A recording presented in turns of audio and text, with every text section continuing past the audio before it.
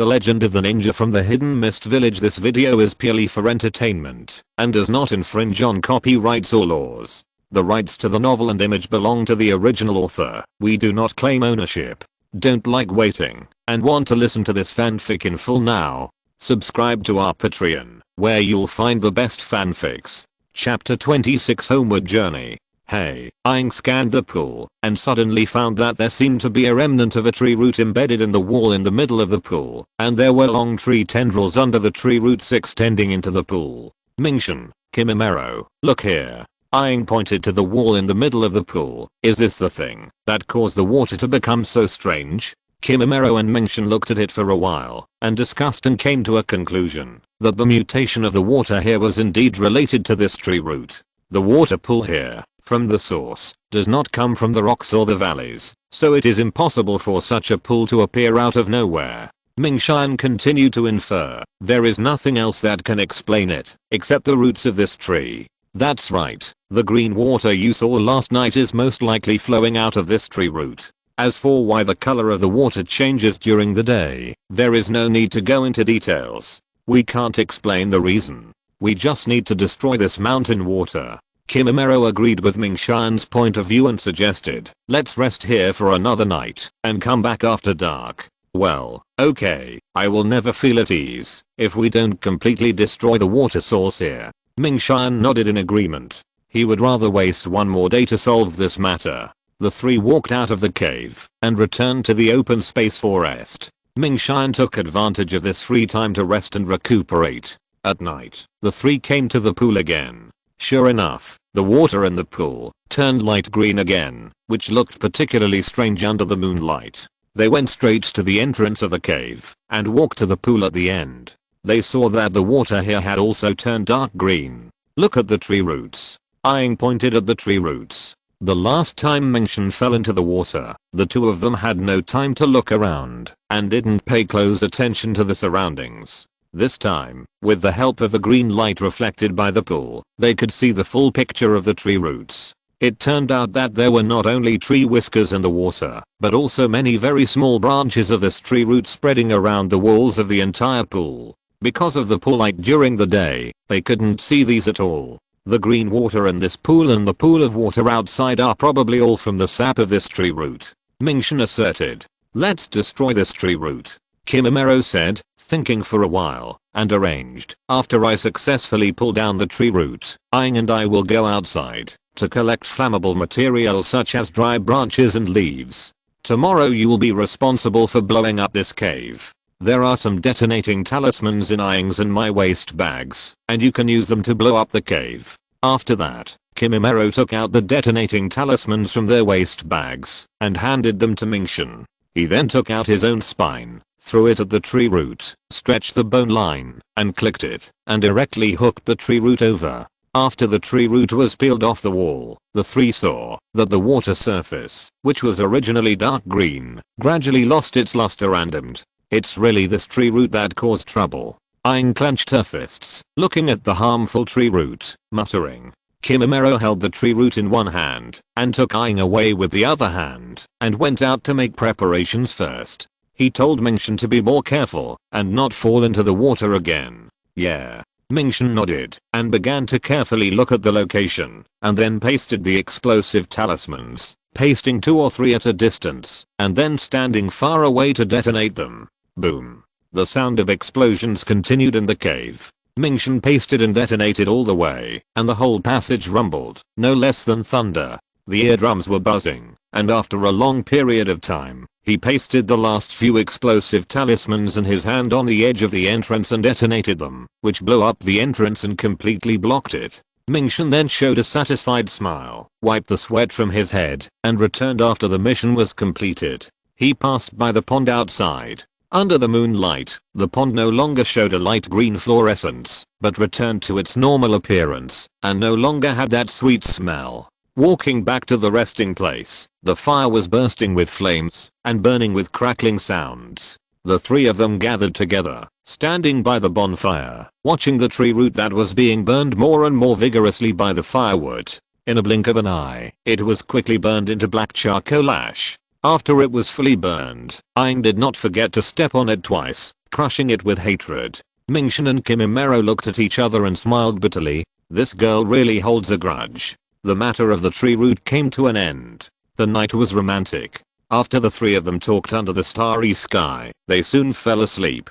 Mingshan lay on the ground, unable to fall asleep. He raised his arms and stretched out his palms towards the night sky. He could clearly feel the chakra in his body surging and flowing through his body all the time. It was estimated that it would not take long for this chakra to be completely integrated with his own chakra that he had practiced for 5 years to form a complete new chakra. He didn't know whether this was good or bad for him. He was full of uneasiness about the future. He didn't dare to show this feeling in front of Kimimaro and Aang, fearing that it would bring them unnecessary troubles. He could only take it one step at a time.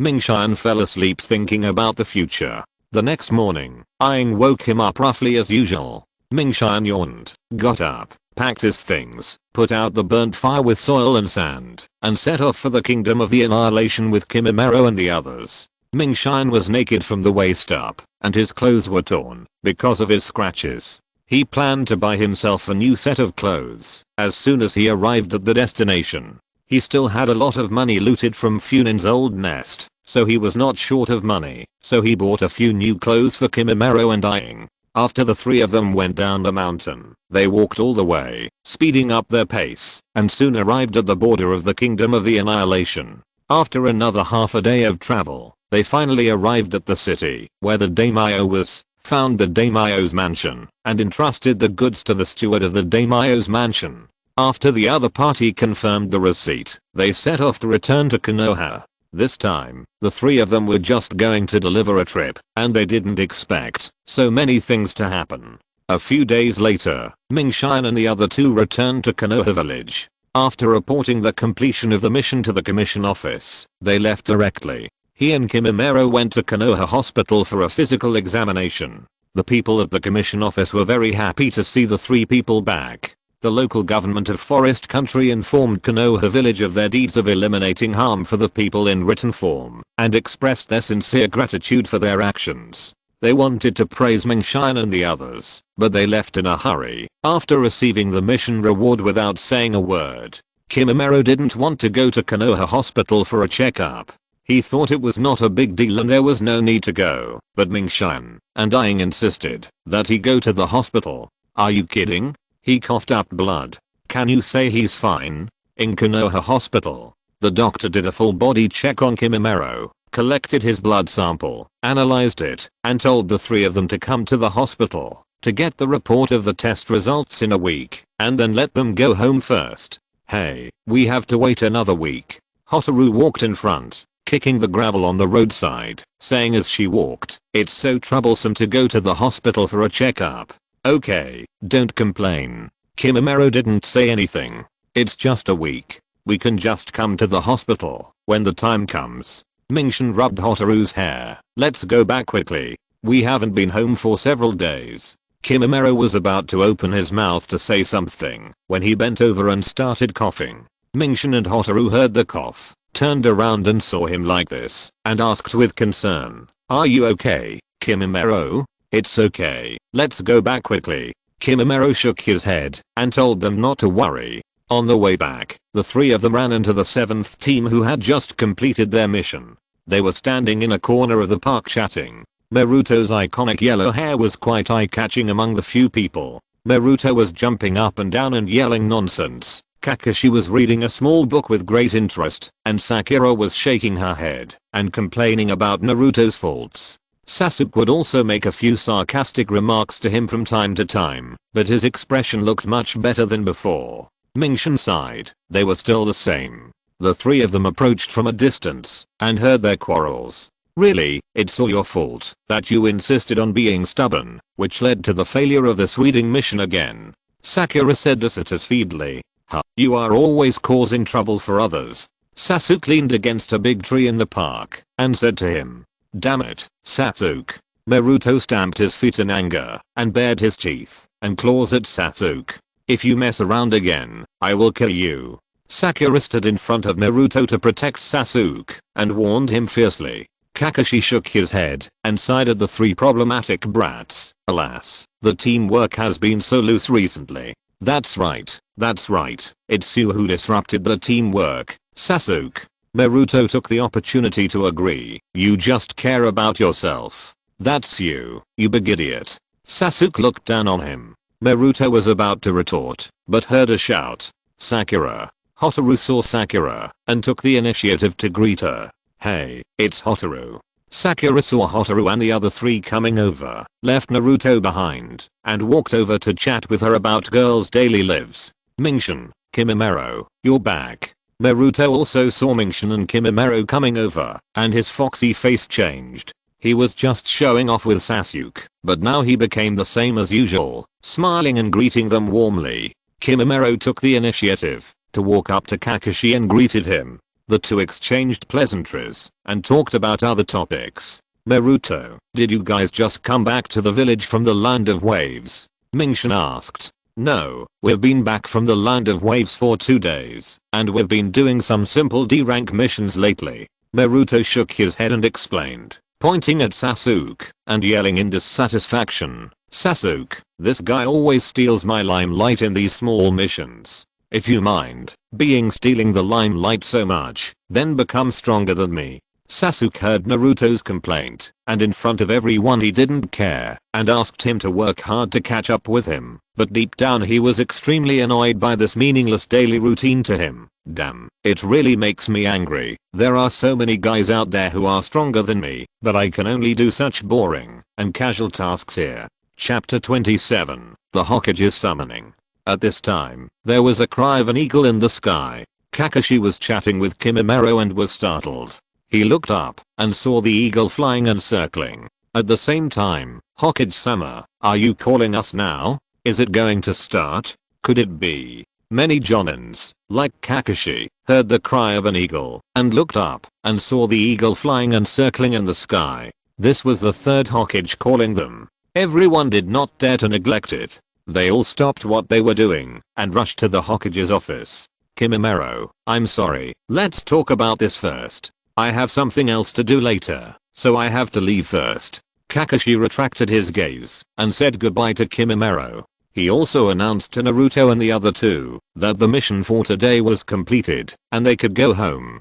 He had to submit the report next. Kakashi, what's wrong? Mingshin observed that Kakashi looked up at the hawk circling in the sky before announcing the dismissal. He roughly deduced that it might be the third Hokage who called them together to discuss something, so he didn't ask him. Sometimes too much would make people feel disgusted. Several people watched Kakashi leave. After the dismissal, Sasuke planned to go back and continue his training alone. Seeing this, Sakura said a few more words to Hotaru, then seized this rare opportunity, ran to Sasuke and called him.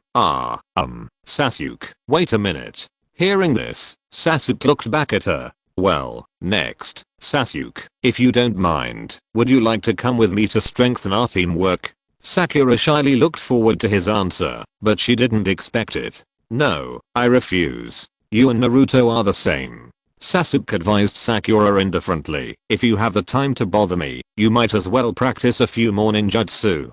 To be honest, your strength is not as good as Naruto's. I'm worse than Naruto. Sakura was hit hard when she heard Sasuke's evaluation of her. Yeah, Sasuke is right. No matter which mission it was these 2 days, my performance was not outstanding. Sasuke no longer paid attention to Sakura's low mood and walked away on his own. Naruto watched his mortal enemy leave and took the opportunity to shout behind Sakura. Sakura, don't bother with Sasuke, that bastard. I'm here with you. Let's go practice together, and improve our feelings for each other. TSK, she will accompany you to sublimate your feelings. No way. Looking at Naruto's wretched appearance tomorrow, he almost drooled on the ground. He didn't even notice Sakura's clenched fists, which was a sign of his rage. He pulled Kimimaro and Hotaru away silently, too lazy to care about this guy. Hey, Mingshin and Aang are gone too. Are you guys taking care of me? That's great. Naruto turned around and wanted to whisper to Mingshin and the others to let them leave first, but he found that they had already quietly slipped away. He couldn't help but feel overjoyed. He loved these good friends. Mingshin and the others left behind Naruto and suddenly saw a stone on the side of the road moving slowly towards that thing. Hey, does this stone move? Aang squatted in front of the stone like a Teletubby and scared the stone so much that it stopped moving immediately. Hey, how can there be such a square stone with two small holes just right for seeing the road? It's too obvious. Mingshin complained endlessly in his heart, but he didn't say anything. He coughed dryly and pulled the girl up. Let's go quickly, it's your illusion.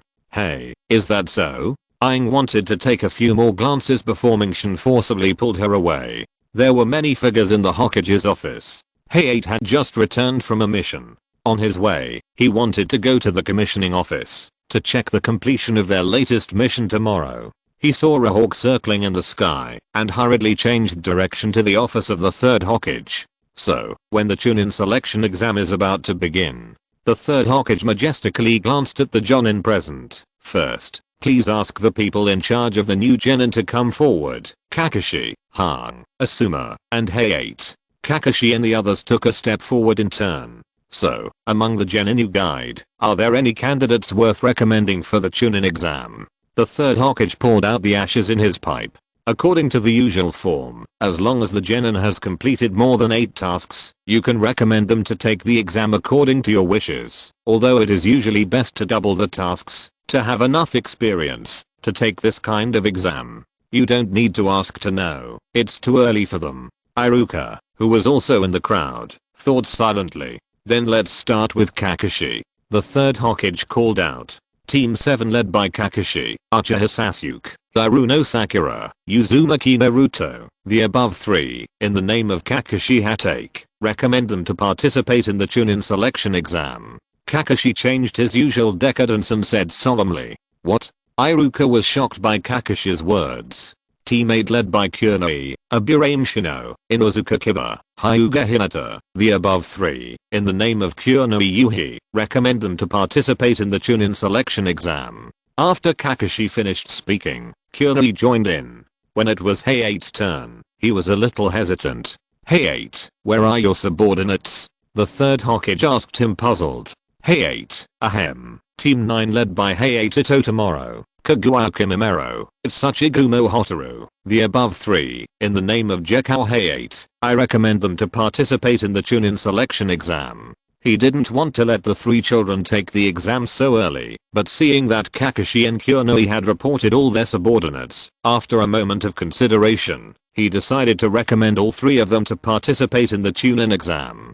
Team 10 led by Asuma, Nara Shikamaru, Akimichi Choji, Yamanaka Ino. The above 3, in the name of Sarutobi Asuma, I recommend them to participate in the Chunin selection exam. Asuma also recommended his subordinates. They actually recommended all of them. The Jonin were in an uproar, and they talked about it. The Genin who are still in the rookie stage actually all went to participate in the Chunin exam. This hasn't happened in 5 years. The third Hokage was about to make a decision when he was interrupted anxiously. Please wait a moment. Iruka shouted anxiously. What's wrong, Iruka? The third Hokage looked at Iruka.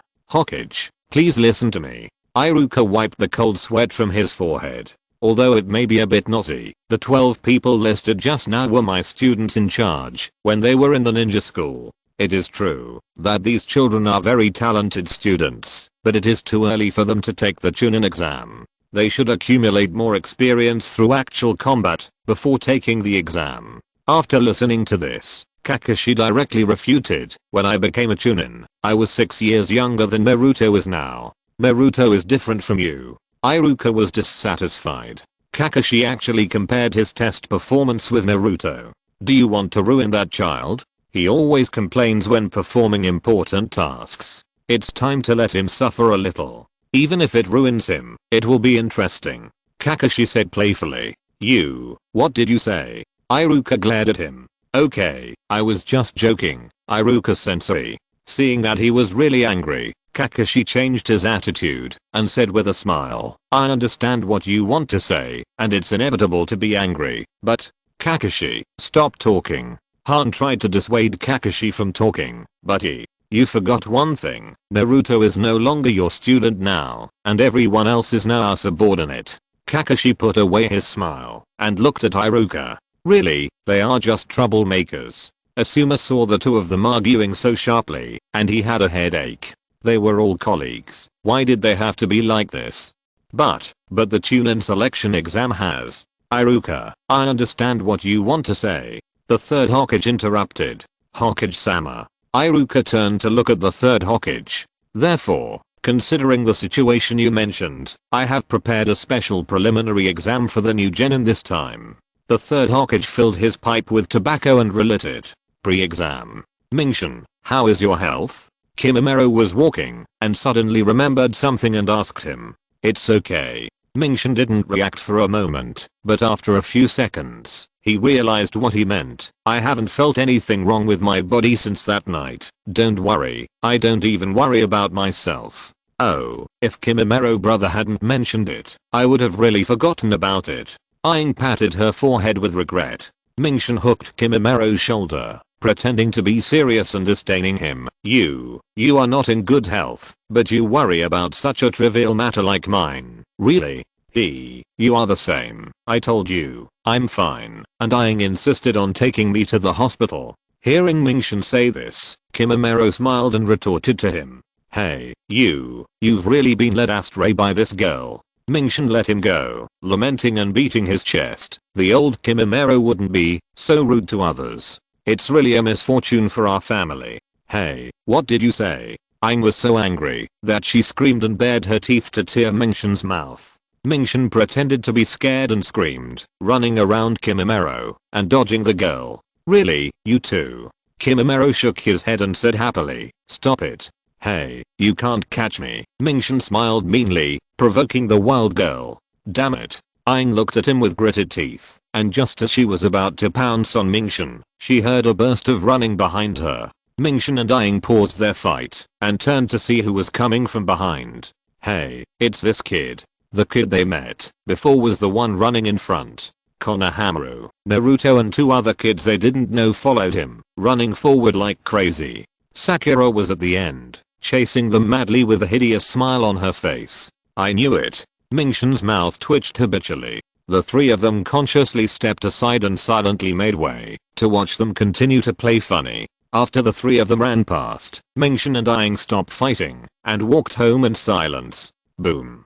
Oops. Konohamaru, who was running in front, didn't notice the person coming from the corner in panic and ran into him head first. If you're listening to this novel on a channel other than Fanfic World, it means they downloaded and uploaded it without effort. We cordially invite you to visit our channel, Mundo Fanfic Novelos. There you'll find the original version of this story and you can explore many other novels of various genres. We're waiting for you to immerse yourself in a world of incredible novels. Chapter 28, Sand Ninja. It hurts. A man with purple patterns on his face said to Konohamaru in a bad tone.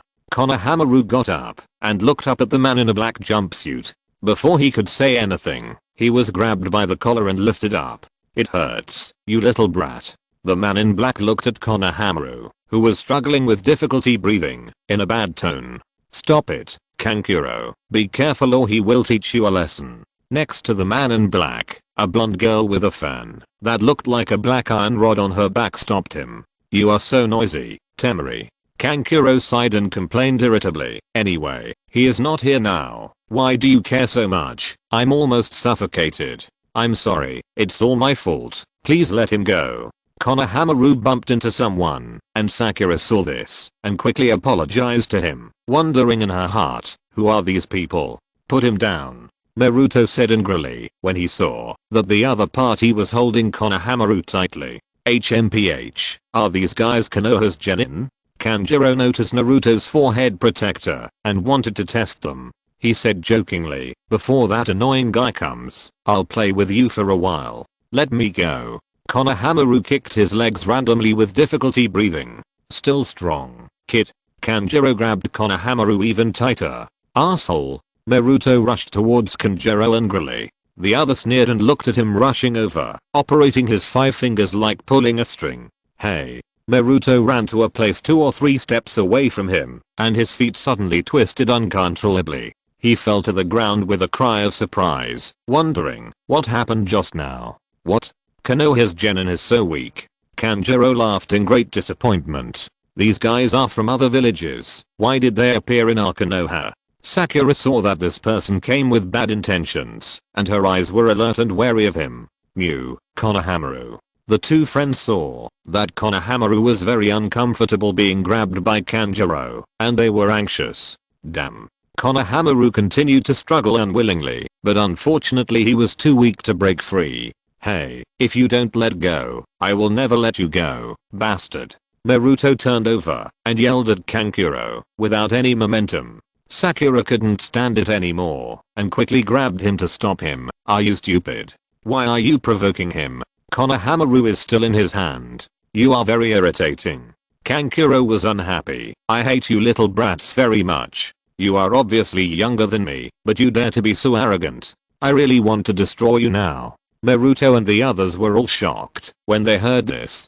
Hey, I don't care. Temari turned her face to look at the scenery elsewhere. What he wanted to do, it felt bad. Sakura felt uneasy. I'll get rid of this brat first, and then the yellow-haired brat over there. After deciding the order, Kankuro started to punch Konohamaru. You bastard, you really dare to hit me. Naruto strode wildly. Bang. Kankuro covered his wrist in pain. Konohamaru was released and fell to the ground. He took the opportunity to run back to Naruto. A voice came from a big tree nearby. What are you doing in someone else's village? Sasuke sat on a tree, looking down at Kankuro below, with a stone in his hand. It's Sasuke. Sakura was very excited to see Sasuke appear so timely. This kid is quite handsome. Even Temari, who was watching the scenery on the side, couldn't help but be attracted by Sasuke after seeing him. TSK, here comes another irritating brat. Kankuro was in a very bad mood. Get out of here. Sasuke looked at Kankuro fiercely, and the stone in his hand had been crushed into powder by him. Wow, Sasuke is so handsome. Sakura and Konohamaru's two friends were all fascinated by Sasuke's move. Brother Naruto, you are so lame. Konohamaru was very disappointed when he saw Sasuke being so cool and charming the girls, and then compared it with Naruto's poor performance. Naruto was so embarrassed by Konohamaru's accusation that he hurriedly said, idiot, I can easily deal with that kind of guy. Humph. Konohamaru obviously didn't believe his nonsense. Sasuke, that bastard, why does he always suddenly appear in front of me to show off? Naruto gnashed his teeth at Sasuke in his heart. Hey, get off, kid. Kankuro shouted at Sasuke sitting on the tree. I hate little kids like you who can only talk nonsense the most. After saying that, he started to untie the thing wrapped in bandages behind him, and with a thump, put it in front of him. Hey, are you going to use the crow here? Temari looked at Kankuro's actions, and said in surprise. Kankuro, stop it. A voice suddenly came from next to Sasuke. He turned his face to the side in shock, and saw with everyone else that a person with dark circles under his eyes and the word love engraved on his forehead was standing upside down on a branch with a sand-colored gourd on his back. You are a disgrace to the village. Kanjuro was coldly scolding him. Why do you think we came all the way to Konoha? Gaara. Kanjuro's forehead was sweating, and he explained awkwardly. Listen to me, Gaara. These guys came up to make trouble and provoke me first. He hurriedly put the blame on them. Shut up. If you say anything else, I will kill you first. Gaara's face became even colder and warned. I know I was wrong. I'm sorry. I'm really sorry. Kanjuro quickly took the initiative to admit his mistake and stopped making excuses, fearing that he would further anger Gaara, which would be bad. When did this guy appear next to me? Sasuke said seriously. He was able to approach me as quickly and quietly as Kakashi. I'm so sorry. I apologize to you on behalf of my companions. Gaara shifted his gaze and said sincerely to Naruto and the others. This guy's eyes are really annoying. Sasuke whispered silently in his heart. It's so easy to hit Kankuro's wrist with a stone. This guy is very powerful. Gaara commented on Sasuke who was sitting on the other side of him. Sand.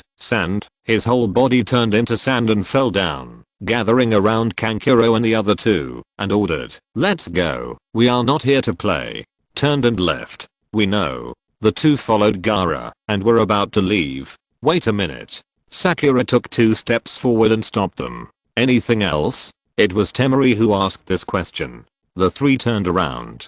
Judging from the forehead protector, you are ninjas from the Sand Village, right? Sakura continued, although our Fire Country and Wind Country are allies, according to the treaty signed between the two countries, ninjas are prohibited from entering and leaving each other's countries at will. Please tell us your purpose, otherwise. Hey, do you really know nothing? Temari took out a certificate with a mocking look on her face and explained to them, this is a pass. We are here to participate in the Chunin selection exam as genin candidates from the Sand Village of the Wind Country. Chunin selection exam. Naruto looked confused. What is a Chunin selection exam? Brother Naruto, as long as you pass that exam, you can upgrade from genin to Chunin. Konohamaru on the side explained to Naruto. Is that so? Then I want to give it a try. Naruto was eager to try it out after hearing what Konohamaru said. Single-celled people are that simple. The three turned around and were about to leave again.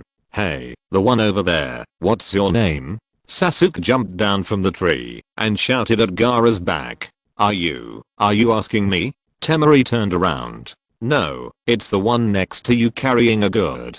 Sasuke pointed at Gaara. Gaara turned around and said, I'm Gaara from Sunagakure. I'm also a little interested in you. What's your name? Uchiha Sasuke. Sasuke looked at him. My name. Do you want to know it? Naruto interrupted at an inopportune time. Not interested. Without even looking at him, Gaara was too lazy to pay attention, and the three of them quickly jumped away. This is getting interesting. Sasuke muttered to himself. Naruto was hit hard by Gaara's lack of interest in him, and wanted to seek comfort from Konohamaru and the others. Unexpectedly, he was attacked, and said that he was indeed worse than Sasuke, which made him angry, and started to make trouble for Sasuke again. While Naruto and the others were arguing, they didn't notice that on another tree. What do you think? Although I don't think it's a big deal, we need to pay special attention to the blue-clothed black-haired ninja from Konoha and the guy carrying a gourd from Sunagakure. Mingshin and the others returned to the door of their home, and found a person standing downstairs. They walked closer and saw, Teacher Hayate, why are you here? Mingshin, you're back. Hayate heard Mingshin's voice, coughed, and walked over to the three of them. When I saw your task report at the commissioning office, I was really surprised. You went to the kingdom of Anchovies to deliver goods, and you even wiped out the Shinobuzu group entrenched in the kingdom of Forest. Haha, that's amazing. Hayate praised them, but Mingshin shook his head modestly. This is all the work of Kimimaro alone. Hotaru and I basically didn't contribute. Kimimaro quickly shook his head, indicating that this was the result of everyone's joint efforts. Mingshin refuted, and the two began to argue and give in to each other, but Hotaru smiled and watched the fun indifferently. Seeing that they were not as competitive and vying for attention as their peers, Hayate was very pleased. Okay, stop being so modest. I'm very pleased to see you so united. I'm waiting for you here, because I have something to discuss with you. What is it, Teacher Hayate? Aang asked curiously. Here are for you. Hayate handed each of them a form. This is the application form for the Chunin exam. The recommendation of our Jonin is not mandatory. You can consider whether to take the exam. Kaguya Kimimaro, the above ninja is recommended to take the Chunin selection exam under the name of Gekko Hayate. Kimimaro read out the contents of the application form softly, and there was Hayate's signature on the lower right corner. If you want to take the exam, sign the application form, and come to the school's classroom 301 at 3 PM 5 days later. If you don't want to take the exam, you won't be forced. Hayate said at last. Chapter 29 The eve of the exam. Hate it, I don't want to take the exam. I just graduated not long ago. Aang lost her spirits when she heard about the exam.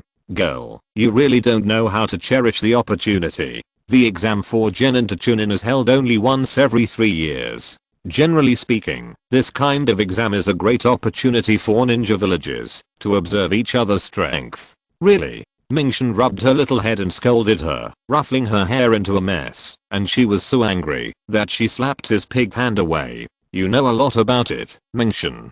Hayate was a little surprised. Some time ago, I was eating alone in a street shop and ran into your wife. When I was chatting with her, she mentioned this exam during the conversation. Mingshin said nonchalantly. Ahem. Jiffen coughed violently, shocked by these words, and stammered. What wife? Hey, why are you still pretending? Jiffling, isn't Sister Xian yours? Mingshan stretched out his little finger with a wretched look on his face. It's only a matter of time before you two get married, and I will prepare a luxurious wedding gift for you by then. I'm talking to you. Don't you ever have time to be serious? Jiffeng had no way to deal with this guy. He didn't look like a 14-year-old boy, but more like a wretched man who always liked to tease him about Xian. Teacher Jiffeng, why haven't you proposed to Sister Xian yet? Aang gossiped innocently. Are you having an affair outside? Hey. Mingshan and Kimimaro heard the girls' random guesses, although they certainly didn't believe it, but the way they looked at Jiffeng changed.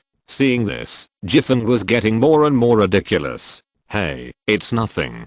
Don't talk nonsense. He coughed heavily and said, nothing else. I'm leaving first. If you plan to take the exam, sign your name and send the application form to my house tomorrow. Without waiting for the three of them to say anything else, he ran away. The next morning, Hotaru and ANBU went shopping together. Kimimaro went to the back mountain to practice alone, and Mingshan took the signed application form and went out alone to send it to Jiffeng's house. Unexpectedly, just as he walked to the corner of the paint store, a ninja suddenly attacked him. Ding. Blocking the flying shuriken, Mingshan took a step back, took a stance, and shouted at the person who came, who are you? Kid. The Chunin exam is not something that a half-baked person like you can participate in. Hurry up and hand me the application form in your hand, otherwise, I'll teach you a lesson. The man threatened viciously. Hey, I'm not robbing you of your money, I just want the application form in my hand. Are you kidding me? Mingshan thought, could this person be? Without waiting for Mingshan to answer, he rushed towards him and attacked him.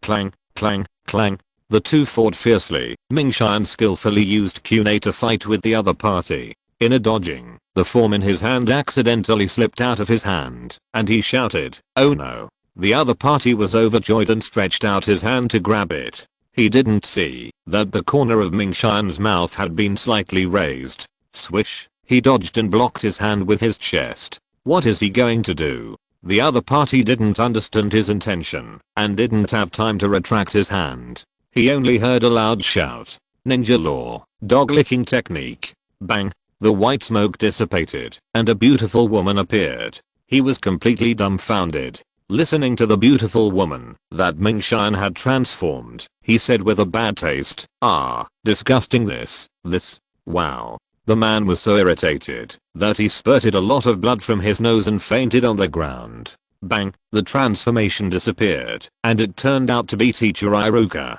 TSK, it's you after all. Mingshan returned to his original appearance, with a sly smile on his face, picking his nose, and shamelessly teasing Iruka. This trick is the most effective against you, teacher. You big idiot, can't you fight others in an upright manner? Iruka stood up like a carp, pointing at Mingshan's nose and scolding him. Don't make trouble, only you will fall for such a low-level ninjutsu. Mingshan yawned. Asshole, what were you talking about just now? Hearing this, Iruka's eyes were bloodshot, and his face was ferocious as he pinched Mingshan's neck with both hands. Do you know what you are saying? Calm down. Mingshan shook his head and looked down at him for a while, turned his head away to look at the scenery in the distance, and whistled. Don't underestimate a virgin. A good man who has been single for 20 years is a rare treasure. Iruka was furious, completely ignoring the surprised eyes of passers-by, and screamed at the top of his lungs. Mingshan looked disgusted. Bang. Without answering Iruka, Mingshan made a grimace, and his body turned into a big piece of wood. Damn, I was tricked by this kid. Iruka saw that more and more people were surrounding him, pointing at him, and was forced to leave with hatred. He didn't have time to waste on finding the kid to settle the score, and hurried to find the next one to test. Mingshan looked at his back as he left, shook his head and sighed, and continued to walk towards the direction of the Hayate family. Hey, what is he doing? When Mingshan passed by the open space for the ninja school's practice, he saw an old man carrying an iron pot and cooking utensils on his back. His arms were waving a ninja sword, and the sword flashed as he swept past. What a great swordsmanship. Mingshan couldn't help but admire and applaud. The old man paused after hearing the voice, put away his weapon, turned around and saw Mingshan looking at him. Who are you? The old man asked Mingshan kindly. Oh, I'm a stranger passing by. Old man, your swordsmanship just now was pretty good. Mingshan gave him a thumbs up. What's wrong with me? The old man walked closer and came to Mingshan to look at him. You are a genin who just graduated from school this year, right? Hey, can you tell from that? Mingshan asked in surprise. What is your rank in our village, old man? Rank, what is that? The old man looked confused. Fuck, look at my mouth. In the past, when I played King of Glory and ranked, I used to ask what rank I was when I met a master. I should change this bad habit. Mingshan laughed foolishly and changed the subject. Ahahaha. I mean, old man, are you a jonin in our village? No, I'm still a genin now. The old man shook his head to deny. Oh, is that so? I see that you are such a master of swordsmanship, but you are still only a genin. It must be because you don't want to be promoted. Mingshan inferred. Haha, you are right. This is indeed part of the reason. You are a very good kid. Your analysis is very accurate. The old man praised him. No, I just inferred it, based on common sense. How can someone be only a genin at such an old age for no reason? Even if his ability is not good, he should be a chunin, just like Iruka, the old virgin. Mingshan said very bluntly. You know Iruka? That kid seems to be a teacher in the school now. The old man looked up at the school.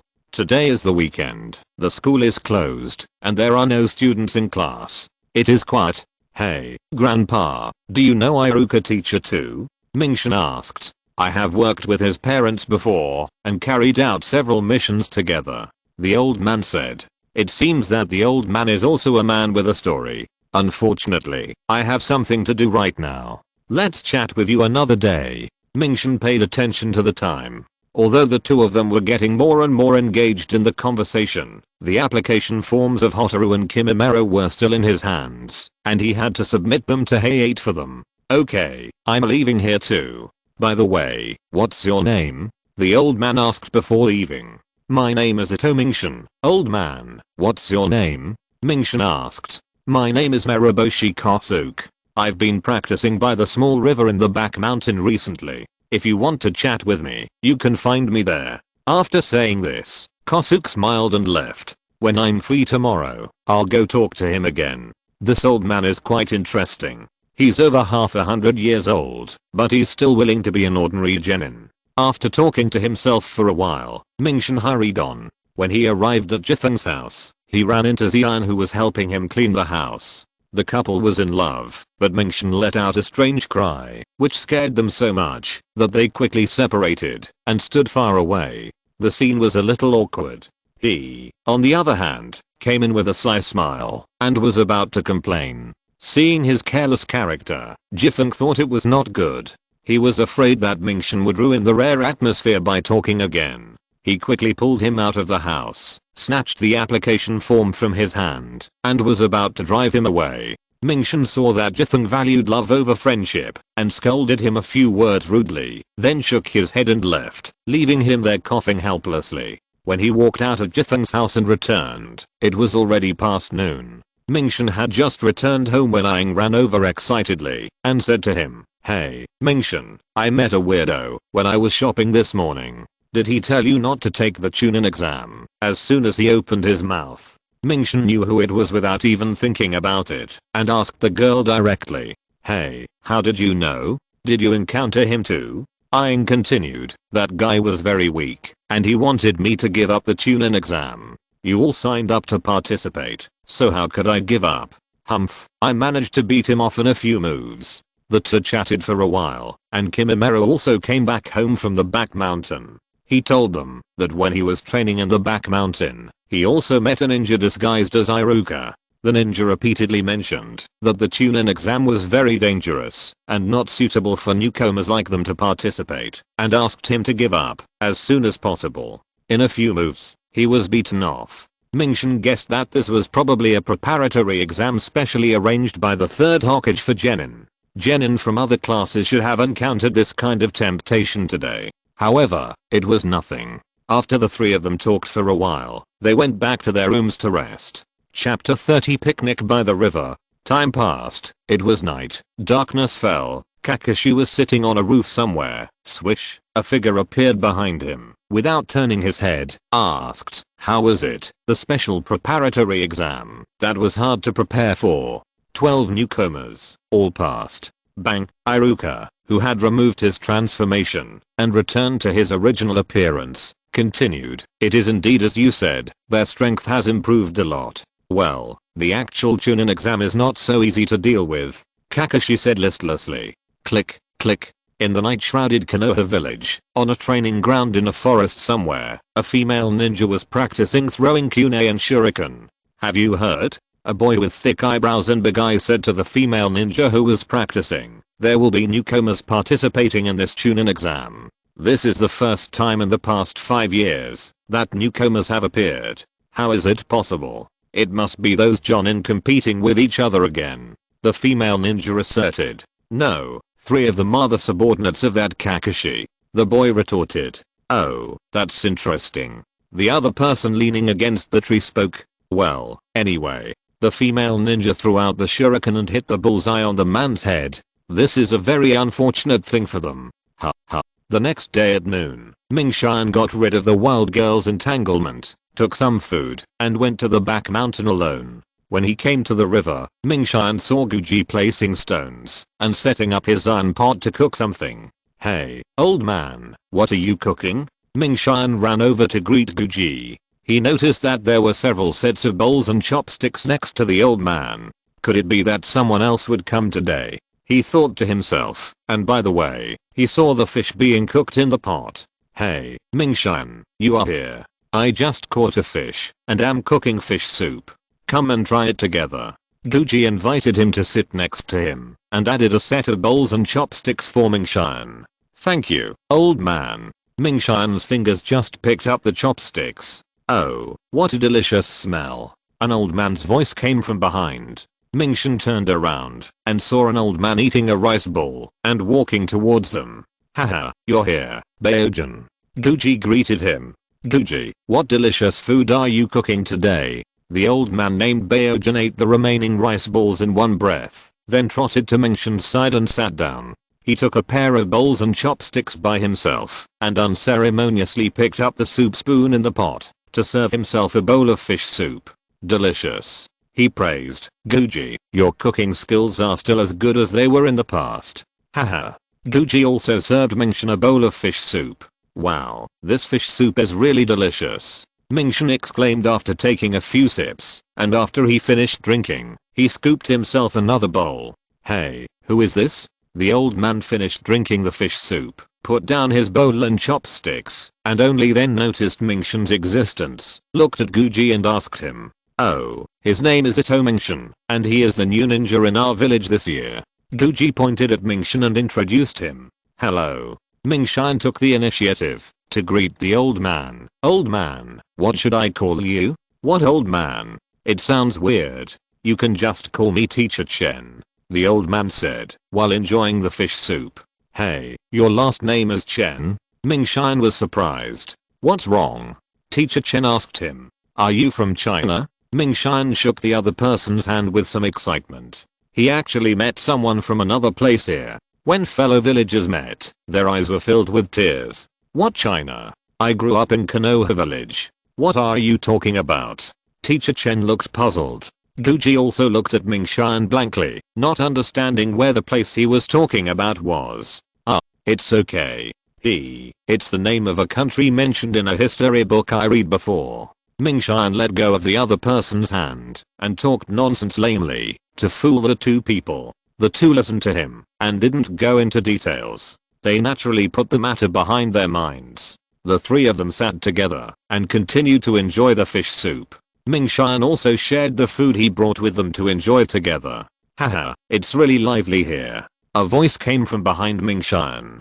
"Hey, Lord Hokage, why are you here?" Mingshan turned around and saw the 3rd Hokage standing behind him. "Mingshan, you are here too. I finished a batch of official business in the morning, so I stole some time to take a walk. When I came to the back mountain, I saw the smoke rising, so I came over." The 3rd Hokage came over and sat next to Guji, sniffing. "What a fragrant fish soup. It really whets my appetite." Lord Hokage, if you don't mind, take a couple of sips of the fish soup to see how it tastes. Guji handed him a bowl of fish soup. Then I won't be polite. The third Hokage took the fish soup, put it to his mouth to blow away the heat, and looked at Teacher Chen opposite and said, Master Chen is here too. Long time no see, Lord Hokage. Teacher Chen said, you have been hiding in the cemetery and living a leisurely life. I really envy you. The third Hokage said as he drank.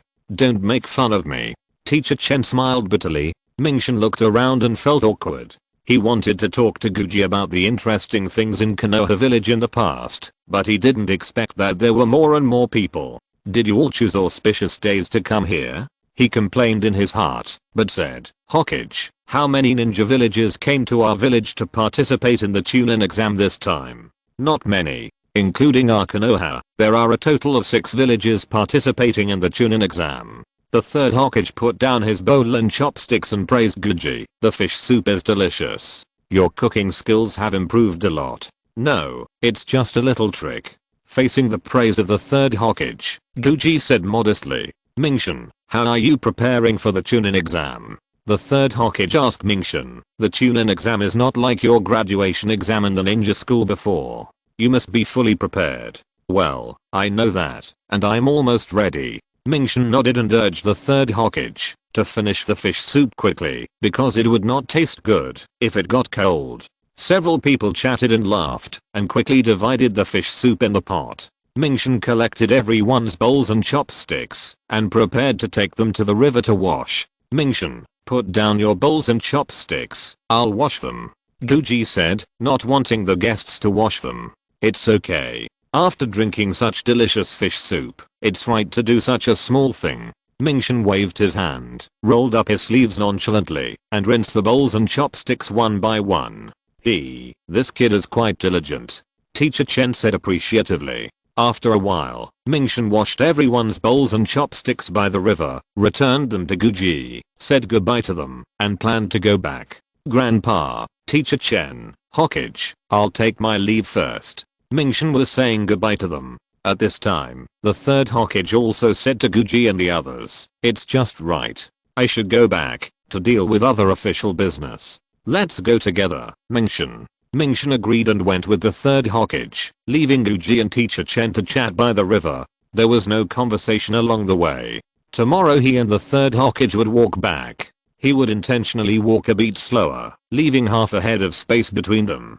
Naruto, how is he doing recently? The third Hokage took out a pipe from his arms and asked, after the division, are you still together often? We don't get together much. He and I are busy with our own things. However, Naruto is much happier now. In order to gain Sasuke's recognition of his strength, he practices very hard every day, and even asks Kakashi to take on more difficult tasks to accumulate combat experience.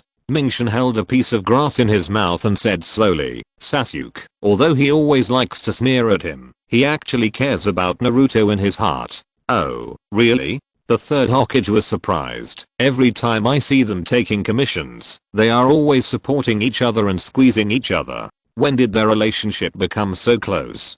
People change imperceptibly, Hokage. Even if you observe a person deliberately all day long, you may not notice it. Mingshin spit out the wild grass, and even they themselves may not notice the subtle changes in this relationship. I didn't expect that you are so thoughtful at such a young age, and you have a clear grasp of the subtle changes of your companions. The third Hokage praised, Mingshin, sometimes I really feel that you are not a 14-year-old boy. Lord Hokage, that must be your illusion. Mingshin smiled indifferently. After opening the conversation box about Naruto, the two chatted on the road. While talking, Mingshin accidentally saw a withered tree beside the road in front, which was out of tune with the surrounding environment. There was also a woodpecker on the tree, knocking hard on the hollow trunk with its hard beak, making a crisp knock-knock sound for food.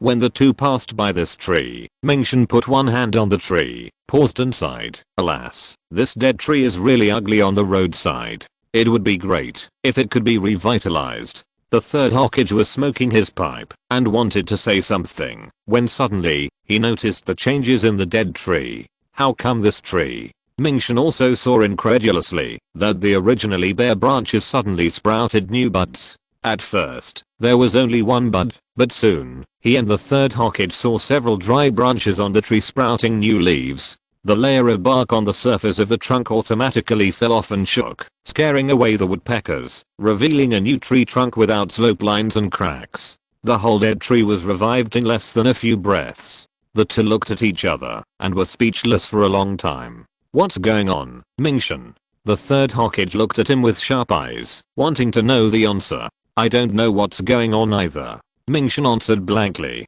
He really didn't know what happened. He just put his hand on the tree. How could this happen? He just put his hand on the trunk. Could it be that Ming-Shan? The third Hokage guessed in his heart, but he was not sure. But then he said, Ming-Shan, you go back later and wait for me on the Hokage rock first. After saying that, without waiting for him to reply, he took a step and left in an instant. Why do you want me to go to Hokage rock? Ming-Shan was confused, but he still did as he was told. After a while, he arrived at Hokage rock.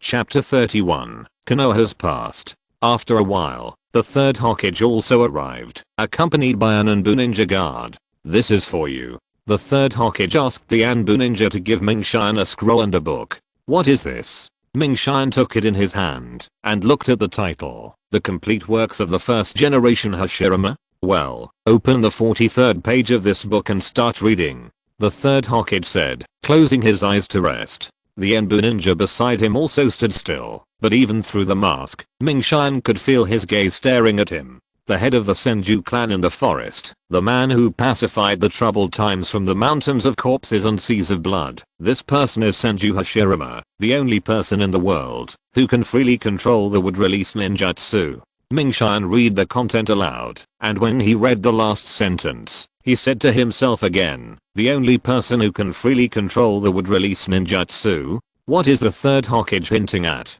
Yamato, show him the ninjutsu, the great forest technique. The third Hokage opened his eyes and said after listening to him finish reading, understood. After receiving the Hokage's order, he quickly formed seals with both hands and then stretched out his right hand, wood style, great forest technique. Several wooden vines and branches stretched out from his arms, and they were square. Then his arms cut off and stopped the chakra. Several vines and branches fell to the ground with a clang. Well, that's enough. Yamato, you can leave first. I will call you again if there is anything.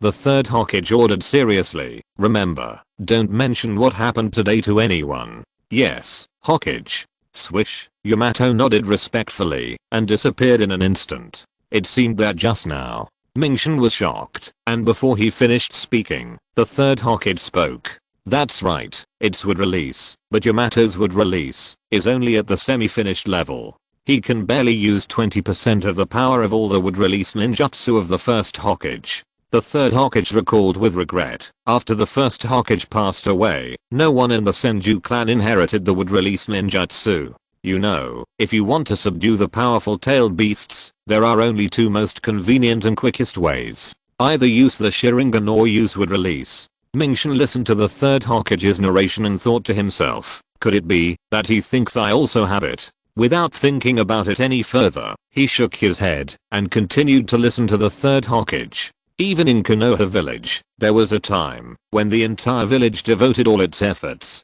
to research on the revival of the first wood release. However, Hashirama-sama's cell transplant experiments on adults who volunteered to be test subjects all failed, resulting in a large number of casualties. So after a long discussion, we, the top leaders, decided with great regret to permanently close and seal this project. The third Hokage put away his memories of the past and pondered for a long time. He looked at Ming-Shan and said, as for Yamato, he is a relic of another wood release experiment that year, and the only surviving wood release ninja. The third Hokage finished speaking, took out a piece of paper from his arms, and handed it to Ming-Shan. Ming-Shan, hold the paper.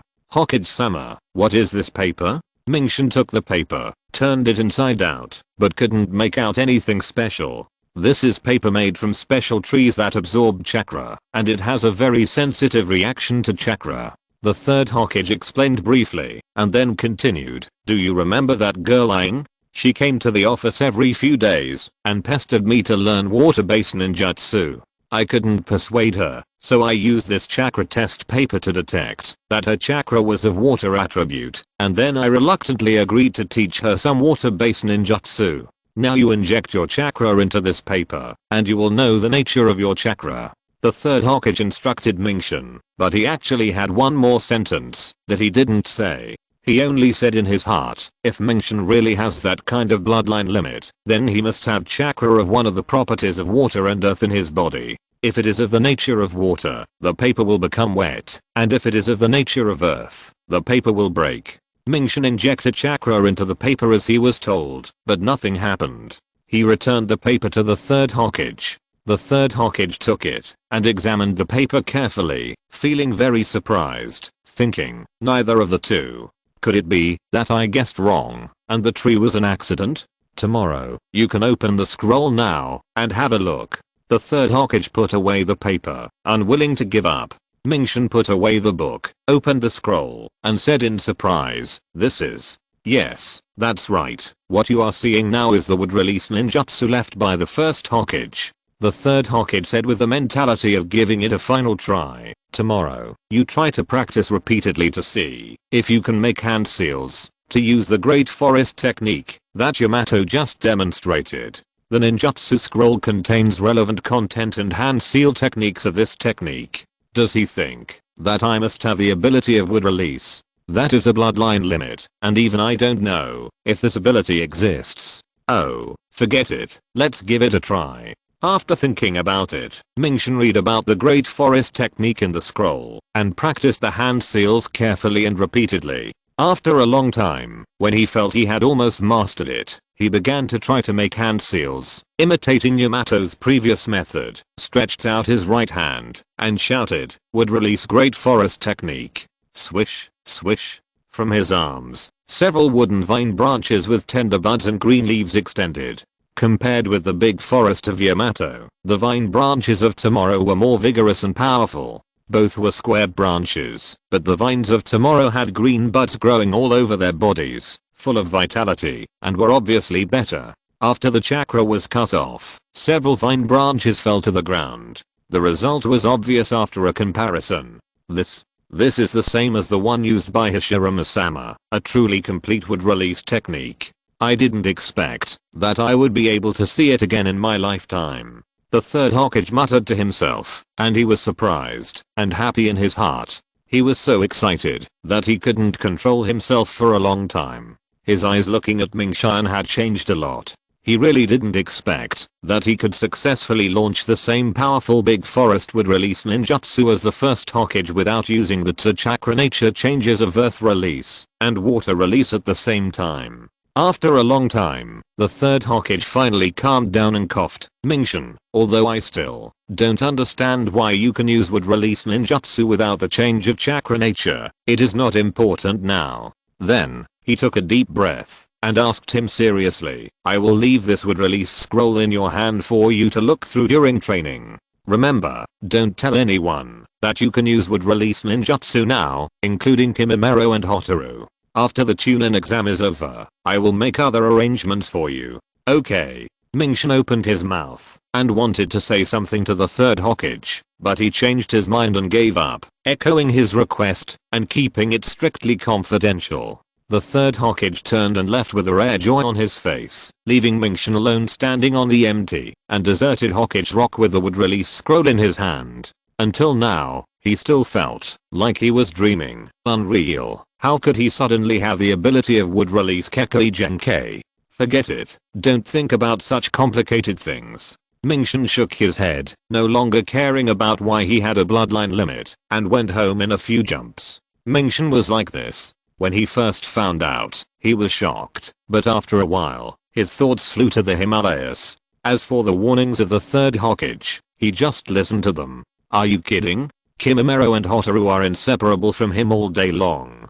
How can he keep it a secret? He plans to find a time to tell them about this. Mingshin just returned to the door of his house. When he looked up at the sky, it was already evening without him noticing. Aang and ANBU came back with the ingredients for dinner and happened to see Mingshin looking up in a daze at the door. The wild girl grinned wickedly and jumped onto his back with the ingredients in her hands. HMPH, where have you been fooling around all afternoon? Tell me. Hey, girl, come down quickly, you almost broke my waist. Mingshan cried out in pain and reached out to support her armpits and pulled the wild girl to the front. Wow, why are you suddenly so heavy? Idiot, I'm holding the ingredients for dinner. Of course they're heavy. She smiled and stuffed all the ingredients in her hand to Mingshan, then jumped down, made a face, and ran to the front, urging him with her hands on her hips. Hurry up and help me carry it up. Hurry up. Oh, I really owe you in my last life for being ordered around by you. Mingshan cried out in misfortune and had no choice but to follow Dunby, who was watching with a smirk, upstairs. When Hotaru went upstairs, he found Kimimaro had also returned. After seeing Hotaru and Mingshan who came up later, Kimimaro took out a small box from the house and placed it in front of the two. Kimimaro-san, what's in it? Hotaru asked when he took out a box. Mingshan, Hotaru, this is out, you guys take it. Kimimaro took out 2 photo frames from the box and handed them one to each. Aren't these the photos taken at that time? Mingshan took it in his hand and saw that it was a group photo taken by all the members of class 9 when they just passed the trial. Humph, you all deliberately took pictures of me so ugly. Hotaru kicked Mingshan twice in anger. Hey, why are you kicking me? Mingshan jumped up and down. Who told you to keep blinking at the camera at that time? I told you. Who can you blame? Damn it, you still dare to talk back and bully me. The wild girl puffed up her little face and pretended to pounce on him again. Mingshan quickly hid behind Kimimaro. Okay, stop it, Hotaru. Kimimaro smiled and quickly stopped the girl. By the way, there's also Hey8's copy. Tomorrow, find some time to help me deliver the photo frame to the teacher. Okay. Mingshan agreed and took it. The 3 of them continued to play for a long time until Dunby called them into the house for dinner. They finally stopped. Thanks to Uwazmula for his recommendation votes these 2 days. Chapter 32 Tomorrow's Eyes. In the next few days, Mingshan did not go to the back mountain to chat with Guji, but strengthened his training. The Chunin exam was approaching. Although he was lazy and did not take the Chunin exam seriously, he still gritted his teeth and persisted in training in order to allow Hotaru and Kimimaro to successfully complete the exam and become Chunin. Every day, he deliberately chose the right time and chose a quiet and deserted place to memorize the hand seals of the wood release ninjutsu that the 3rd Hokage taught him. He tried to master more practical wood release ninjutsu in these few days, just in case of the exam. Somewhere under Konoha, Danzo-sama, the root personnel have been deployed at the Chunin exam venue. A masked ninja knelt on one knee behind Danzo to report the task. Okay, I know. Tell them that, no matter what accidents happen in the Chunin exam, they are not allowed to interfere without authorization. Danzo did not look back, but just looked up at the dark sky and said, I understand. The afternoon of the Chunin exam came in a flash. Mingshan and the other 2 went out early to report to the ninja school. As soon as they arrived at the school gate, they saw Naruto and Sasuke who had been wandering around the school for a long time. Naruto, Sasuke, you are here so early. Mingshan and the other 2 went to greet them. No, we just arrived a while ago.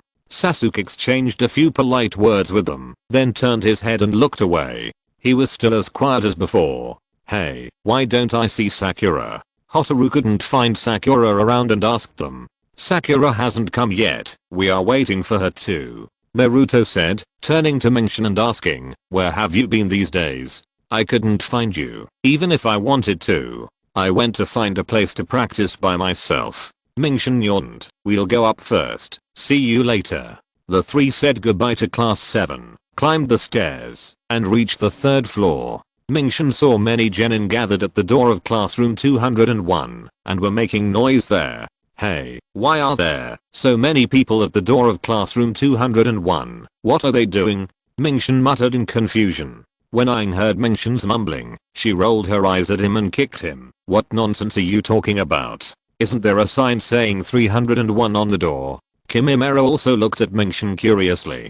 Hey, what you saw was 301. Mingshan was stunned, but what I saw with my eyes was 201. Eyes? Kimimaro was stunned and suddenly seemed to remember something. He took the hands of Aang and Mengshin and walked towards the stairs. Let's go to the next floor and take a look. The three of them went upstairs and saw another 301 classroom, but the door was empty and very quiet, unlike the classroom downstairs where there were so many people. Now it was Aang's turn to be confused. How could there be two 301 classrooms? There are not two. Kimimaro shook his head and stood beside the two of them thoughtfully. He looked at Mengshin and said to Aang, there has always been only one 301 classroom. The one downstairs is actually 201 classroom, but someone cast an illusion on it to make us see it wrongly. Mengshin was not wrong. No way. Aang kicked him twice in surprise. When did you become so powerful? Hey, that's what you say. Why do you always kick me? Mengshin was speechless to this wild girl. What I saw at the door was classroom 201. If Kimimaro hadn't told me, I wouldn't have known that an illusion was cast there. Kimimaro suddenly stretched out his hands to press Mengshin's head and put his face very close to him. Hiss. Mengshin shuddered all over and quickly stepped back to keep a distance from Kimimaro. Brother, what are you doing? Kimimaro, brother, are you and Mengshin? Aang looked at the two of them, not quite understanding, and her face suddenly realized made Mengshin anxious. Hey, don't think about it, girl. I'm not thinking about anything. Aang teased mischievously. Mengshin, if my guess is right. Kimimaro paused and said uncertainly, it should be, because you can use your eyes to see through the illusions cast by others. So when we see classroom 301, you see the actual classroom 201. Ah. Aang hurriedly kicked him twice more. When did your eyes cultivate such a powerful pupil technique? Tell the truth. Have you secretly obtained guidance from some master behind our backs and are practicing the secret technique alone? Damn it. Sister Aang, I either stay at home reading magazines all day or go out with you to practice or stroll around. How can I have time to meet any master? Mengshin was kicked out of temper. Besides, pupil techniques are the secret of every family. How could outsiders learn them? Girl, have you forgotten? Kimimaro reminded her. What happened in the mountains Mengshin night when we went to the land of the annoying? Does his eyes have anything to do with that incident? Aang stopped messing around, thinking of the time when Mengshin screamed in pain. Blood flowed from his eyes, and he struggled frantically for several times, on the verge of collapse, and almost died. Then, is this a blessing in disguise for him? Well, either nothing, or they all come together. Mengshin shrugged and sighed. What do you mean? Aang and Kimimaro asked at the same time. Mengshin decided to tell the two about the wood release that day. He pulled the two to a secluded place at the end of the corridor, looked around, and made sure that no one had overheard them. Then he whispered in their ears about going to the river in the back mountain to chat with Guji, encountering the third Hokage, and the strange things that happened later. After listening to him, Kimimaro made an in-depth analysis and asserted to the two that the so-called wood release and the eyes that can see through illusions must be related to Mengshin's accidental drinking of mountain spring sap that night in the mountains and the unknown ancient talisman sent by Fangsu that was later pasted on the Angshan, which caused his body to undergo amazing changes. What? Aang just exclaimed, but Kimimaro and Mengshin covered her mouth together. Keep your voice down. Do you want me to let others discover my secret?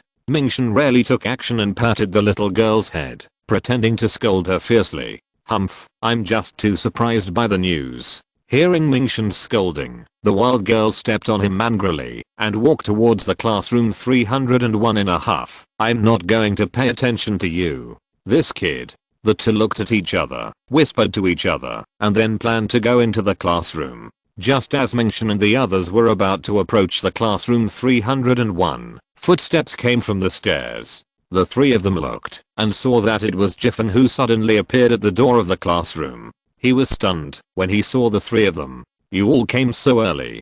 He coughed, looked at Aang and said, Aang, didn't you complain that you hated exams? I thought you wouldn't come to take the Chunin exams. I really hate exams, but then I went home and thought about it. During the Chunin exams, there will definitely be many beautiful girls from other villages taking the exams. I don't trust this playboy to come alone with brother Kimimaro. Humph, it's safer to come alone. The wild girl's eyes were wide open, looking at Mingshan, and her eyes were like an owl staring at the shivering little field mouse in the field, as if she would scratch him if she found out that he really cheated. You kid, how can you have such a strange brain circuit? Mingshan rubbed her little head with one hand and covered her face with the other hand. She felt that she couldn't face people. Aang resisted with a grin and slapped his pig hand away. Hingshan, no, Mingshan is not that kind of person. Kimimaro even made up for it. Fuck, Mingshan glared at him. You also followed her in fooling around. Oh, what a sin I have committed. It's so unfortunate. Hey, tried not to laugh out loud, teasing. Hey, let me talk about something serious. Mingshan coughed dryly, asking them to be serious and listen to Hey-8. In fact, this Chunin exam required 3 people to form a group at the beginning, and only 3 people can participate in the exam. I deliberately didn't say it, just to test your determination to participate in the Chunin exam. You 3 didn't let me down. Hey-8 nodded with satisfaction. Hina, Kimimaro, and Mingshan, it's really great that you 3 can come together. You are my proud subordinates. The 3 looked at each other and laughed. Mingshan walked in front of Hey-8 and hit him on the chest. Hey-8, we are going. Hey-8 nodded and smiled. Keep working hard, you guys. Mingshan led the 2 of them past the teacher in high spirits and pushed open the door of classroom 301. Hey, aren't we a little early? Aang looked around and saw that there were quite a lot of people. She pulled Mingshan and Kimimaro to find a seat and sit down. It's okay. Come early. We can use this time to observe the opponents we will meet in this exam. Kimimaro said, turning to Mingshan and asking, by the way, have you delivered the teacher's photo frame? I delivered it yesterday. Mingshan was about to lie on the table and take a nap. He said to them, I'm going to take a nap. The exam will start soon. You can wake me up later. We have to wait so long. Aang looked at the clock on the wall. The second hand was only at 2:20. She said with a pout. However, after Mingshan and the others entered the classroom for a while, genin from various villages came in one after another. Under Aang's surprised gaze, the 3 of them were soon surrounded by genin from various villages. Everyone didn't talk much. They looked at each other coldly. Aang was also very uncomfortable with the glances from some of them. She didn't like being stared at like this. What? Why are there so many people? Are they all candidates taking the exam? The girl muttered softly and simply followed Mingshan's example, lying on the table with her eyes closed. Kimimaro looked around calmly and continued to think about other things in his seat. Mingshan fell asleep and suddenly heard someone making a loud announcement in a daze. He was startled and woke up. He looked up and found to his amused surprise that it was Naruto, who was shouting at the door of the classroom. Hey, listen to me, everyone. My name is Uzumaki Naruto. I will not lose to you in this Chunin exam. Do you understand? Chapter 33, Examiner Marino Ibuki. The newly promoted genin from other classes who were standing at the door of the classroom were all frightened by his words. They all looked at Naruto. Naruto was confidently pointing at the candidates present and making a declaration to them. He would not stop until his words shocked everyone. Fuck, I will be scared to death by this guy sooner or later. Mingshan shook his seaweed hair in anger to wake himself up. He pulled Hotaru, who was also woken up, and Kimimaro. The 3 of them left their seats and went to the opposite side to greet Naruto and other genin from the same class under the cold gaze of others. Hey, what are you doing, that guy? Before he even got close, Mingshan heard a no scolding Sakura. Why is he provoking everyone? Don't say these things to me. Sakura was furious. Not to you. Who are you going to say it to? Ino directly refuted her. What are you talking about? As a result, Sakura yelled even louder. Hey, Ino and Sakura, can't you just be quiet for a day? We're in the Chunin exam now. Mingshan secretly complained in his heart. He saw the wild girl run over and take the initiative to appear between the 2 to mediate between them. Then he stopped watching the girls fighting and turned to wave to others and shouted, Kiba, you teammate are here too. Oh, it's you, Mingshan. Kiba turned his eyes away from Naruto and saw Mingshan and the other 2 coming over from the opposite seats and replied politely. The other 2 people beside Kiba, Shino and Choji, also saw Mingshan and the others coming over and nodded together to greet them. I won't lose to you, Naruto. You are so brave to say such a thing. Kiba greeted Mengshan and the others, and then turned his eyes to complain about the big talk Naruto had just said. That idiot, he turned everyone into an enemy in an instant. Mengshan passed by Shikamaru and heard his criticism of Naruto's cool behavior. As Naruto's mortal enemy, Sasuke, unlike the others, smiled and agreed with his words after hearing his big talk. That guy is the yellow-haired one back then. A ninja in a black jumpsuit with purple patterns on his face said to Naruto. The weaker the dog, the louder it barks. The blonde girl next to him also mocked Naruto. They were the 3 members of the Sand Village that Naruto and Konohamaru had encountered. This guy's really stupid. In another part of the crowd, a female ninja playing with ninja tools commented on Naruto's behavior. You can't say that. He is still quite imposing. The companion of the female ninja, the white-eyed boy, joked. Yes, he is really passionate and dares to declare it to everyone. Another boy with thick eyebrows and big eyes followed his opinion. It seems that you haven't taught them enough lessons, Lee. The white-eyed boy heard the words and looked at his companions. Everyone's disdainful comments on him were not conveyed to this guy. Wow, now that I've said it, I feel much better. Naruto stretched lazily. Snap. Someone slapped him hard on the back of his head, and a vicious voice came from behind him. You big idiot. Why did you hit me, Mengshan? Naruto rubbed the back of his head that was hurt by the slap, and when he turned around, he saw that it was Mengshan who hit him. He was so angry that he stared at him with his light bulb eyes, quite unconvinced. Sakura was so angry when she heard Naruto say it so lightly. She also pounced on him, ran over and strangled him with her arms, and cursed. What big talk, you guy. Little, Sakura, I'm just telling the truth. Naruto begged for mercy with difficulty breathing. There was total silence on the other side. Sakura saw that all the candidates were looking at her with unfriendly eyes. She quickly explained for Naruto, the idiot, everyone, he was joking. After all, he is a fool. Don't bother with him, haha. Yes, please wait for the exam with peace of mind. Don't believe his nonsense. Don't care about him. Just ignore him. Mengshan also walked in front of Naruto and explained to the candidates, but seeing the fierce expressions of everyone, the effect seemed to be not ideal. Really, Mengshan always protects him. Seeing Mengshan defending Naruto so much, Aang shook her head and complained. Even Kimimaro beside the girl felt that he cared too much about that guy.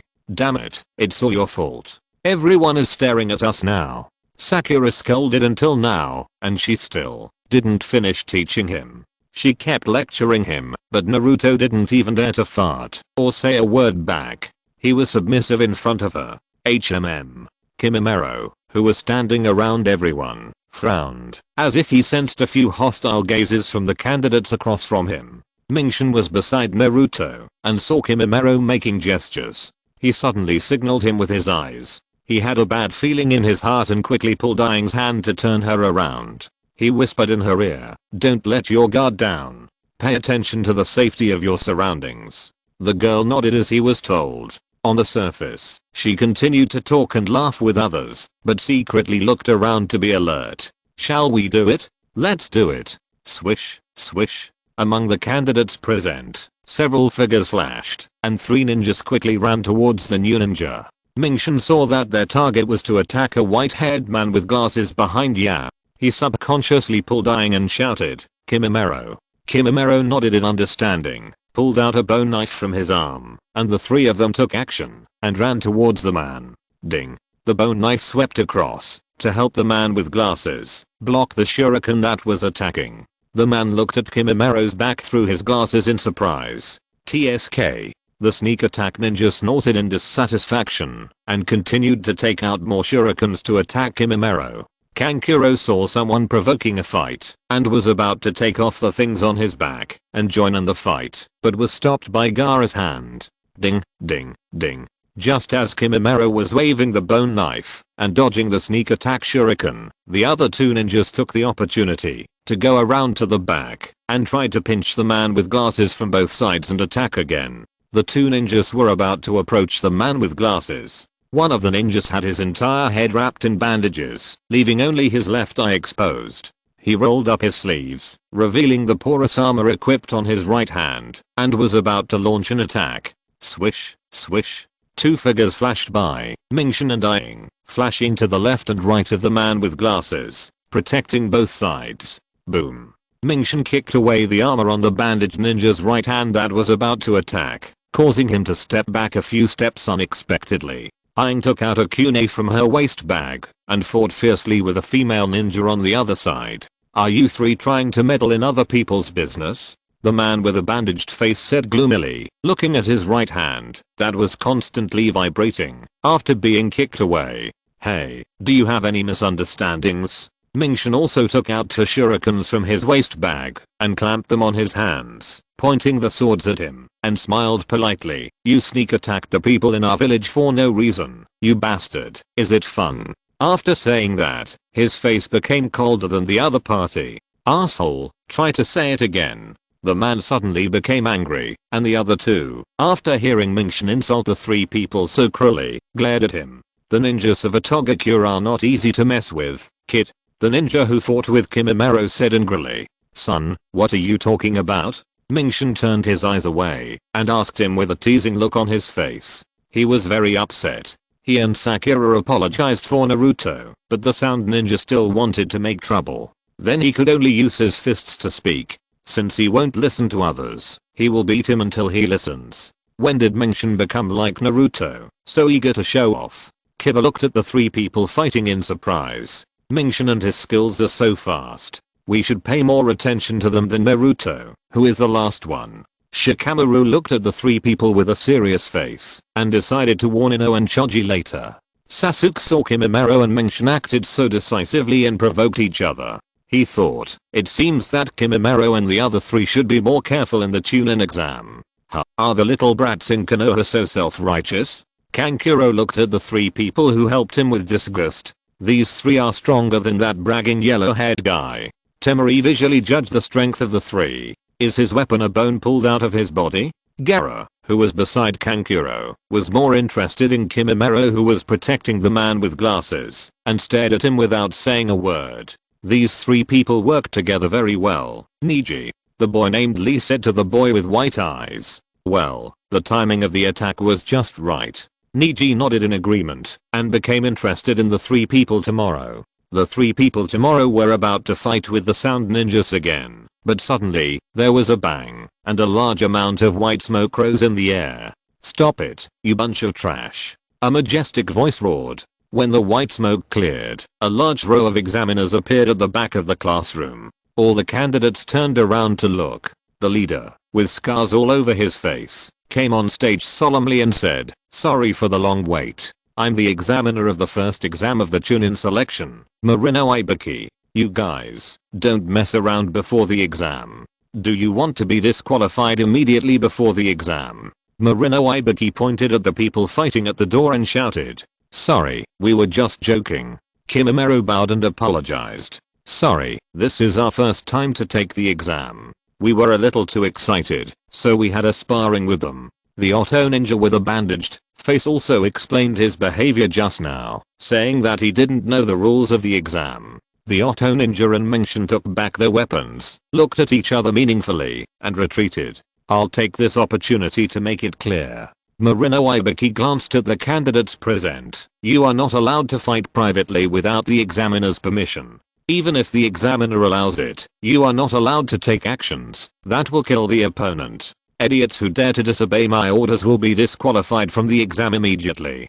Do you understand? Chapter 34 Super Difficult Written Test. HMPH. This Chunin exam really can't be underestimated. This was said by another sound ninja, who was quite disdainful of Marino Ibiki's rules and superficially agreed with him. Now I'll give you 10 minutes to check your preparations. The exam will start in 10 minutes. An examiner behind Marino Ibiki said, looking at the clock on the wall.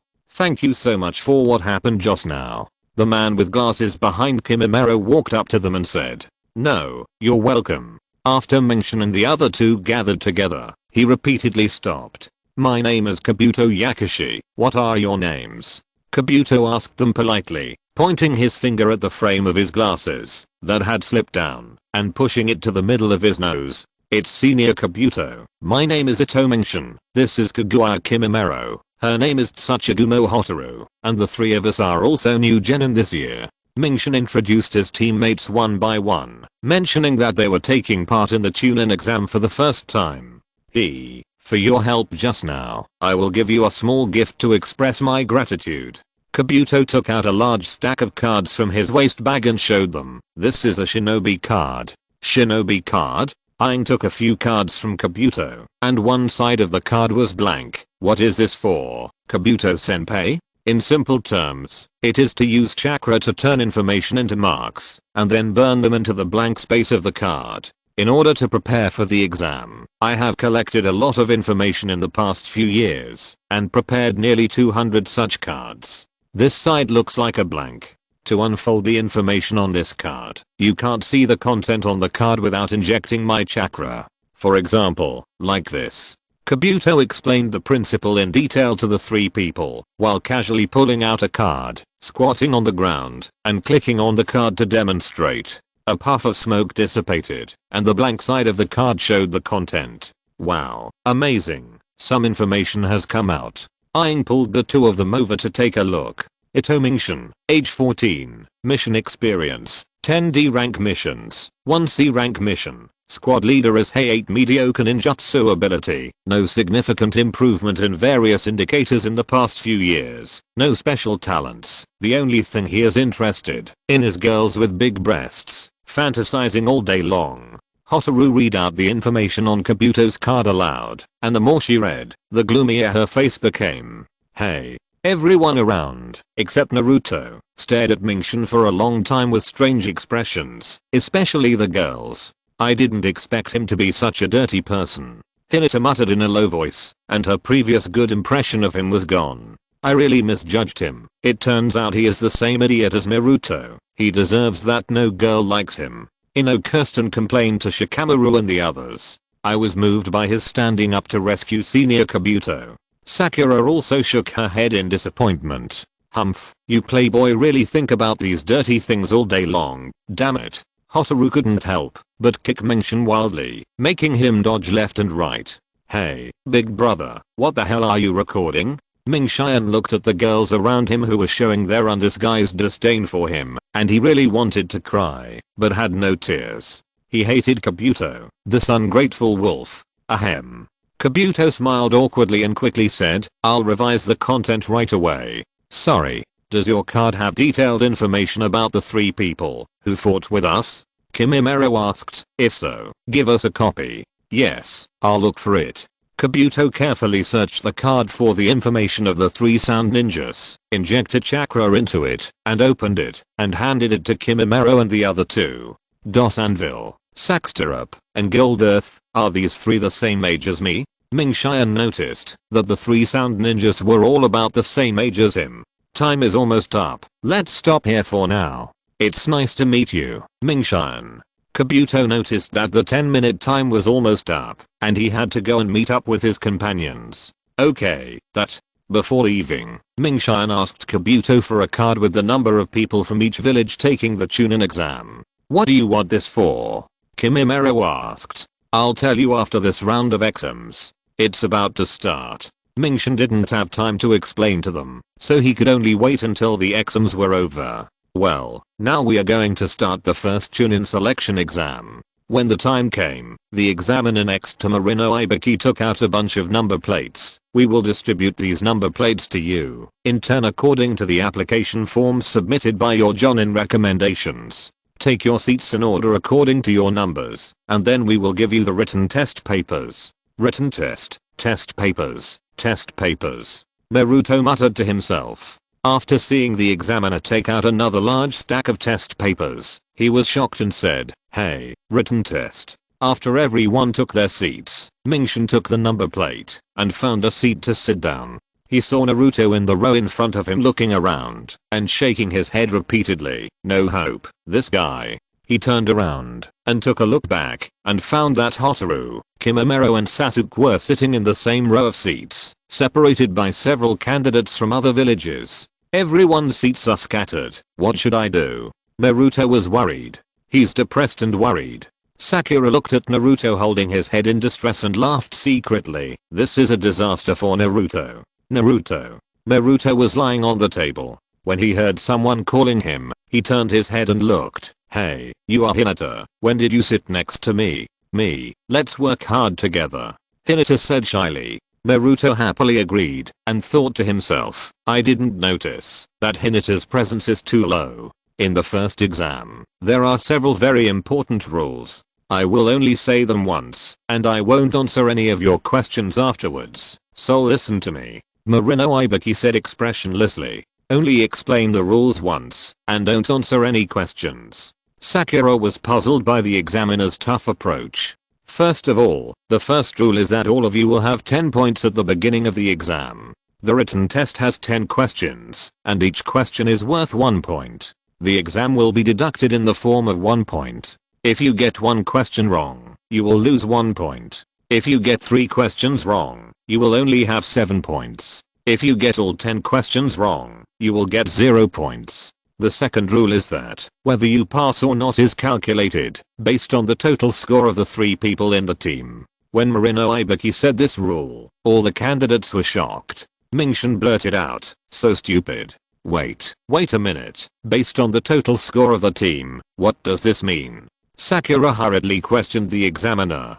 Quiet, there is a reason for this. You all shut up and listen. Marino Ibuki stopped her. Reason? Sakura muttered silently in her heart. If you understand, then let's talk about the last rule. In the exam, if you cheat, or cheating-like behavior is discovered once by the invigilator, 2 points will be directly deducted. In other words, some people may not be able to wait until the final grading and have to withdraw from the exam. In addition to the written test questions, this also stipulates that cheating behavior will be deducted points.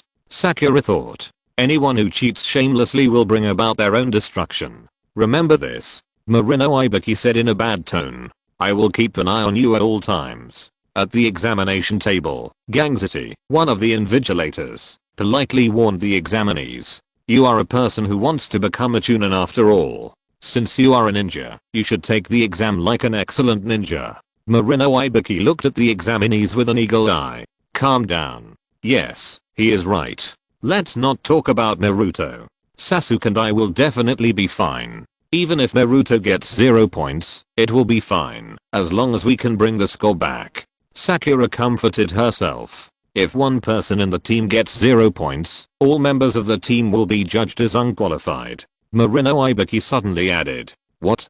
Sasuke and Sakura said in unison, frightened. Huh. Naruto trembled in his seat, feeling 2 murderous auras rising from behind him. Naruto? Hinata was wondering why he was so upset and crossed his arms, but Marino Ibuki said, in addition, the last question will be asked 45 minutes after the exam starts, and the exam will last for 1 hour. At 3:30, with Marino Ibuki's start, the first written exam officially began. Everyone was nervously involved in the exam, and the pens and papers were rustling. Sakura thought, it will be very bad if it goes on like this. Naruto, you must not get a 0. TSK, Naruto is like this right after the exam starts. This is trouble. Sasuke looked at Naruto holding his head and thinking hard, and couldn't help but worry more. I've seen this kind of exam scene many times. At this time, you should be modest and calm. Read all the questions first, and then try your best to solve the questions you can solve. Naruto suddenly calmed down and checked the questions with confidence. Well, the first question is code interpretation. The teacher who sets the questions is really good. The questions are so tricky. Come, let me see what the second question is. The parabola B in the picture is standing on a 7-meter high tree. Please find out the maximum range of ninja A throwing shuriken in the picture. Try to write out the characteristics of ninjas that may appear in the elliptical range drawn by this shuriken, as well as the maximum range of plane combat, and write down the reasons. Sasuke read the second question silently. This question combines the assumption of uncertain conditions with energy analysis in mechanics. Sakura looked at Naruto's back with a headache. This kind of question, Naruto can't solve it. Not only him, but also few people, except me, can solve it. Well, this question is definitely not possible. Let's look at the next question. Naruto's forehead was gradually covered with cold sweat. The other questions are not easy either. Sakura read through the remaining questions and was sure that, except for herself, few top students could answer the questions. I see. I can't answer any of these questions. Sasuke admitted helplessly after reading the questions. Not at all. Naruto put down the test paper, feeling desperate. I'm really doomed now. Am I going to be kicked out in the first exam? If only 10 teams out of the 51 teams can qualify this time, then we must find a way to score as many points as possible. This is simply tempting us to cheat. Naruto and Sasuke, don't cheat in a hurry. Sakura thought as she looked at Naruto's back. It doesn't matter. Naruto is not that stupid. I still know. Naruto held the pen tremblingly and cheered himself up. Don't be anxious. Now you have to concentrate, calm down, and calm down again, and cheat without being discovered. Seeing Marino Ibiki walking around casually, he suddenly glanced at him. No, this really won't work. How can you do such a dangerous thing? He decisively gave up the idea. If you're listening to this novel on a channel other than Fanfic World, it means they downloaded and uploaded it without effort. We cordially invite you to visit our channel, Mundo Fanfic Novelos. There you'll find the original version of this story and you can explore many other novels of various genres. We're waiting for you to immerse yourself in a world of incredible novels. Chapter 35, How to Deal with Each Other. The invigilator is so strict, it's as if he has determined that we will cheat. He's making notes on that paper. Sasuke saw an examiner writing something. Has anyone been caught? 2 points will be deducted for each cheating. Generally speaking, if cheating is discovered, the candidate will be disqualified from the exam immediately. Wait a minute. Anyone who shamelessly cheats will bring about his own destruction. Remember this, since you are a ninja, you should take the exam like an excellent ninja.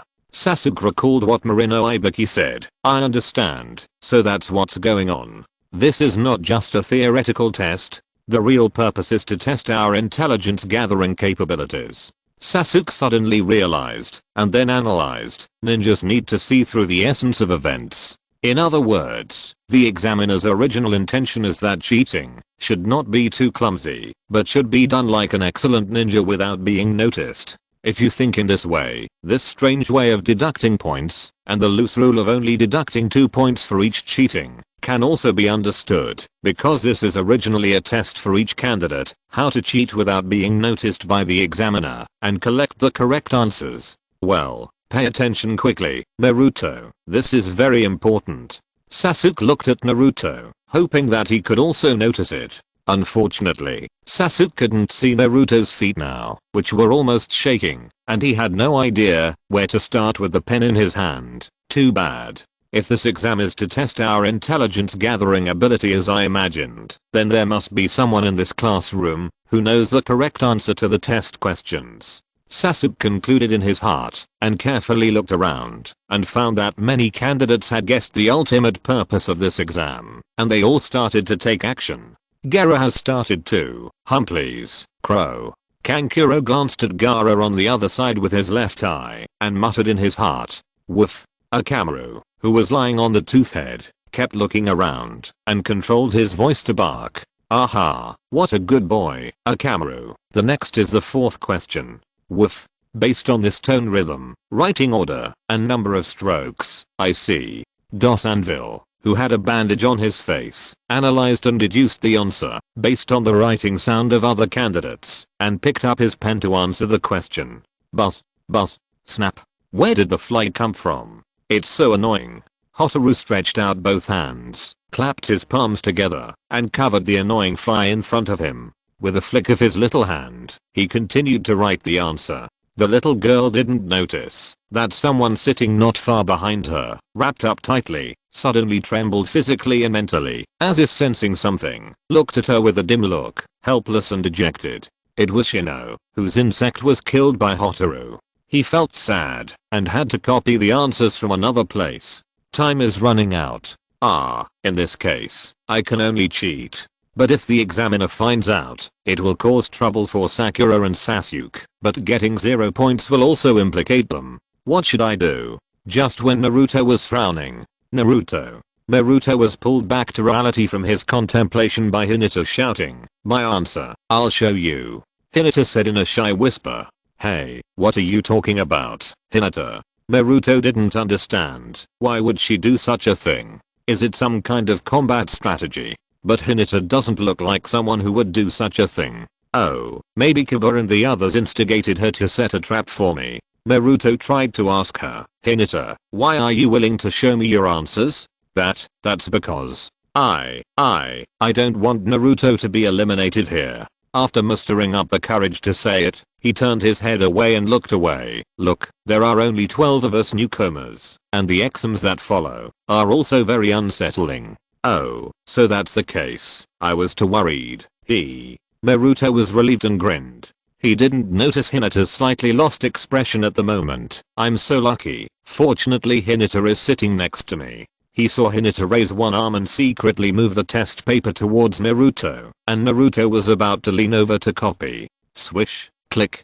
Shuriken flashed in front of Naruto's eyes. The candidate sitting behind Hinata screamed as a shuriken pierced the examination table in front of him. Both of them were frightened to the point of almost losing their souls. What happened? I didn't see it yet. What are you doing? The candidate stood up angrily and questioned. 5 cheating behaviors. You are eliminated. Gangzity, who threw the shuriken, said bluntly. What? He stood there in a cold sweat. Gangzity pointed at the other two around him. You and your companion, the 3 of you, get out of the classroom now. The 3 candidates who were called, stood up with reluctance. Naruto looked at the 3 of them with lingering fear, and heard the invigilator shouting, "No 23, number 43, number 27 are eliminated." No. The candidate behind Hinata was dragged out of the examination room by the invigilators. Hey, what evidence do you have to prove that they cheated 5 times? A sand ninja candidate couldn't stand it any longer and stood up to question the invigilator. Besides, you are facing so many people, how can you pay attention to everyone? Boom. An invigilator with a bandage on his face and a forehead protector tied to his eyes pressed the sand ninja candidate against the classroom wall with one hand and said cruelly, "Listen carefully, we are the elites among the Chunin, specially selected for this exam. We will never miss the moment you cheat, understand?" After that, he let go of the sand ninja candidate who was having difficulty breathing. Naruto pulled back his frightened eyes, only to hear Hinata urging, "Look at the answer." Rustling, Naruto heard an unusual note-taking sound, glanced at the window with his left eye, and saw an invigilator writing something. He looked up and suddenly looked at him and sneered. Naruto was scared, and quickly changed his mind. He said to Hinata deeply, "Hinata, you still don't understand." Hinata didn't know what Naruto was going to say. "A ninja as good as me won't cheat." Naruto smiled, putting her mind at ease. Naruto, but, she saw that his test paper was blank. "If I copy your answers, maybe I will implicate you and put you in danger of being eliminated," Naruto said to her seriously. Naruto. Hinata's heart was instantly touched by Naruto, and she lowered her head and murmured, "I'm so sorry, I did something unnecessary." "It's okay." Turning around, he was already in tears. "It's all my fault for being too proud. What should I do? I'm such a fool." Sakura was thinking about the answers in her seat, while Ino was sitting not far behind her, waiting for her to finish writing the answers on the test paper, and then she was ready to use her own secret ninjutsu to steal the answers, and then pass them to Shikamaru and Choji, who were on the same team. Kimimaro was also concentrating on answering the questions. He sensed that he was being spied on by several people at the same time, but he didn't care who it was, and continued to write his answers. The candidates were in the examination room, each showing their magical powers. Well, how come Mingshin writes so fast? Could it be that he is? Sasuke was inspecting the room and accidentally saw Mingshin's handwriting at a very fast speed. He immediately suspected that he might be the one who cooperated with the examiner to plant among the candidates and knew the answer. Sitting next to Sasuke, the white-eyed boy, Niji, also noticed Mingshin's unusualness. Seeing him writing without stopping, he gradually became suspicious of him. There was no verbal or spiritual connection between the two. They made a decision together, opened their eyes wide, and shouted in unison, "Sharingan! Baiyan! Copy Mingshin's every move." Sasuke was secretly delighted. My hand is writing the answer without any hindrance, and I guess the jackpot in one go. Let me see. The guy's answer is. Niji read out softly, but the more he read, the more wrong it seemed. Sister-in-law, I will not let Sadako down. After driving away those witches, I will marry her as my wife and let you two sisters.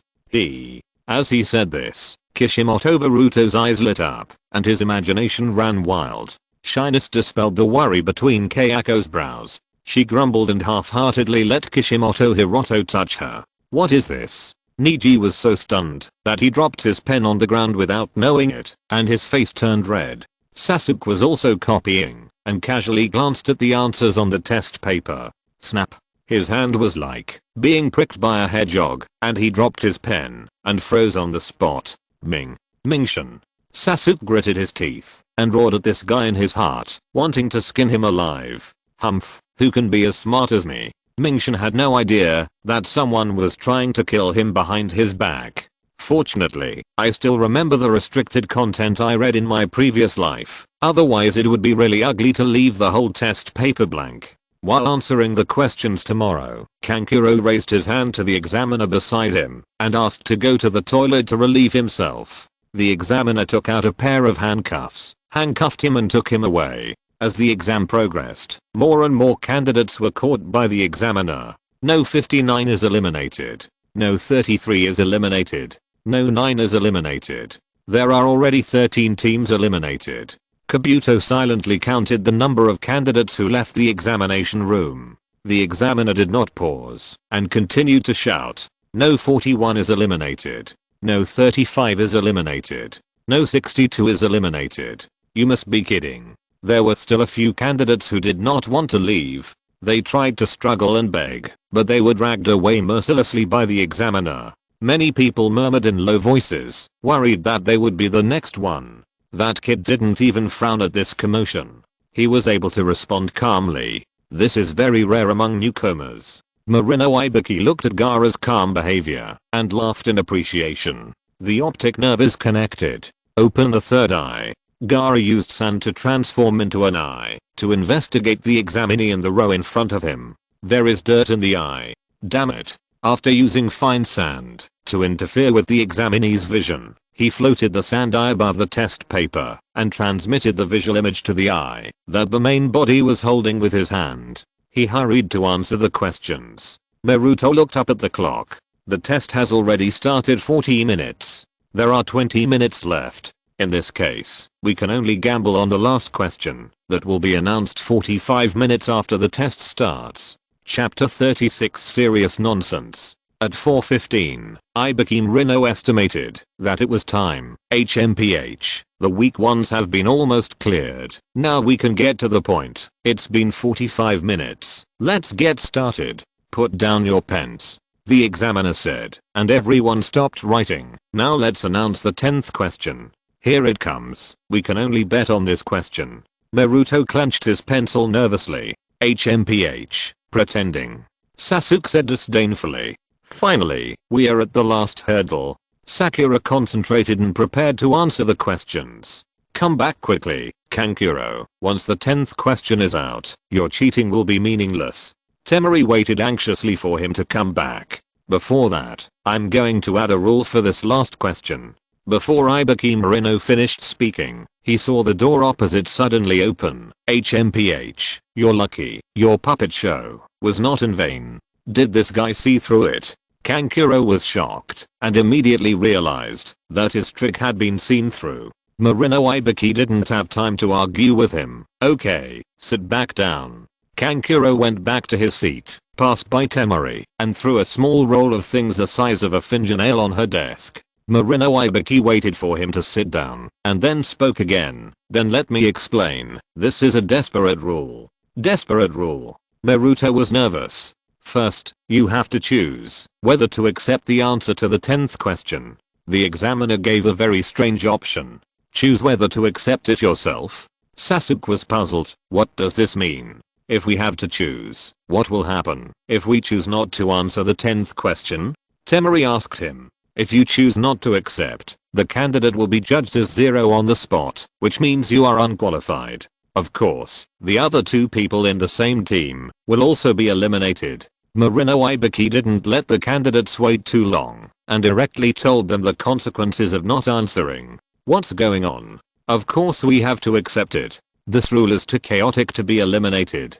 Before the candidates could finish complaining, Marino Ibiki continued, then, there is another rule. Another rule. Sakura said angrily, you should stop it. If you choose to answer a question, but don't answer it correctly, then the person who answered the question will be disqualified from taking the Chunin exam forever. After saying that, everyone was shocked. How can there be such a shitty rule? Kiba stood up angrily and accused, among the candidates sitting here, there are those who have participated in the Chunin exam more than once. After listening to him, Marino Ibiki sneered with a playful expression, you are so unlucky. I set the rules this year. However, didn't I leave you a way out? Kiba suddenly remembered what he had said before, opened his mouth, and said nothing more. After he sat down, Marino Ibiki said sternly, those who lack confidence should honestly choose to give up and take the exam again next year or the year after. That's nothing. As long as one of the 3 people chooses to give up, all 3 will be eliminated at the same time.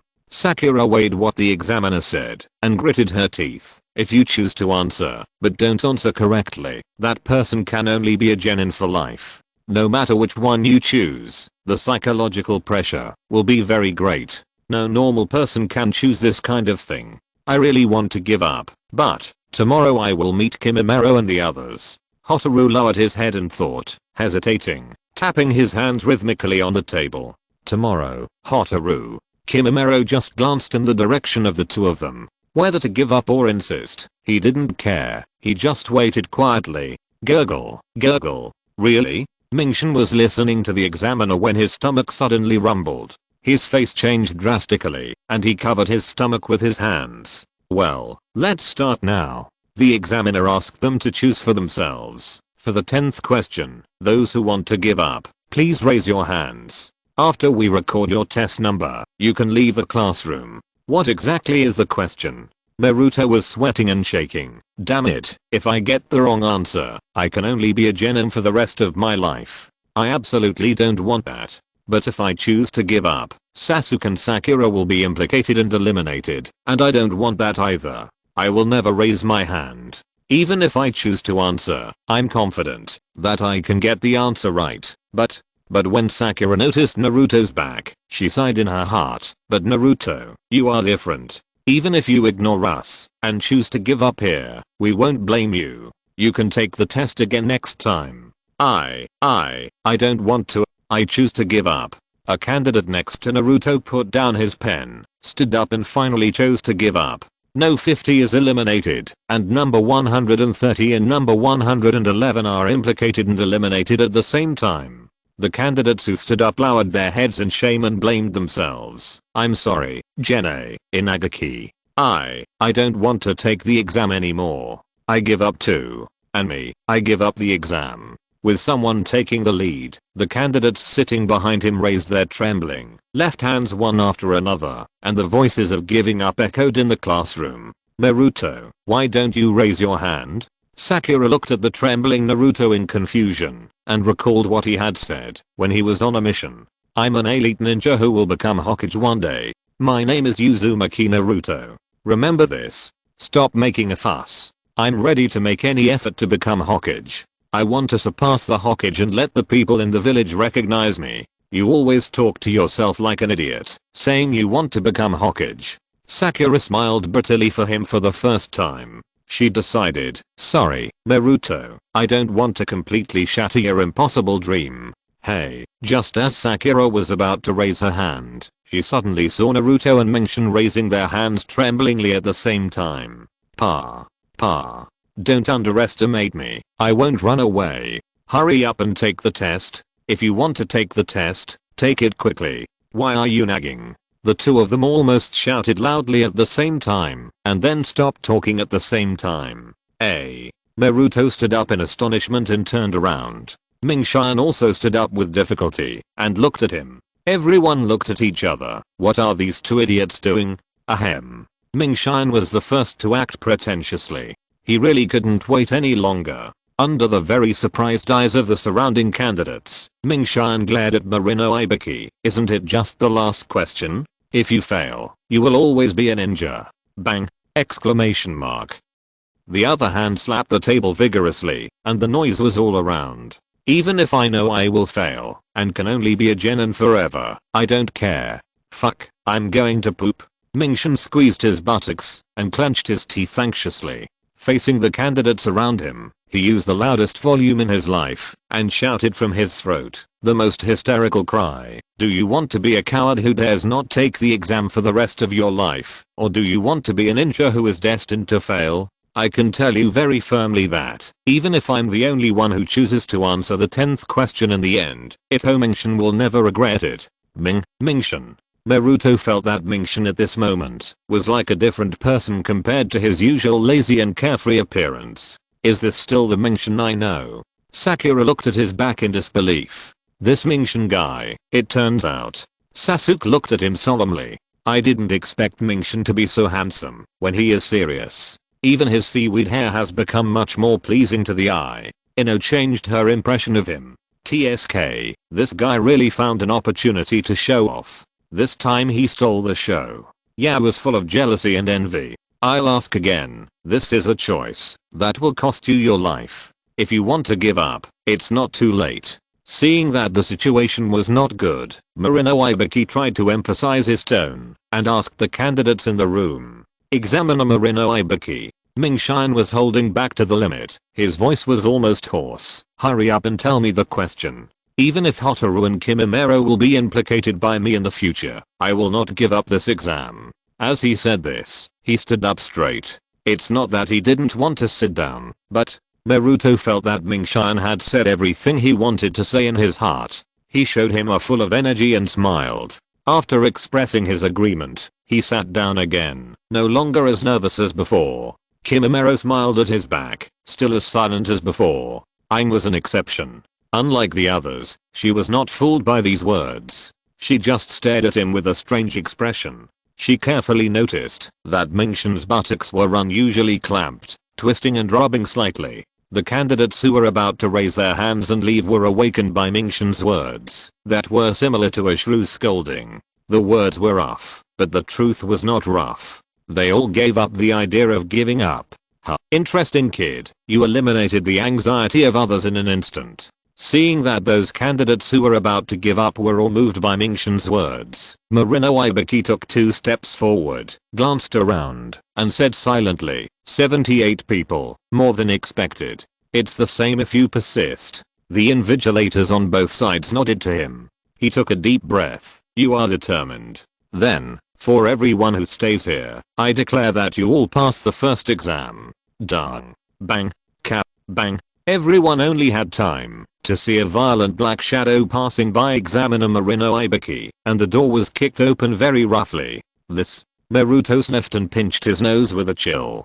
He seemed to smell a strong smell of shit passing by him. Not only him, but all the candidates who were quickly passed by the black shadow smelled it. What is this smell? Marino Ibiki also subconsciously smelled the shit, and then he was stunned. He saw that the boy who was standing on his seat just now disappeared in the blink of an eye. Then he thought about the black shadow that kicked the door open and muttered to himself, could it be that the boy stood up and made a decision to go to the toilet, yelling and screaming? Without thinking about it any further, he found that the other candidates in front of him had the same idea as him. Everyone was extremely embarrassed. Actually. Chapter 37, Mitarashi Red Bean. I knew it would be like this. Hotaru's face twitched a few times, and she shook her head and sighed. What she feared most was that the air would suddenly become quiet. In order to break the awkwardness in the air, Sakura quickly started the conversation loudly. What's going on? Why were we all suddenly deemed qualified? The question for the 10th question is, there has been no such thing since the beginning. If there really was one, the choice question just now was the 10th question. Examiner Marino Ibiki came to his senses and explained with a smile. What? Then what are the 9 questions before that? Temari felt fooled. Aren't they completely meaningless? It's not completely useless. The first 9 questions have already achieved the purpose of the test, which is to test each of your intelligence gathering capabilities. Marino Ibiki continued to explain. Intelligence gathering ability? Temari suddenly realized, is that so? First of all, the key point of this exam has been mentioned in the rules at the beginning. It is a method of judging whether or not to pass the exam, based on 3 people.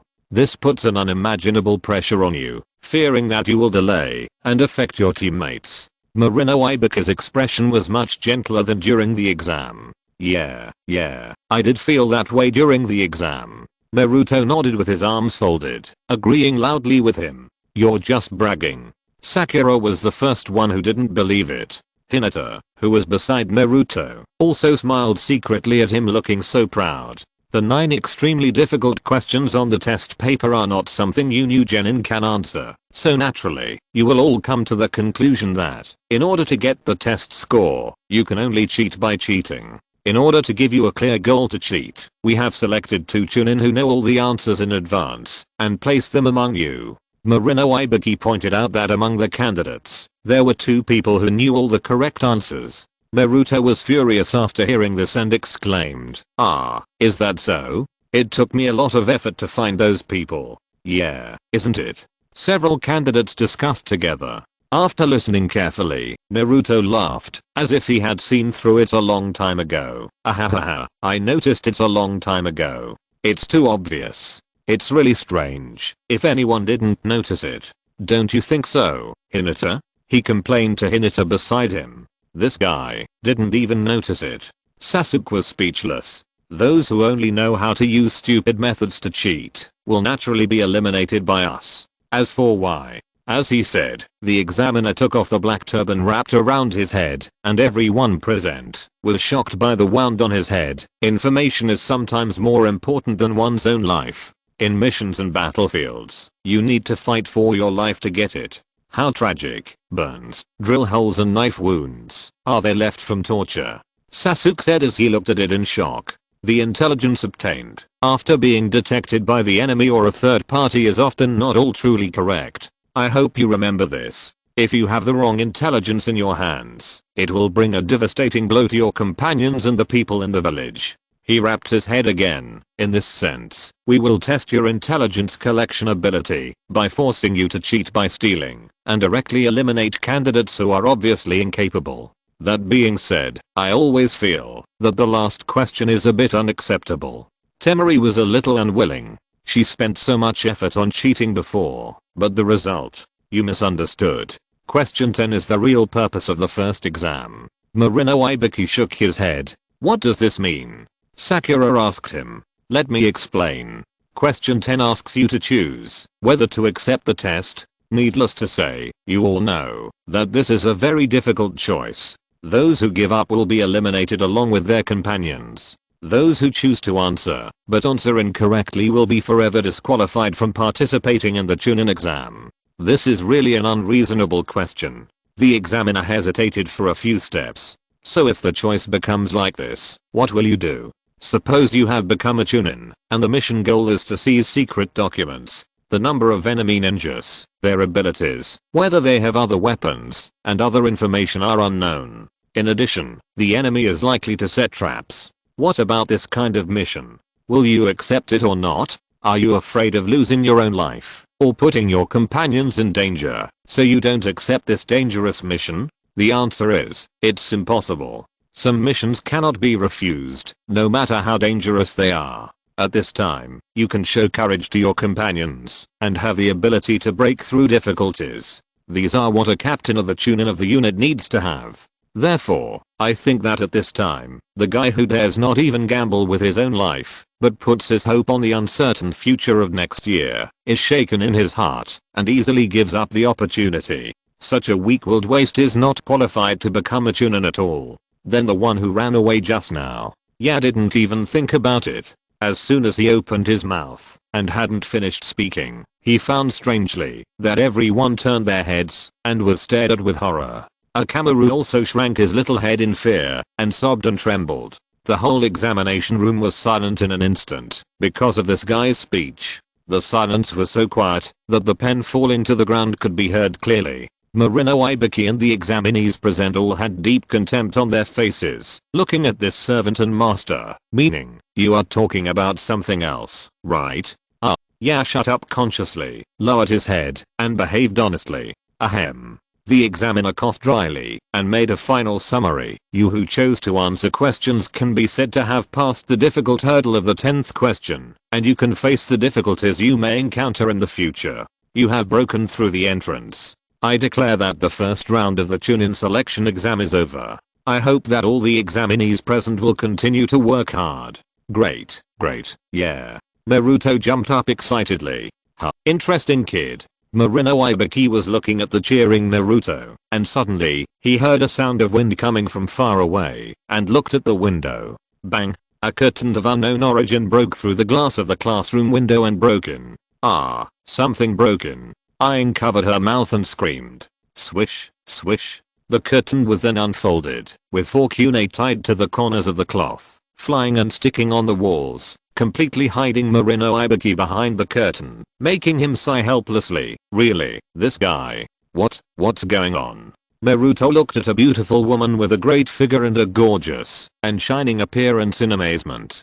Now is not the time to be happy. The beautiful woman said handsomely, in line with the words written on the curtain. Examiner of the second round of exams, Mitara Shianko, come forward. I'm the examiner of the second exam, Mitara Shianko. She waved her hand with full of cuckold momentum. Next, let's go. Let's welcome the next exam. Follow me. Everyone was confused by her second year opening. Look at the atmosphere. Marino Ibiki, who was hiding behind the curtain, showed her face and complained, and Anko blushed and was about to get off the stage. Click, click. Heavy footsteps sounded at the door of the classroom. I finally finished pooping. Mingshin, who was stroking his belly, came back and saw that the examination podium was blocked by a curtain. Without thinking much, he walked around the curtain and came to the front with his head down.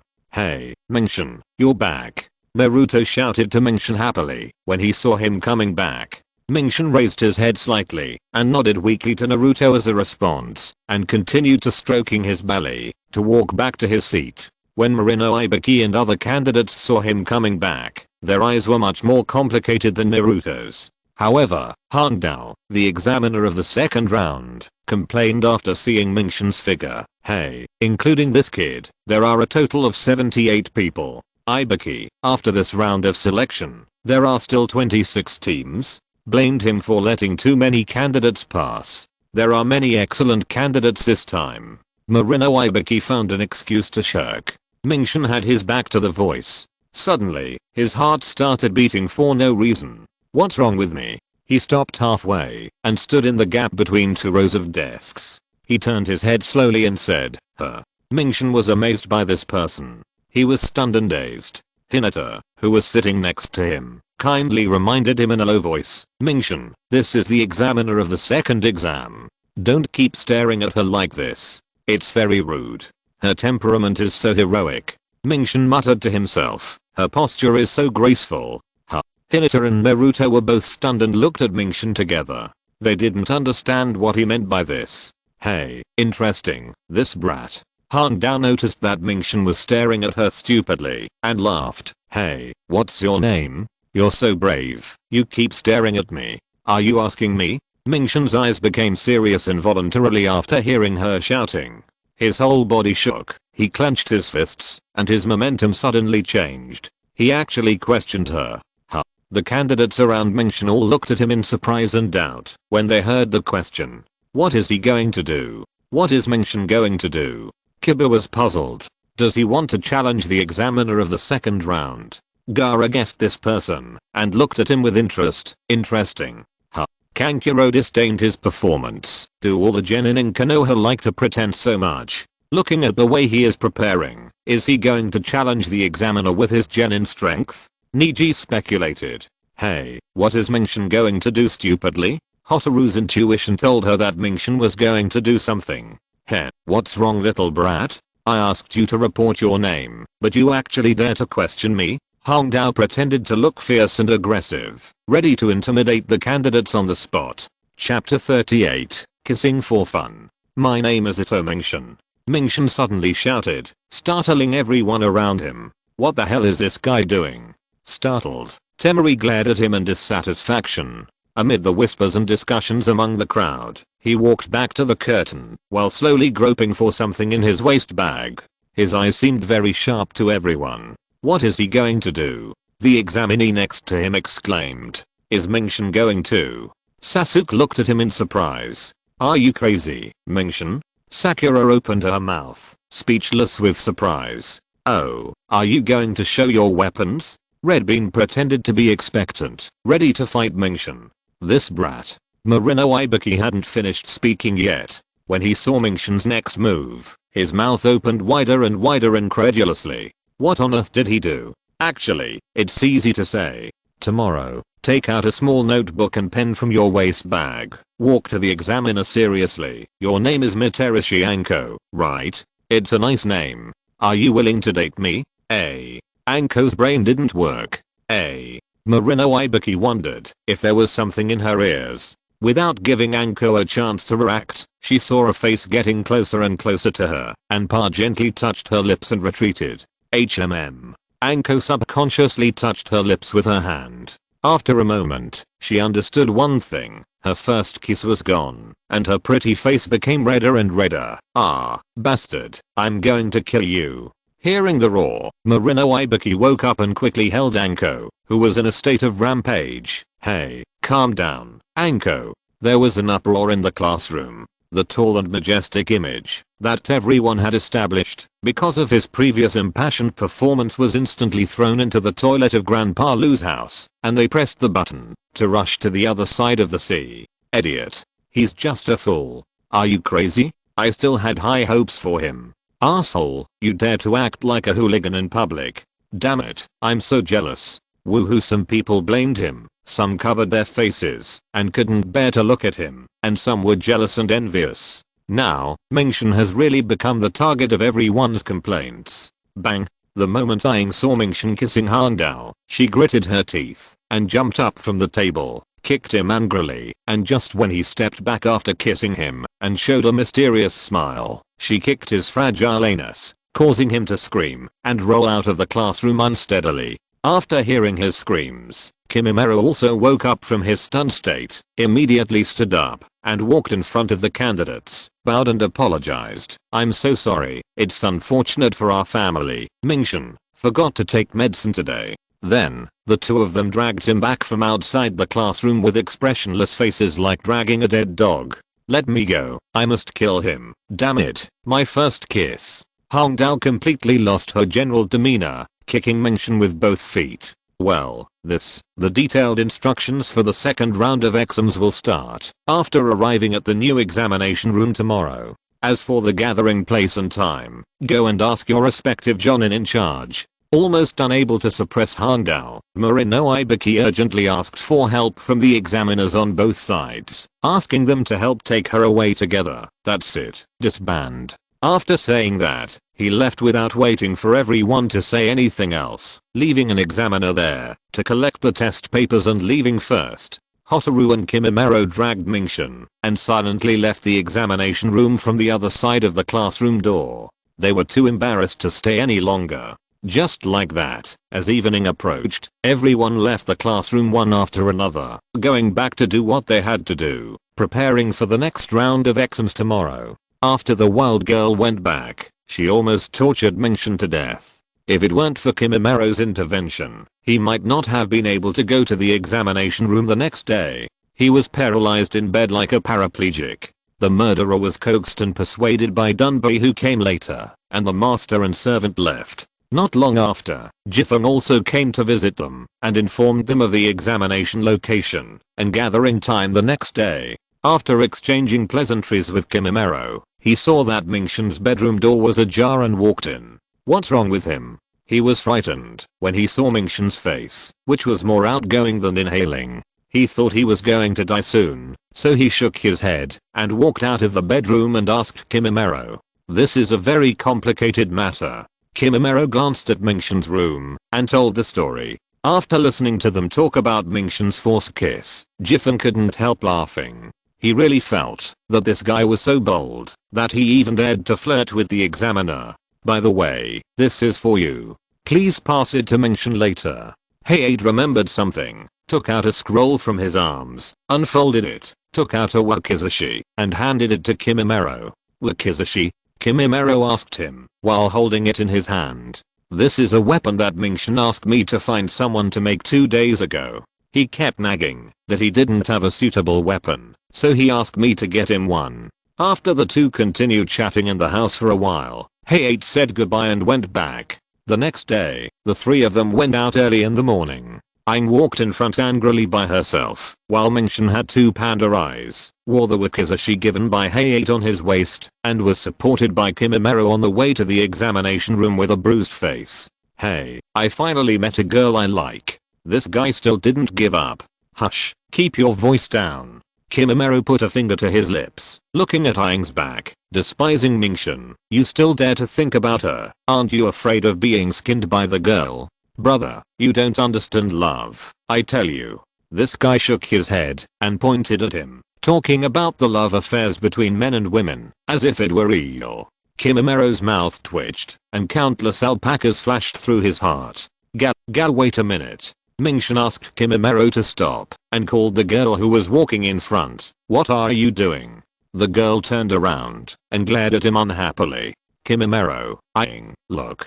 Following the direction pointed by Mingshin's hand, the two saw a few crows flying over the village. It's just crows, what's there to pay attention to, really? Aang pouted, thinking it was something else. Silly girl, crows are rarely seen in the village. Mingshin said solemnly, this seems to be a bad omen. Humph, you are not even 70 or 80 years old, and you are so suspicious. Let's go. The little girl thought he was too worried and urged Mingshin to leave quickly. Well, it's okay, Mingshin, you don't have to worry too much. Kimimaro also persuaded, it's the Chunin exam period now, no one dares to come to the village to make trouble at this time.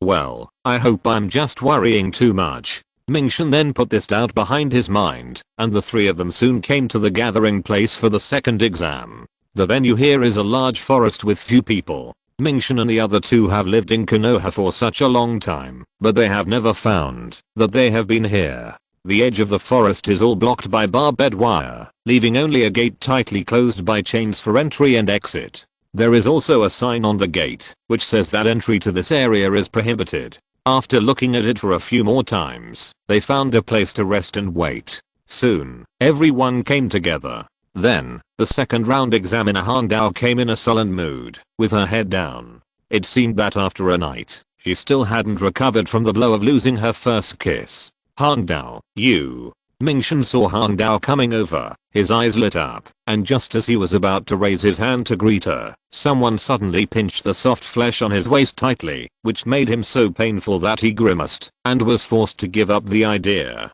Kimimaro saw it, and sighed in his heart. It's easy to change a country, but it's hard to change one's nature. Han Dao walked to the Wamesh gate, took a deep breath, raised her head and chest, and cheered up. After all, she still had work to do today. After a glance at the candidates, Han Dao accidentally saw the person who made her hate the whole night, and hated it so much, it Mingshin. What's going on with this place? Naruto, who was on the other side of the examination room, felt that something was wrong with this place and shouted. Red Bean's thoughts were pulled back by Naruto. She glared at Mingshin and snorted coldly. She said seriously, this is the venue for the second exam, the 44th training ground, also known as the Death Forest. Death Forest, Naruto muttered. Hotaru noticed that not far from Naruto, there was a sneaky stone moving towards him. She asked suspiciously, could it be the one from last time? Naruto heard the sound and thought that something was approaching him. He turned his head and was speechless. What is he going to do again? He is still lying on the grass. He walked to the right and the stone followed him to the right. He stopped and the stone stopped too. After running around several times, he really didn't have the patience to run around anymore. He pointed at the square stone and complained, hey, Konohamaru, what are you doing here? As expected of the man I have set my eyes on, you actually found him. Konohamaru's voice jumped out of the stone. Bang! A flash of light, or three-color smoke of failure gushed out, and the three people under the stone were smoked and coughed non-stop. Ahem. Too much gunpowder was used. Mingshan looked at the three little devils, and his mouth twitched. They were really the same as Naruto. They waited for the smoke to dissipate, and one by one, they introduced themselves like a joke. I'm a female ninja that adults have to be afraid of. Kazusamoji. I'm a student who likes factoring the most. I'm the strongest genius ninja in the village. Sarutobi Konohamaru. The three of us are collectively known as the Konohamaru Corps. Come on. What are you guys doing? Naruto said unhappily. I'm telling you, we are about to start the second exam of the Chunin selection, and we don't have time to play with you. We are not here to play with you. Konohamaru protested. That's right, we're here to interview you. Moji continued. That's right. Yuden echoed. Interview? Naruto became interested. Chapter 39, Death Forest. Well, we were asked by the ninja school's school news to come to the scene to interview for a special report on the Chunin exam. Konohamaru said the school's commission. So we thought of coming here to interview you, the leader. Please, help us. Moji begged. Please. Yuden also said.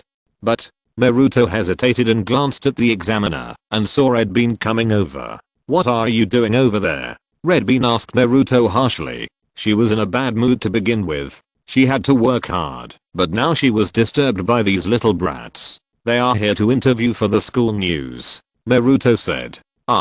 Come to think of it, the Hokage did mention this to me, but I was so busy that I forgot about it. Haha. Red Bean laughed awkwardly and perfunctorily. No way. Naruto was speechless at her carelessness. Okay, now take a 10-minute break. Red Bean shouted to the examinees on the scene. Those who are interviewed should cooperate well. What the hell is going on? Naruto was confused by the examiner. Brother Naruto, please. Konohamaru begged him. Okay, I get it. In that case, I'll let you thoroughly understand my charm. Although he was confused about the interview, Naruto readily agreed to the request of the three members of Konohamaru's army. During the 10-minute break, Mingshan took advantage of the fact that Hotaru was attracted by the news interview of Konohamaru and his three men, and secretly found an opportunity to sneak over to Hangdao. Hi, Hangdao. Mingshan showed his mysterious smile from a distance and greeted her. Okay, I won't go to you, but you took the initiative to come to my door and die. Hangdao was yawning at the barbed wire gate the second before, and the next second, she attacked Mingshan with a fierce look on her face. Bang, bang. When Mingshan saw Hangdao coming towards him, he quickly dodged her attack with his bare hands. Noticing the other examinees around him, he whispered, well, Hangdao, yesterday was a misunderstanding. I was just excited because you're so beautiful, and my body couldn't help but kiss you. You dare to mention this, bastard. It would have been better if he didn't say anything. As soon as he mentioned this, Hangdao got angry and attacked him even harder. In order not to be laughed at by other examinees, the two staged a super fast silent physical battle, chasing each other out of the examination room and coming to a deserted area nearby. One grabbed and the other dodged. Mingshan dodged and dealt with it while begging for mercy. Hey, I'm scared of you. I won't fight anymore. He stopped and stretched out his hand to ask for a truce. Hangdao withdrew her hand that was about to grab him with a dark face and glared at him with her hands on her hips. Well, as compensation for your first kiss, I will treat you to free dumplings at the dumpling shop, plus a bowl of red bean sweet soup as compensation. How about that? Mingshan negotiated with her, hoping to impress her with food and make her calm down. You want me to forgive you for just dumplings and red bean soup? Dream on. Hangdao refused fiercely. Then I'll give you 50% discount coupons for the hot spring street that I got recently, and I'll give them to you as well. That will at least calm her down. Mingshan raised the price, hoping that she would agree. No, watch out, sneaking snake hand. Hangdao released multiple snakes from her hands to attack Mingshan, which frightened him so much that his hair stood on end. He didn't have time to dodge and was bitten by the snakes she released. Bang, the white smoke dissipated and the shadow clone disappeared. TSK, you are really a smart guy, hiding so quickly. Hongdao was angry, watching him come out from the grass on the other side, covered in dust, and grinning at her. Don't be angry, smile more and be happy every day. Mingshan coaxed her like a child. Oh, it's none of your business. How I get angry is my business. Unfortunately, Hongdao didn't appreciate it and retorted. Boom, boom. The two of them tangled together again, but they didn't dare to fight with weapons for fear of attracting attention. The 10 minutes are almost up. I'll add one more time. From now on, I'll treat you to a barbecue dinner every month. The time is up to me. How about it, sister? This is my limit. Mingshan took a step back, raised his hands in surrender, and smiled bitterly, indicating that he couldn't squeeze him anymore. HMPH, considering that you call me sister. Hongdao relaxed her expression and stopped, saying proudly, I'll reluctantly forgive you this time, but after the second exam is over, you can't lose either the dumplings or the red bean soup you mentioned. Yes, yes, yes, how dare I forget. Mingshan pursed his lips and looked at Hongdao. He put away his smile and said to her solemnly, then we are friends from now on. Hongdao was stunned, then hurriedly denied, hey, who is friends with you? I'm not yet. I like you, Hongdao. Mingshan said to her seriously, you can't sort out your thoughts right now. It doesn't matter, let's start as friends first. Hey, you. Hongdao was so angry that she trembled all over, her pretty face turned red, and she was at a loss for words and couldn't find anything to say to him. It was really that Mingshan was too direct and shameless in his words, so she couldn't resist him. Let's go back quickly, the time is almost up. If you have anything to say, wait until the exam is over. You, the examiner of the second round, can't play the game of disappearing and being late. Mingshan smiled and took her hand and ran back with her without saying anything, trying to get the two of them back to the examination room as soon as possible. But, damn, I was actually pulled by this little brat. Hongdao was a little throbbing and inexplicably watched her hand being pulled by Mingshan to jog. She didn't struggle hard to get rid of it, and she ran while thinking wildly. This was the first time she had met such a bold man in her life, and he was younger than her. The two of them jogged all the way, and when they were about to get close to the examination room, Mingshan took the initiative to let go of her hand and stepped aside. You go first, I'll go later. We didn't do anything. Do you have to be so sneaky? Hongdao rolled her eyes at him in annoyance. Although she said that, her body was still very honest, and she went to the examination room first. After a while, Mingshan also hurried into the examination room. When he came back, he saw 3 members of the Konoha Corps who had finished the interview passing by him and leaving. Hey, where did you go? Aang stared at Mingshan suspiciously. That, a flying ninja came to me just now and said he was delivering mail to me. He made up a lighter for her. Really? Although the wild girl didn't believe his nonsense, she didn't bother to ask anymore because the 10 minutes were almost up. She only heard the second examiner shouting in front, time is up, everyone assemble. After everyone arrived, a gloomy wind happened to blow through the forest. I always feel that staying here makes people a little creepy. Sakura felt that the environment here was quite gloomy and scary. Haha, I'll let you know why this place is called the Death Forest soon.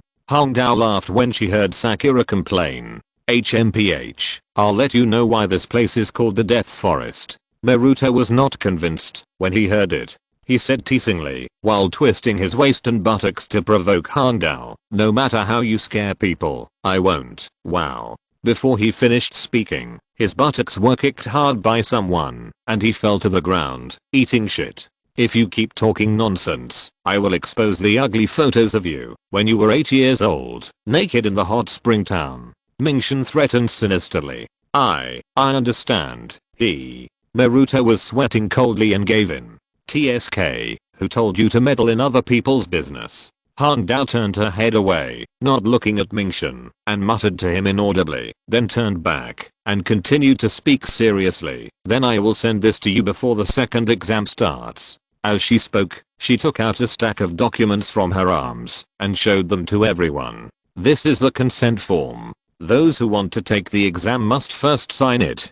Pointing to the consent form, she said. Why? Naruto asked. Someone may die accidentally in this exam, so I must get your consent in advance, otherwise it will be my sole responsibility. Anko explained to Naruto and the others, and then handed the consent form to the candidates, to distribute one by one. Now let me explain the rules of the second exam. In simple terms, this is a challenge to the limits of survival in the wild. Survival in the wild? Shikamaru took the consent form. What a troublesome exam. Let me start with the order of the terrain of this training ground. Anko took out a thumbnail and explained to them in detail. This 44th training ground is a circle surrounded by 44 locked entrances. There are rivers and forests, and a tower in the center. It is about 10 kilometers away from the tower to the gate. In this limited space, you will be asked to take on a survival challenge in the wild. The specific content is a battle for scrolls with no restrictions on means. Scroll? Sasuke saw Anko take out 2 more scrolls, with the words heaven and earth written on them respectively. That's right, the Book of Heaven and the Book of Earth. The battle will be fought around these 2 scrolls. There are 26 teams that pass the first round of the exam. Half of them, 13 teams, will take the Book of Heaven, and the other half, 13 teams will take the Book of Earth. I will give each team a scroll. Simply put, you have to steal other people's scrolls. Anko explained in detail how to fight for the scrolls. Sasuke interrupted and asked, so what is the qualification? 3 people in the team must reach the central tower with the scrolls of heaven and earth together. State the qualification. That is to say, the 13 teams whose scrolls are stolen will undoubtedly be eliminated. Sakura said, well, but it must be completed within the specified time. The time for the second exam is 120 hours, which is 5 days. Anko put away the scroll. 5 days? Ino exclaimed. What about the food problem? Choji asked anxiously. Find a way yourself. There are many wild animals in the forest, so there is no shortage of food. Anko said nonchalantly. But there are man-eating beasts, poisonous insects and poisonous plants everywhere in the forest. Kabuto pointed out realistically. Why is it like this? Choji was dejected. Idiot, how can it be called wilderness survival? Ino scolded him. And there is another point. It is impossible for all 39 people in Team 13 to pass. Niji mentioned another problem. The distance of action will become longer and longer every day, and the time for rest will become shorter and shorter. It is really harsh. Lee added further. Chapter 40. The second game begins. There may be enemies lurking around, so you can't even be careless at night and sleep well. Sasuke muttered to himself. In the battle for the scrolls, not only will some people get hurt, but there will also be people who can't stand the harshness of survival in the wild and give up. Red Bean mentioned those who couldn't stand the exam and wanted to give up.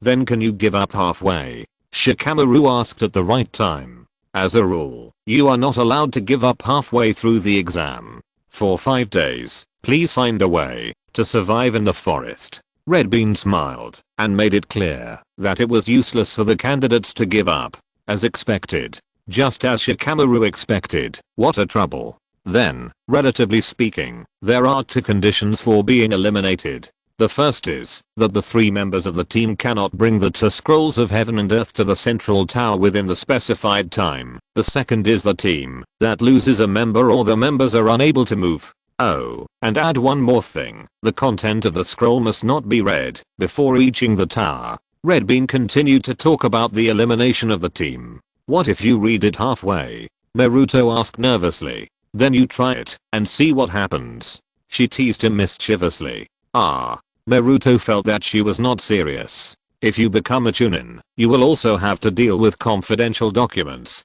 This is also to test whether you are trustworthy. The explanation about the exam ends here. Handao finished all the explanations and finally pointed to the small house next to the Wamesh gate and said, the consent forms and scrolls of each team will be exchanged in the small house over there. Then, you will decide which entrance to enter and everyone will set off together. The candidates looked at the forest and each of them thought about the snatching plan after entering with their companions. Finally, a word of advice to everyone. Everyone turned around after hearing this, and Handao said seriously, don't buy in there. The sun was shining brightly in the sky. Members of each team stood in 2s and 3s, observing each other. Sasuke was sitting on the edge of a rock.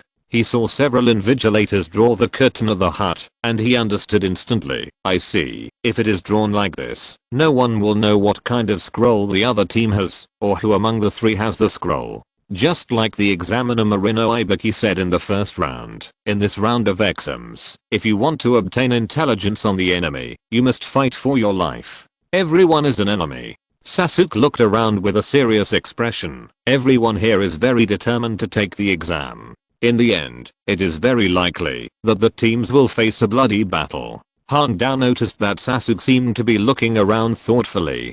It seems that he understands the purpose of the consent form a little. The second exam is not easy. Mingshin sighed with the consent form in his hand, and Kimimaro nodded in agreement. After entering the forest, everyone you meet is an enemy. Hey, I don't want to fight with Sakura and the others. Hotaru pouted, looking listless. It hasn't even started yet, and you're already so unmotivated.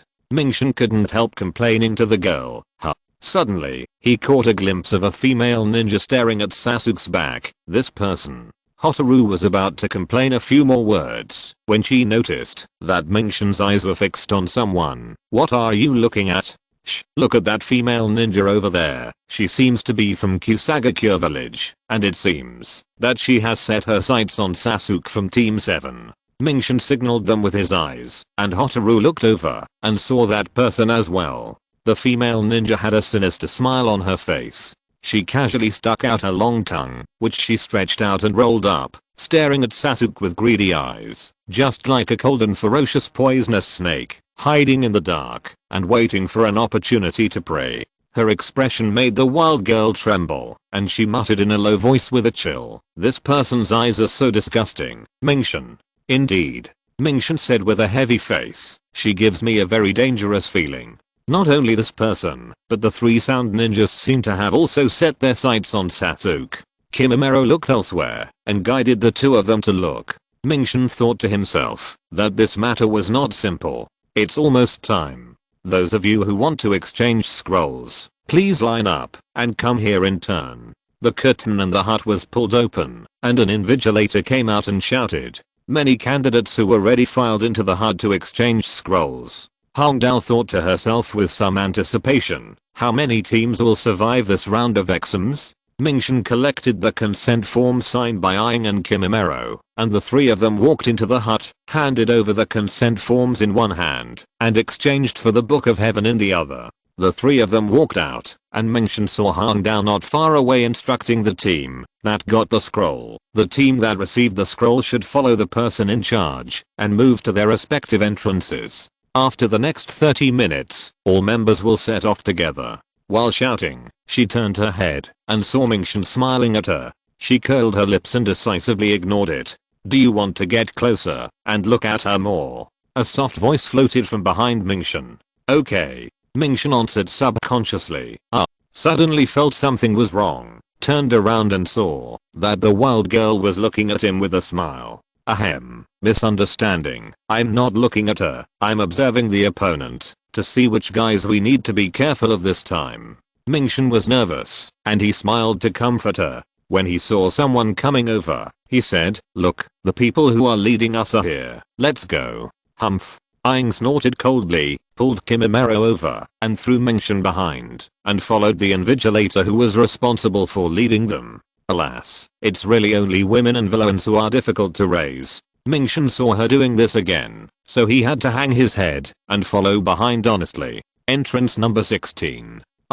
Wilderness survival is our strong point. Hinata, don't show weakness to those guys. Kiba said to Hinata excitedly. Yeah. Hinata responded weakly. Entrance number 27. Are you going to fight to the death? Although it's troublesome, we have to go. Let's aim at Naruto. This is easy and convenient. Shikamaru said to himself, planning to grab the scroll in the hands of Team 7. Strange, why can't I find it? Choji was busy looking for food in his bag and didn't listen at all. Ino listened to Shikamaru's words and looked at the two people, quite speechless. You guys. Entrance number 12. Humph, we must not lose, but if anyone dares to approach and steal our scrolls, I will take care of them one by one. Naruto shouted arrogantly. Entrance number 20. Humph, we finally waited for this opportunity. Now we can complete our mission well. Among the three Otonin standing at the entrance, Dos Anvil, who had a bandage on his face, was eager to try. Entrance number 3. Tomorrow, Hotaru, wear this. Kimimaro took out 3 things from his waist bag.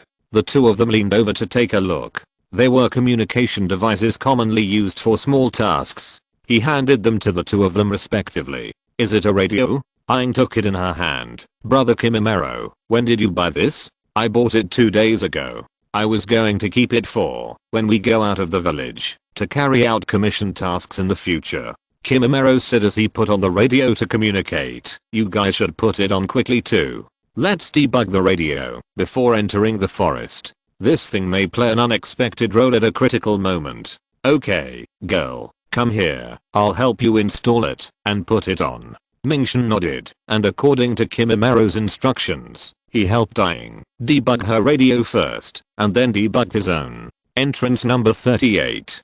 Kabuto's team makes a final check of their own equipment. Entrance number 6. It's terrible that we have to stay with Gaara for 5 days. Kankuro and Temari looked at Gaara standing alone at the entrance with some fear. Entrance number 15. Let's start with the newcomers. It's okay to kill them directly when we enter the forest. They have all signed the consent form, so this will be simple and easy. 3 Kusanagi wearing bamboo hats squatted at the entrance to discuss this. The female ninja among them was the one who had been staring at Sasuke before. Entrance number 41.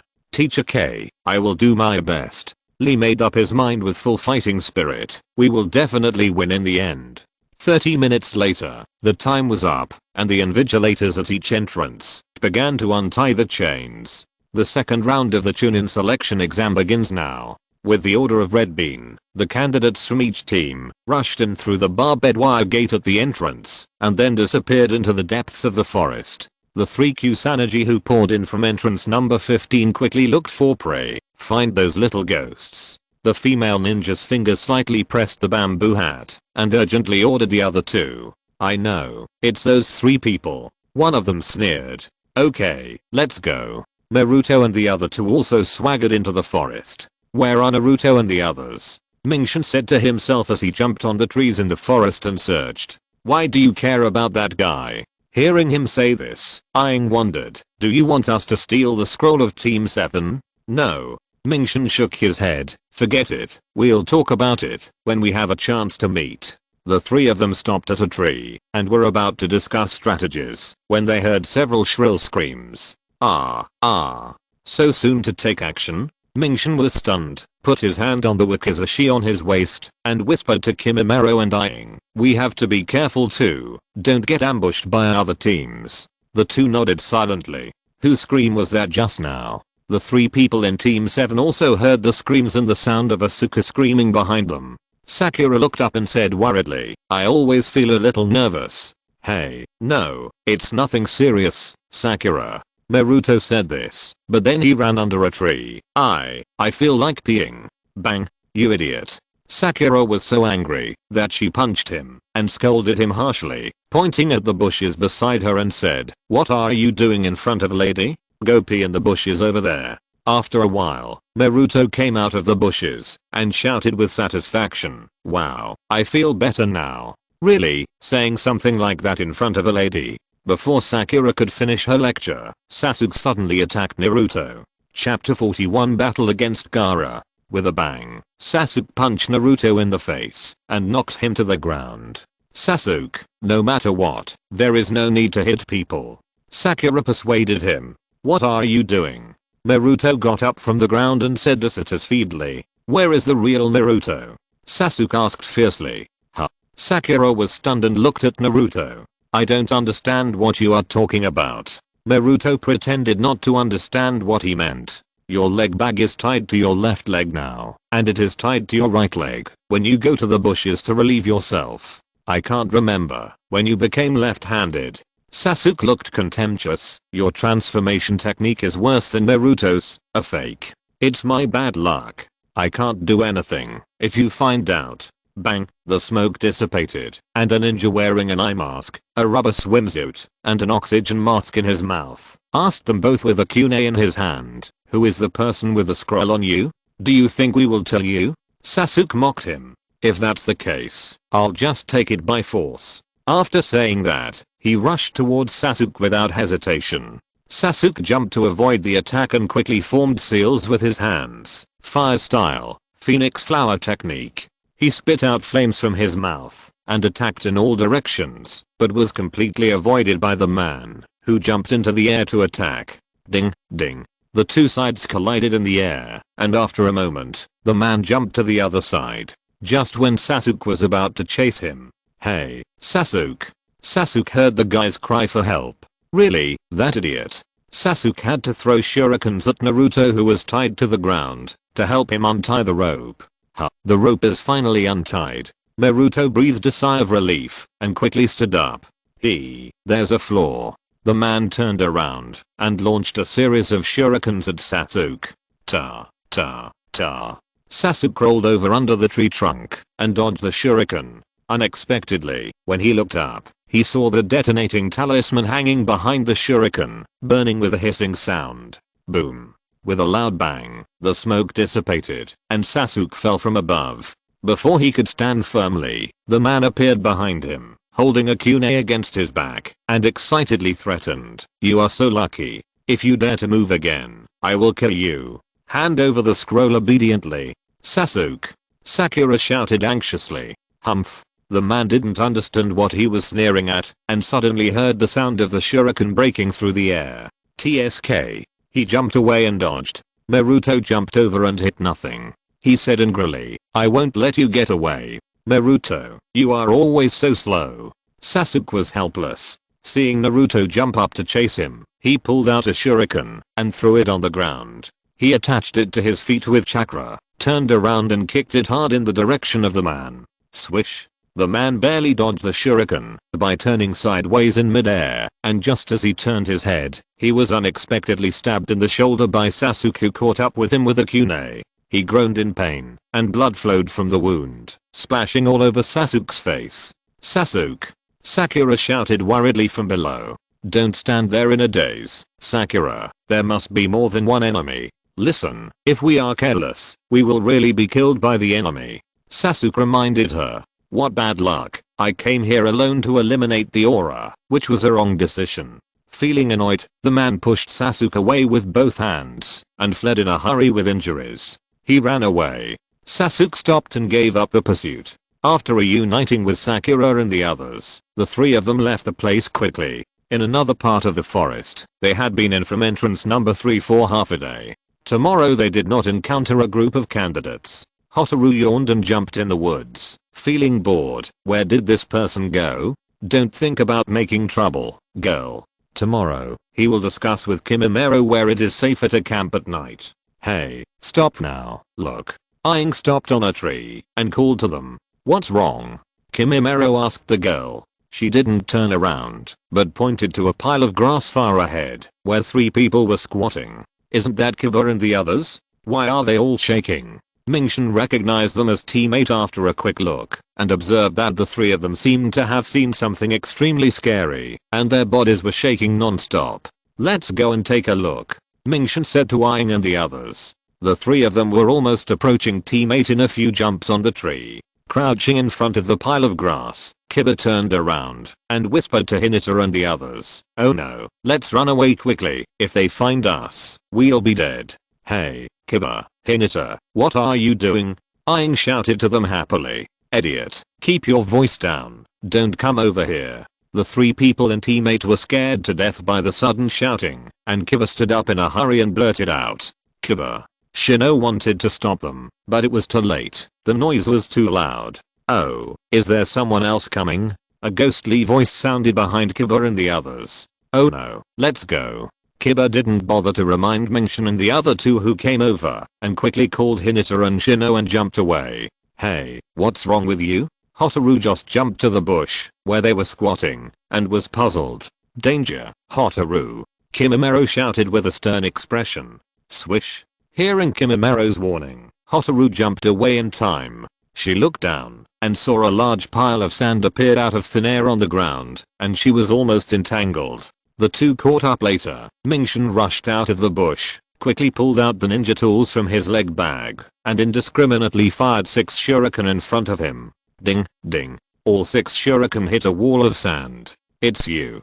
The sand wall retreated, revealing the people standing behind. It's Mingshin. Who are you? I don't seem to know you. Mingshin thought for a long time, but couldn't remember when he had met him before, but this didn't affect him getting ready, pulling out the wakizashi from his waist, ready to fight, thinking to himself, he's carrying a sand gourd, and looking at his forehead protector, he should be a sand ninja. Mingshin also noticed that several umbrellas had fallen around him, and there were traces of blood on the scattered sand. Obviously someone had just been killed here.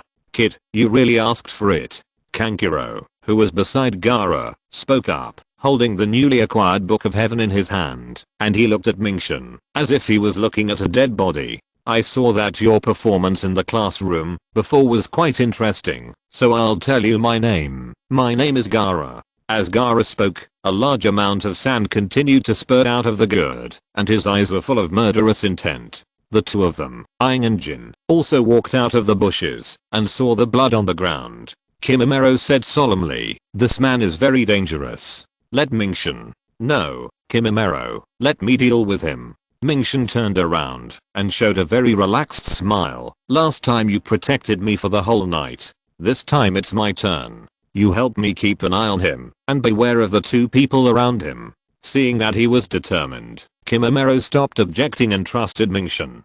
Hey, you. The little girl was very angry that he made such a decision without authorization. Just as she was about to speak, Kimimaro put a big hand on her head and gently stroked her. Be obedient, girl. Brother Kimimaro. Aang looked at Kimimaro's gentle eyes and wanted to object to letting Mingshin deal with the man alone, but she couldn't say it. We just have to trust Mingshin. After saying that, Kimimaro left the girl and stood on Mingshin's side. He pulled out the bone knife in his arm and was alert. Aang also had no choice but to compromise and took out the kunai and walked to the other side to be alert. After a moment, Mingshin ran forward quickly, swinging his sword to attack from the front. The 2 people behind Gaara stood there motionless, not intending to attack at all, but watching his performance with a playful look on their faces. Ding. Stopping just a few steps away from Gaara, Mingshin slashed at the sand wall that was blocking in front of him and gathering again. The blade sank softly into the sand. He took a step back. Before he had time to look down, his body subconsciously turned over and jumped up, avoiding the sand that followed. He was 1 step away from being wrapped up. This sand is really troublesome. Mingshin noticed that Gaara's hands did not move from beginning to end, and the sand moved on its own to protect him. Use the sand to form an absolute defense. Manipulate the sand in the gourd, and use the powerful chakra to fix it to protect Gaara's surroundings. Mingshin analyzed in his mind that ordinary physical attacks would be useless for such an offensive and defensive trick. Swish, swish. Gaara raised his hand and pointed at him. A stream of sand on the ground rushed towards him like a long rope. Mingshin dodged the attack, but before he could catch his breath, the sand on the ground rushed towards him one after another. Swish, swish. Mingshin's movements were not redundant at all. He knew that if he was a little careless, he would be caught up and entangled by the sand. Sand Shijia.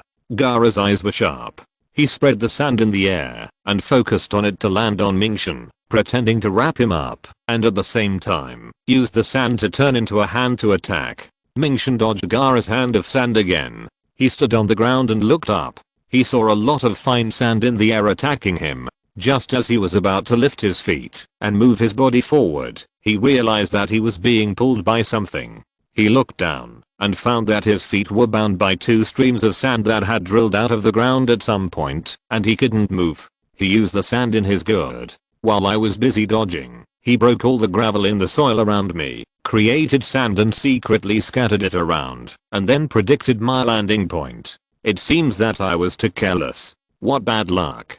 Mingshin tried to break free, but unfortunately he couldn't lift his feet. There is no other way. I can only use that. At the critical moment, when he was about to be completely submerged by the sand, he put away the wakizashi, quickly formed seals with both hands, and then Mingshin disappeared in the sand. Mingshin!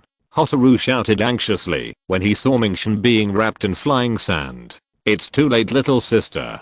Temari, who was standing on the other side of Gaara, said kindly. When the sand pile was about to completely wrap Mingxian tightly, a low shout came from inside. Would release. Great forest technique. If you're listening to this novel on a channel other than Fanfic World, it means they downloaded and uploaded it without effort. We cordially invite you to visit our channel, Mundo Fanfic Novelos. There you'll find the original version of this story and you can explore many other novels of various genres. We're waiting for you to immerse yourself in a world of incredible novels. Chapter 42. Is this a genin? Crack, crack, crack. Multiple wooden vines stretched out from his arms and took Mingxian up to the ground quickly. In an instant, he broke free from Gaara's sand pile. Cough, cough. Mingxian cut off his chakra and his arms were freed from the vines. He shook his seaweed head, which was covered with dirt, and coughed up a lot of sand from his mouth. I almost choked to death on the sand. What? Kanjiro and Temari exclaimed at the same time. This kid actually got rid of Gaara's killing move. Is this would release? Gaara judged it at a glance and said expressionlessly, you still have this kind of ninjutsu ability. I didn't expect that there would be a would release ninja hidden among the genin in this Chunin exam. Kanjiro and Temari looked at each other, and their faces became solemn. This is not a good thing for Sand Village. The two originally thought that Gaara could quickly deal with these bastards, but now it seems that this matter is not that simple. Really? Don't scare me. The wild girl patted her chest to calm down. Hina, don't be careless. They are going to fight. Kimimaro reminded her softly. Noticing the changes on the opposite side, he took the lead in launching an attack and raised his hand. 5-finger piercing bullet. Puff, puff. Temari threw a few shurikens, which collided with Kimimaro's finger bones and fell. Kankuro. Temari said it in a split second and took off the black iron fan from her back, her eyes suddenly filled with murderous intent. I know. Kankuro put away his contempt for Mingxian, put down the thing he had been carrying, and untied the bandages wrapped around his body. He said softly, Crow, it's your turn. Click, click, click. Kankuro controlled a humanoid puppet with 3 eyes and 4 arms. He threw the puppet and quickly rushed towards Mingxian, opened the joints of the puppet's arms, and with a thump, he threw a large round bullet at him. Mingxian saw his hands forming seals, and slapped the ground with his left hand, wood style, tree wall, crack. Instantly, a large shield formed by multiple wooden vines interlaced from the ground quickly grew out. Bang! After the round bullet touched the wooden wall, it exploded on its own, and the smoke did not drift to Mingxian and the other two standing behind the wooden wall. Summoning technique, slash dance. Temari unfolded the iron fan, summoned a white weasel holding a large sickle with the summoning technique, and ordered, slash, crack, crack. The white weasel swung the large sickle and swept across the wooden wall, launching a continuous fierce slashing attack. Its attack range was extremely wide, and even the innocent trees around the wooden wall were involved and harvested. Is there such a thing? Mingxian saw the wooden wall in front of him being cut open like thin paper. Before he could say anything more, he found Kankuro in front of him, about to launch a new attack. Kankuro drove the crow, ejected a dagger from his wrist, flew over, and stabbed Mingxian. Ding. Kimimaro stepped forward and blocked with his bone knife. Your opponent is me. He stretched out his left hand, 5 fingers piercing bullets. There were continuous bangs. Dodging the shooting of the finger bones, Kankuro manipulated the puppet to move to another place and fought with Kimimaro. He was more and more surprised as he fought. How can this guy's physical skills be so powerful? Just as the two moved to another place, Temari also waved the iron fan again and said, Ninjutsu, hang the net. The wind blowing in the air formed a large area of net wind in an instant, rushing towards Aang and Mingxian at high speed. Water escape technique, water formation wall. The girl trotted over, pinched the seal on her hand, and a water wall spurted out of Aang's mouth, blocking Mingxian. Hiss, whoosh, the wind passed through the water wall, and the speed was blocked and slowed down. Mingxian took the opportunity to stretch out his left hand and formed a large wooden shield in front of him to defend against the wind net that penetrated the water.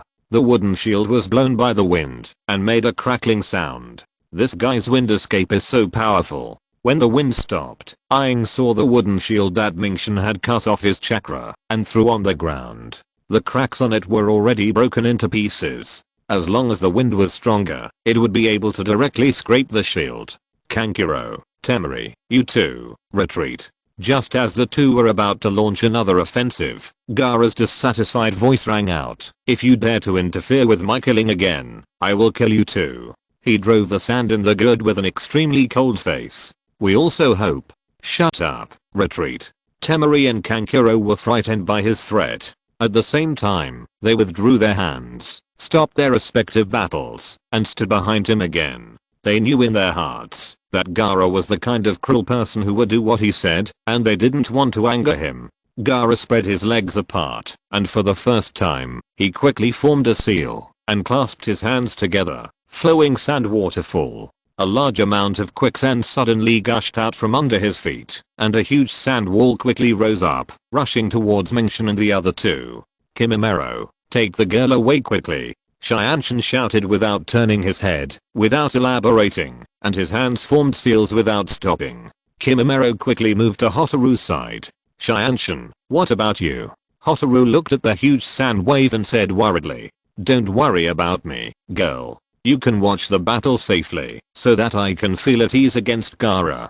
Xianshan showed a confident smile to Hotaru to reassure her. Take her away from here quickly. Kimimaro nodded, picked her up and jumped away, and moved a few steps to a big tree not far behind Xianshan. The quicksand rushed over like a huge wave, and even the surrounding woods were affected. The range of destruction was wider than that of Temari's previous Zinzandance, and the environment of the entire area was changed in an instant. TSK, the quicksand has such a wide range, there is nowhere to run. This guy's really crazy. Ming Xian looked at the sand waves that were getting closer and closer. Let's try it out. I have only practiced that forbidden technique a few times. Let's give it a try. Otherwise Hotaru and Kimimaro will be swept away by the sand waves. That will be dangerous. He immediately formed seals with both hands, and just when his body was about to be submerged in the sea of sand, he shouted, would release, tree world birth.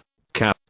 The land around Mengshan was instantly deafening, and many large trees quickly broke through the ground and grew, lush and tall. The trees were like being uprooted and exposed on the surface. In a very short period of time, a large forest was created, which was about to cover Gaara's quicksand waves. What? Gaara stepped on a pile of sand with his feet, and floated in the air in time. He watched his sand waves being covered by Mengshan's big tree. He controlled the sand cloud, and avoided the attack of the big tree that followed.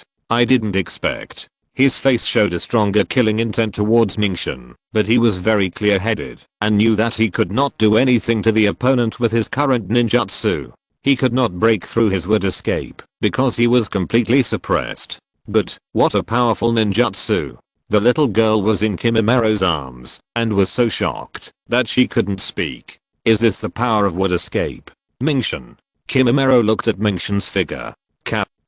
Kankuro dodged left and right and controlled the crows, and was very embarrassed to resist the trees that were growing in size. The branches and vines continued to attack the three people. Ninjutsu, wind cut. The fan was swung vigorously, injecting chakra into the wind, to form a thin air blade, which instantly cut off the branches and vines that were entangled on Kankuro. Temari said with a headache, let's retreat quickly. Kankuro, Gaara. Is this really a genin?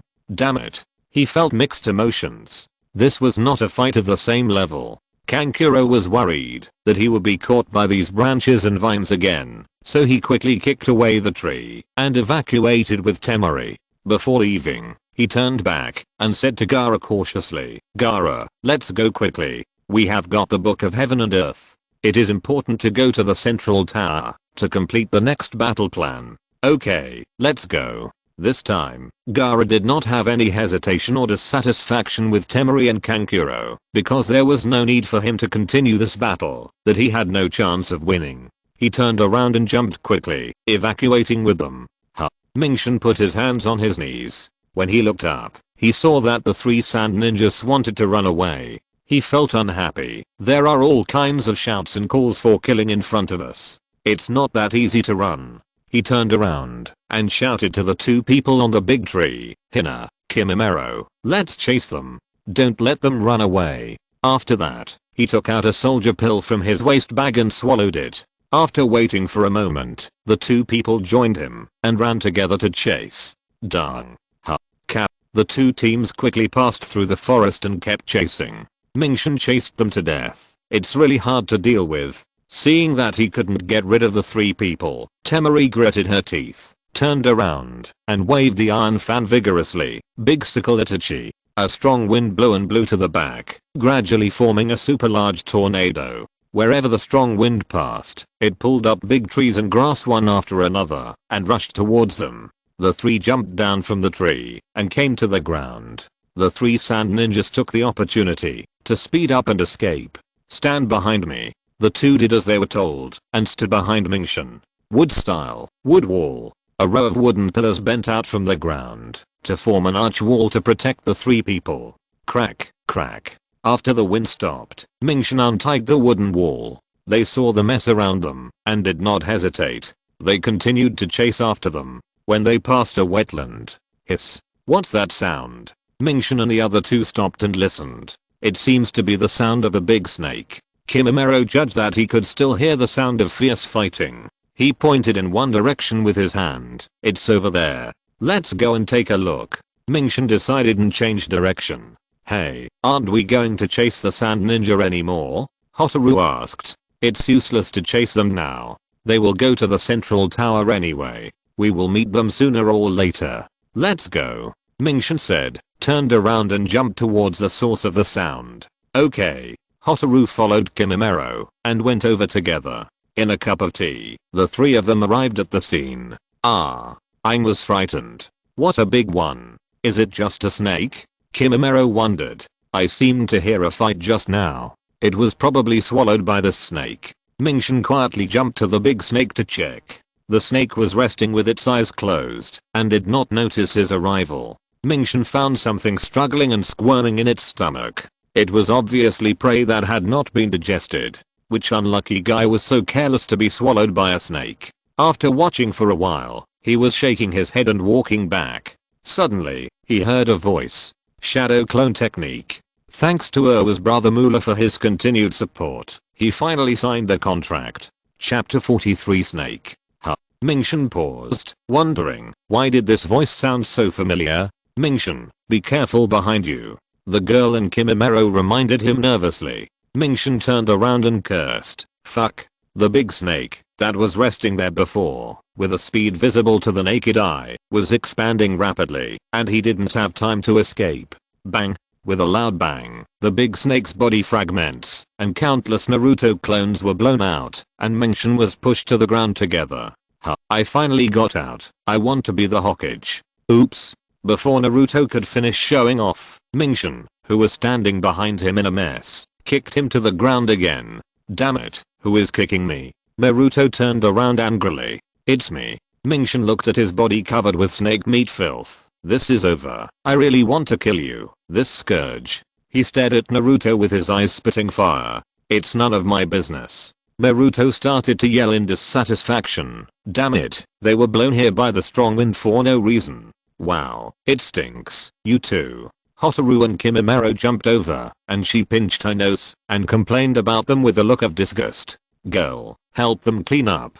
Kimimaro ordered. Wait a minute. No need. The two heard it and stopped one after another. Wow. Water style, water wave. A large stream of water spurted out of Hotaru's mouth and rushed to the other party's whole body, soaking the two guys. Thank you, girl. Mingshin twitched the corner of his mouth. Now it's good. His whole body is wet and uncomfortable. You seem to have a lot of complaints. The girl looked at him with a smile. No, I don't have any objections, right, Naruto? Mingshin pulled the yellow-haired boy next to him, smiled, and asked him to agree. Yes, no, everything is fine. Both of them were afraid that she would spray them with a big wave of water again. This is not a hydrotherapy. Why bother with a whole set of water? Naruto, where are Sasuke and Sakura? Kimimaro asked him. They are.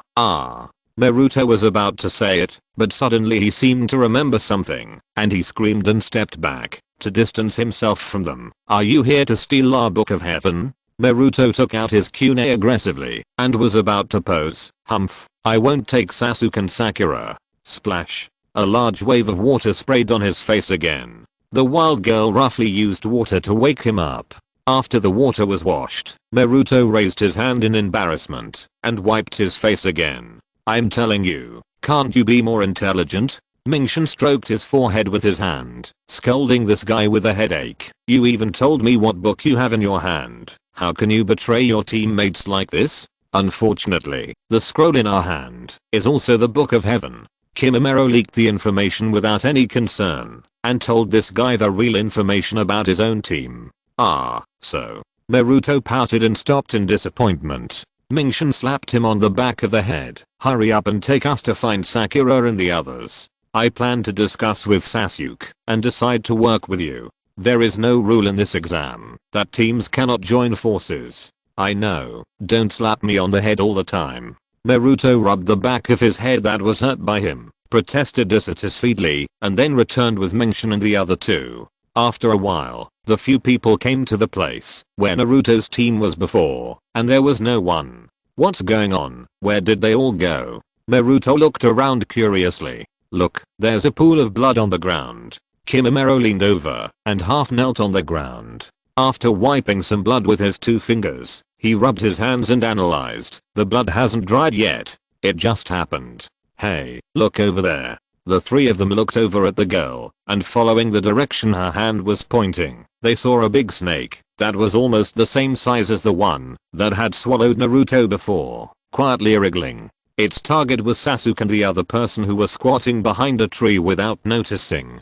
Several people jumped over in a hurry, but before they could get close to the snake, they heard Sakura shouting anxiously, "Sasuke, be careful of the snake." Sasuke turned around and saw the big snake opening its bloody mouth, trying to bite them. He hurriedly dodged with Sakura. I was so shaken that I didn't even notice the snake. The big snake coiled up the tree and chased after Sasuke, opening its big mouth again to bite him fiercely.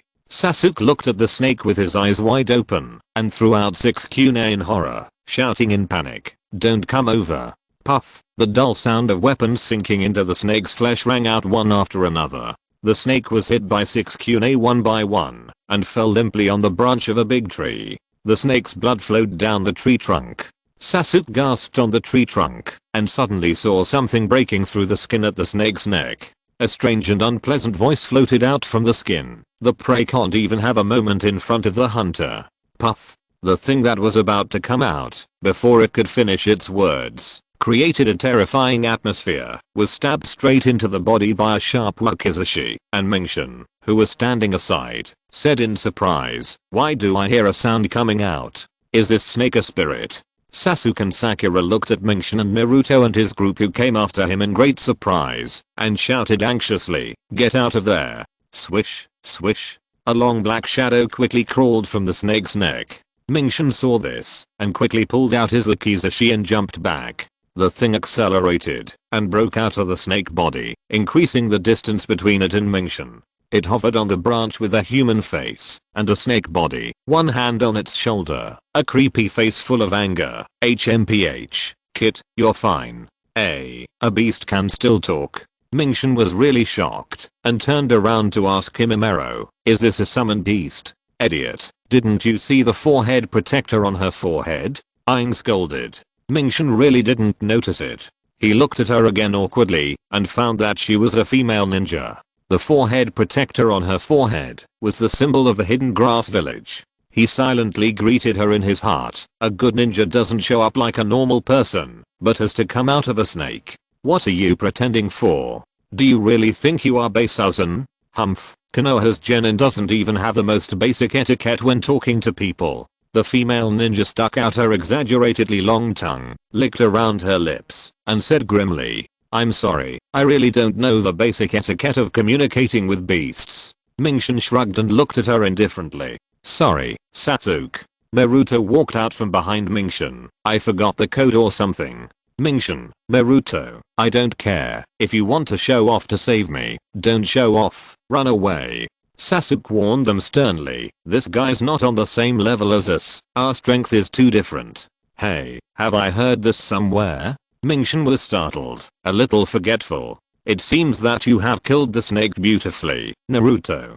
The man looked at Naruto and said with a sinister smile, "This guy, no matter how you look at it, looks like a snake." Naruto recalled that, after he was blown away by the strong wind, the snake was definitely not encountered by chance, and he was sure in his heart, it must be this guy's doing. Everyone confronted each other, and the silence was terrifying. TSK, even if they come, the current situation will not improve. What should I do? Sasuke was worried in silence. Oh, you guy, no matter how you look at it, it looks like you are bullying the weak. Since I'm Uzumaki. Naruto broke the silence, but before he could finish bragging, he was pushed away by Mingshin. Get out of the way, Hotaru, Kimimaro, do it. The fight started as soon as they disagreed. Mingshin pulled out the shuriken from his leg bag and threw it hard.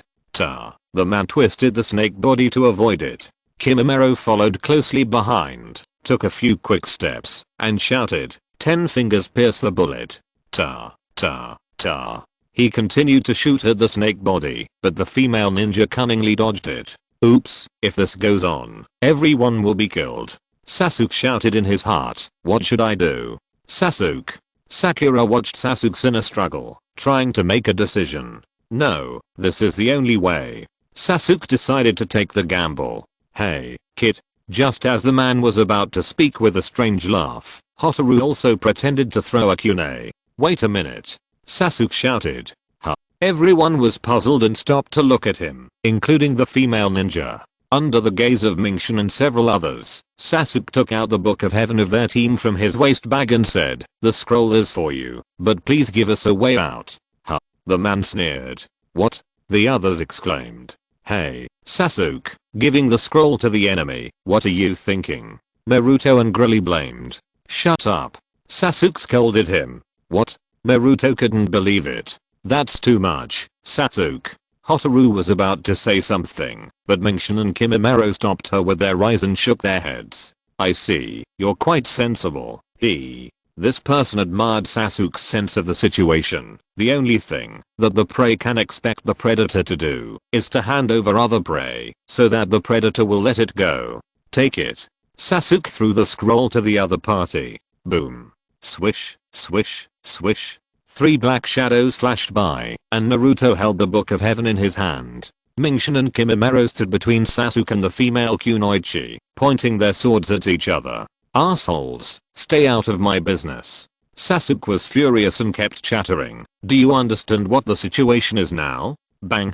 Naruto gritted his teeth and turned around to punch Sasuke hard. Hey. Sakura opened her mouth in disbelief when she saw Naruto punch Sasuke away. Asshole, why did you hit me all of a sudden? After being beaten, Sasuke did a somersault, stood on a tree again, and asked him. Although I forgot the code, you didn't even confirm with me. You are definitely not the real Sasuke, a fake. Naruto said sadly. Naruto, what are you talking about? Sakura was very angry when she heard this. You big idiot, of course I'm real. Sasuke defended angrily. You lie. Naruto lowered his head and refuted his words. Chapter 44 Sasuke's decision. The Sasuke we know is definitely not such a weakling. Kimimaro said without looking back at Sasuke. I don't know how strong this beast is, but how can he naively guarantee that he can let all of us go if we hand over the scroll? Mingshin looked at him disdainfully and said, it's you, Sasuke, who was so scared that you couldn't understand the situation. Kid, although your mouth is not clean. She retracted her winding human-shaped snake body, spit out the creepy long tongue, and said happily, but you answered correctly. What? Sasuke and Sakura were both shocked. Scroll or something. The female ninja said, while pulling up her sleeves, I can just kill you, and take it back. She bit her thumb, and slid it up and down her arm. What a joke. Naruto was furious, and was about to rush over, but was pulled back by Mingshin. Calm down, idiot. Stop. Sasuke shouted, run, Naruto. Summoning technique. The female ninja made seals with her hands, and a strong wind blew up from the spot, making Naruto unable to open his eyes, and he covered his eyes with his hands. Boom. In front of everyone, the man suddenly stood on the head of a giant snake that looked even bigger than the previous one. Apart from snakes, don't you have any other animals that can summon spirits? Mingshin was speechless. Hiss. The snake swung its tail and swept towards Naruto and Kimimaro and the others. Get out of the way, Mingshin shouted, and the four of them dispersed together. Boom. The snake's tail broke the branch and swept away. Damn it, look at me. In midair, Naruto's eyes turned red, and veins bulged on both sides of his forehead. He broke free from Mingshin's hand, tapped his feet on the tree, and rushed towards the snake with force. There's really nothing we can do about him. Kimimaro, come and help. Hotaru, go and join Sakura. Mingshin looked to both sides, and gestured to Hotaru and Kimimaro. After seeing this, the two nodded to indicate cooperation. Hotaru jumped to Sakura's side. Sakura, let's evacuate to the side first. If we are there, they will be distracted and unable to perform at their best. Okay. Sakura nodded and evacuated to a tree a little further away with Hotaru. Mingshin took out 2 detonating tags from his waist bag and quickly hung them behind the 2 shurikens. He jumped straight towards the snake to cover Naruto and fight together. 10 fingers pierce bullets. Kimimaro attacked the snake while running. HMPH, useless. The female ninja shook her head. The snake swung its tail and all its finger bones were knocked off. Mingshin accelerated and jumped to the side of the snake and threw out 2 shurikens. The man saw this and threw out 2 shurikens as well. Ding, after they collided, they both fell down and exploded in the air with a bang. Naruto took the opportunity to get close to the snake and beat the snake's head frantically, but the snake's skin was very resilient and did not cause any actual damage. He was bounced by the snake's tongue and bounced onto the trunk of a tree. He bent his legs slightly and stretched them again and launched himself towards the snake. The female ninja was about to raise her hand to use ninjutsu on Naruto, but Kimimaro instantly jumped onto the snake's head and swung her bone knife at it. Clang, she took out her kunai to block it, and the two of them fought fiercely. Boom. Naruto continued to punch the snake's head one after another, but it didn't work. Instead, he was once again bounced away by the snake's tongue. That eye, no doubt. While the man was fighting, he glanced at Naruto who was attacking him from the corner of his eye. HMPH. Things are getting interesting. Mingshin took advantage of the time when Kimimaro and her were fighting, and when he saw the right opportunity, he shook his hand and threw away the wakizashi, and the man jumped over. The female ninja dodged the blade and slapped his kick with one hand, but he grabbed the handle of the knife and slashed it diagonally again, but she dodged it. In the melee, the two of them could never get the upper hand. TSK, what an annoying fly. The female ninja was getting more and more impatient with Kimimaro and Mingshin. After dodging their left and right slashes again, she suddenly accelerated, and the two could only see a residual shadow. Swish, swish. What's going on? Mingshin's eyes couldn't keep up with his speed, and he was annoyed. Suddenly, his heart was thumping, and he sensed that there was extreme danger somewhere. Without thinking, his body rushed to Kimimaro's side, and with a puff, a kunai pierced into his shoulder, 3/4 of the way into the flesh. Morning. Kimimaro turned around to check his injuries. Pop. It's okay, Kimimaro. Mingshin gritted his teeth and pulled it out. He threw his hand and the kunai stuck into the ground with blood. Boy, you reacted pretty quickly. Haha, next time you won't be so lucky to deflect my attack. Stopping in front of them, the female ninja stuck out her long tongue and licked her lips. She glanced in the direction of Sasuke and found that he was still in a daze. The corners of her mouth rose. Sasuke, it's your turn. What are you going to do? With a sneer, she commanded the snakehead to charge over. The snakehead shook and moved violently, causing Mingshin and the other two to lose their balance and jump away. Naruto saw that the situation was not good, oh no, and jumped over in a hurry. Sasuke looked at the snakehead getting closer and closer, and he was stunned on the spot, not knowing how to dodge. Sasuke! Sakura shouted anxiously, not understanding what he was doing. Boom. Sasuke looked at Naruto who was standing in front of him with a blank face. 2 shurikens were inserted into the upper jaw of the snake, one on the left and one on the right, causing blood to flow out. He leaned his back against the snake's head and panted with his head down. Hey, you are not hurt, coward. Naruto raised his face and mocked with red eyes. Sasuke was touched and his consciousness reacted. Naruto. Thinking back to that time, he had mocked Naruto in the same way. This kind of cowardly idiot is definitely not the Sasuke I know. Naruto looked at him very angrily and said, "Swish. HMM."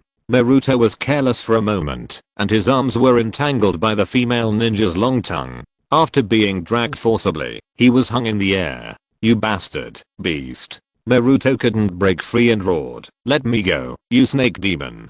TSK, this snake demon is really hard to deal with. Seeing Naruto being captured alive by that person, Mingshin simply bandaged his wounds, put away the wakizashi, and shouted to Kimimaro with his hands constantly making seals, "Kimimaro, go and rescue Naruto and the others. I'll prepare ninjutsu." "Okay." Kimimaro threw away the bone knife, pulled out his spine, and rushed to help Naruto and the others. I didn't expect that the child possessed by the Nine Tails is still alive. She put one hand on her wrist, made seals with one hand, and analyzed. When the emotions are excited, some of the power of the Nine Tails will leak out. 5 fingers burst into flames one by one. Interesting growth. Lifting his shirt, checking the seal on his abdomen.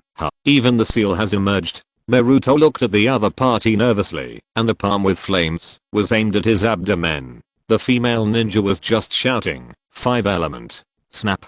Damn. A bone line was thrown accurately on Naruto's waist, and he was dragged back fiercely. Kimimaro aimed at the female snake demon and shouted, "5 fingers piercing bullets." Bang bang, continuous shooting. The man was forced to loosen the long tongue that bound Naruto and dodge the finger bones that shot at him. "You are really in the way," the female ninja said to Kimimaro with murderous intent on her face, and her patience had reached the limit. "I don't mind." Kimimaro carried Naruto, who was pulled back by force, and jumped directly to Sasuke's side and put him down. Seeing Sasuke's ugly appearance, Kimimaro showed extreme dissatisfaction on his face for the first time. He ignored his trembling and his helplessness and said angrily, "Sasuke, Naruto is indeed not as good as you in many aspects. He loves to make fools and is always in the way, but at least he is not a coward like you."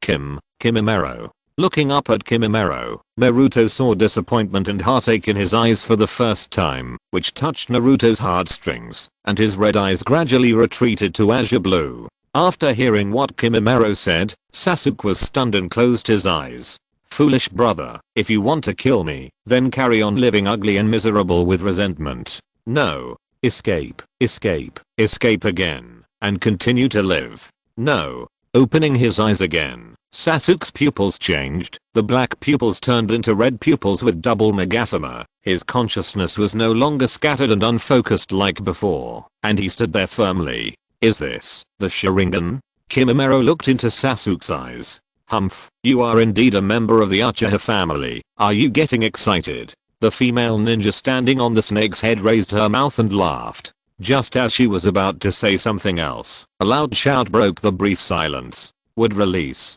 Thorn killing technique." Countless pieces of wood thicker than vines bound the snake under the female ninja's feet and created multiple wooden pillars on both sides of it to tie it tightly. "It's wood release." The female ninja looked at the lush wood under her feet and was shocked. "This kid can actually." Mingshin took advantage of her daydreaming and ran to the neck under the snake's head. He pressed his left hand on the snake's body and shouted, "Wood release. Cutting technique." Long wooden thorns quickly grew out of his arms and penetrated directly into the snake's body. Then Mingshin quickly retreated to Naruto and the others, watching the long thorns grow wildly in the snake's body and pierce the entire snake from the inside.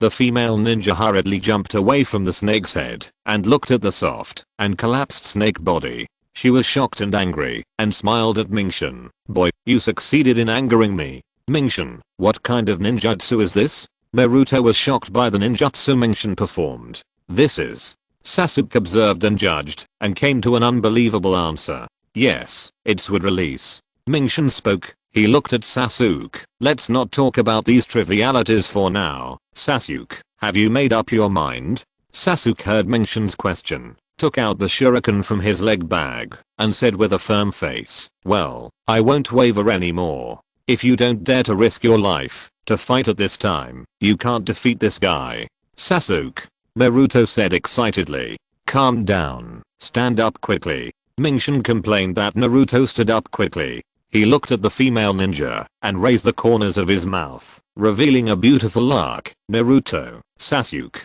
Kimimaro, let's join forces to defeat this guy. Naruto, okay. Sasuke, okay. Kimimaro, okay. What a big tone, kid. The man looked at the four little ghosts and sneered. I'm afraid you don't have this ability. Thank you, Ganganju, for yesterday's reward. Chapter 45. Four ninjas joined battle. Whoosh. Mingshin, Sasuke, Naruto, and Kimimaro dispersed and rushed from four different directions to launch an attack. Multiple shadow clone technique. Naruto created a super number of clones, and the crowd rushed towards the female ninja in unison. HMPH, fire style, head hard. She puffed up her mouth suddenly and spit out a small fireball at the crowd. The fireball touched one of Naruto's clones and spread out, burning the surroundings. Bang, bang, bang. The clones disappeared one after another, and the original also staggered and jumped out of the sea of fire. Whoosh, whoosh. Sasuke and Mingshin accelerated and approached, throwing shurikens left and right at the man. Clang, clang, but they were easily blocked by his casual movements. Whoosh. Kimimaro flew into the air and shouted above the female ninja's head, 10 fingers pierce bullets. Ta, ta, ta. She twisted her waist at a weird angle to avoid Kimimaro's series of shots. Boom, boom. The female ninja suddenly clamped the silent wakizashi under her armpit with one hand. Mingshin saw that her surprise attack failed, so she let go of the handle of the knife and jumped away. She snorted coldly and kicked back with her other foot to ward off Sasuke's sneak attack. She fought with the two of them on both sides, and it was hard to tell who was the winner. Swish. The female ninja suddenly accelerated, and a shadow passed by. Mingshin reacted in time and barely retracted his wrist to block her heavy punch. His eyes could not keep up with the speed of her body, which was too fast, so he could only passively resist the attack. I can see it. Sasuke gradually relied on the Sharingan to figure out the opponent's attack pattern. He could barely predict her actions, and helped Mingshin avoid attacks on vital parts several times. Kimimaro crossed his arms and pulled out two bone knives, aiming at the female ninja. At Tsubaki's dance, he moved closer with the bone blades, folded his waist accurately, and got close to her, and made multiple consecutive attacks. Damn it, watch me. Naruto screamed, and once again transformed into a clone and rushed forward, intending to join the melee. Is that all? The female ninja was slightly disappointed, and quickly made a move. Wind style, divine boom. A hurricane of wind came down from the sky, hitting the ground, and wrapping her up. Before Naruto and his clones could get close, they were blown back by the strong wind. The clones disappeared with a bang. Mingshin and the other two were also forced back, pulling away from her. The ground shook violently. Both Hotaru and Sakura were shaken by the wind style, and could not stand steadily. They immediately jumped back again, shocked. This guy is so strong. Wood style, violent spear tree. Mingshin used his right arm to instantly create a giant tree, protecting Sasuke and Kimimaro in front of them, resisting the wind, and by the way, stretched out vines to hold the guy flying in the air, so that he would not be blown away. The sun will set soon. If we don't solve it quickly, it will be completely dark, which will be even more disadvantageous for us. Mingshin waited for the wind to stop, and looked up at the sky. He saw from the corner of his eye that Sasuke was also looking at the sky, and was as worried about this as he was. Whoosh. The female ninja did not pause, and continued to form seals to activate the ninjutsu. Wind style, great breakthrough. A violent hurricane blew over, even more violent than before, making the big tree crackle, and looked like it was about to break apart. Mingshin turned around and shouted, Sasuke, Kimimaro, quickly disperse. Thumb, thumb. The three of them quickly evacuated, and the vines that bound Naruto were also blown off. Mingshin jumped back, instantly caught him behind him, and took him to another tree trunk.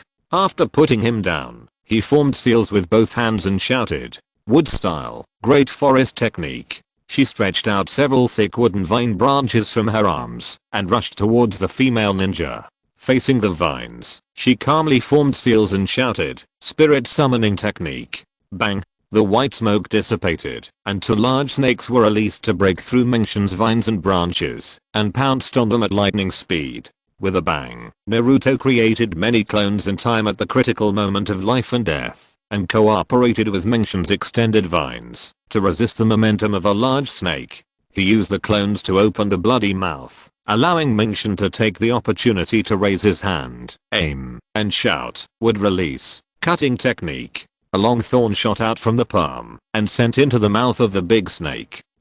The snake's skin was pierced instantly, and the whole snake body was covered with wooden thorns. The snake head drooped and fell on the tree branch and died. Another big snake rushed towards Kimimaro and Sasuke, but the two of them chose to counterattack the big snake and cross-dodge. Sasuke instantly jumped to the mid-air above the snake's head, formed seals with both hands, aimed at the snake, puffed up his chest and leaned back, then blew out with great force, fire style, great fireball technique. The snake was roasting, and it shook violently trying to dodge, but unfortunately it couldn't. Kimimaro took the opportunity to quietly approach the snake's body and shouted, "Dance of the Eightfold Root." He used a narrow bone knife to stab the snake's body at high speed and continuously, cutting the snake's skin and causing bleeding.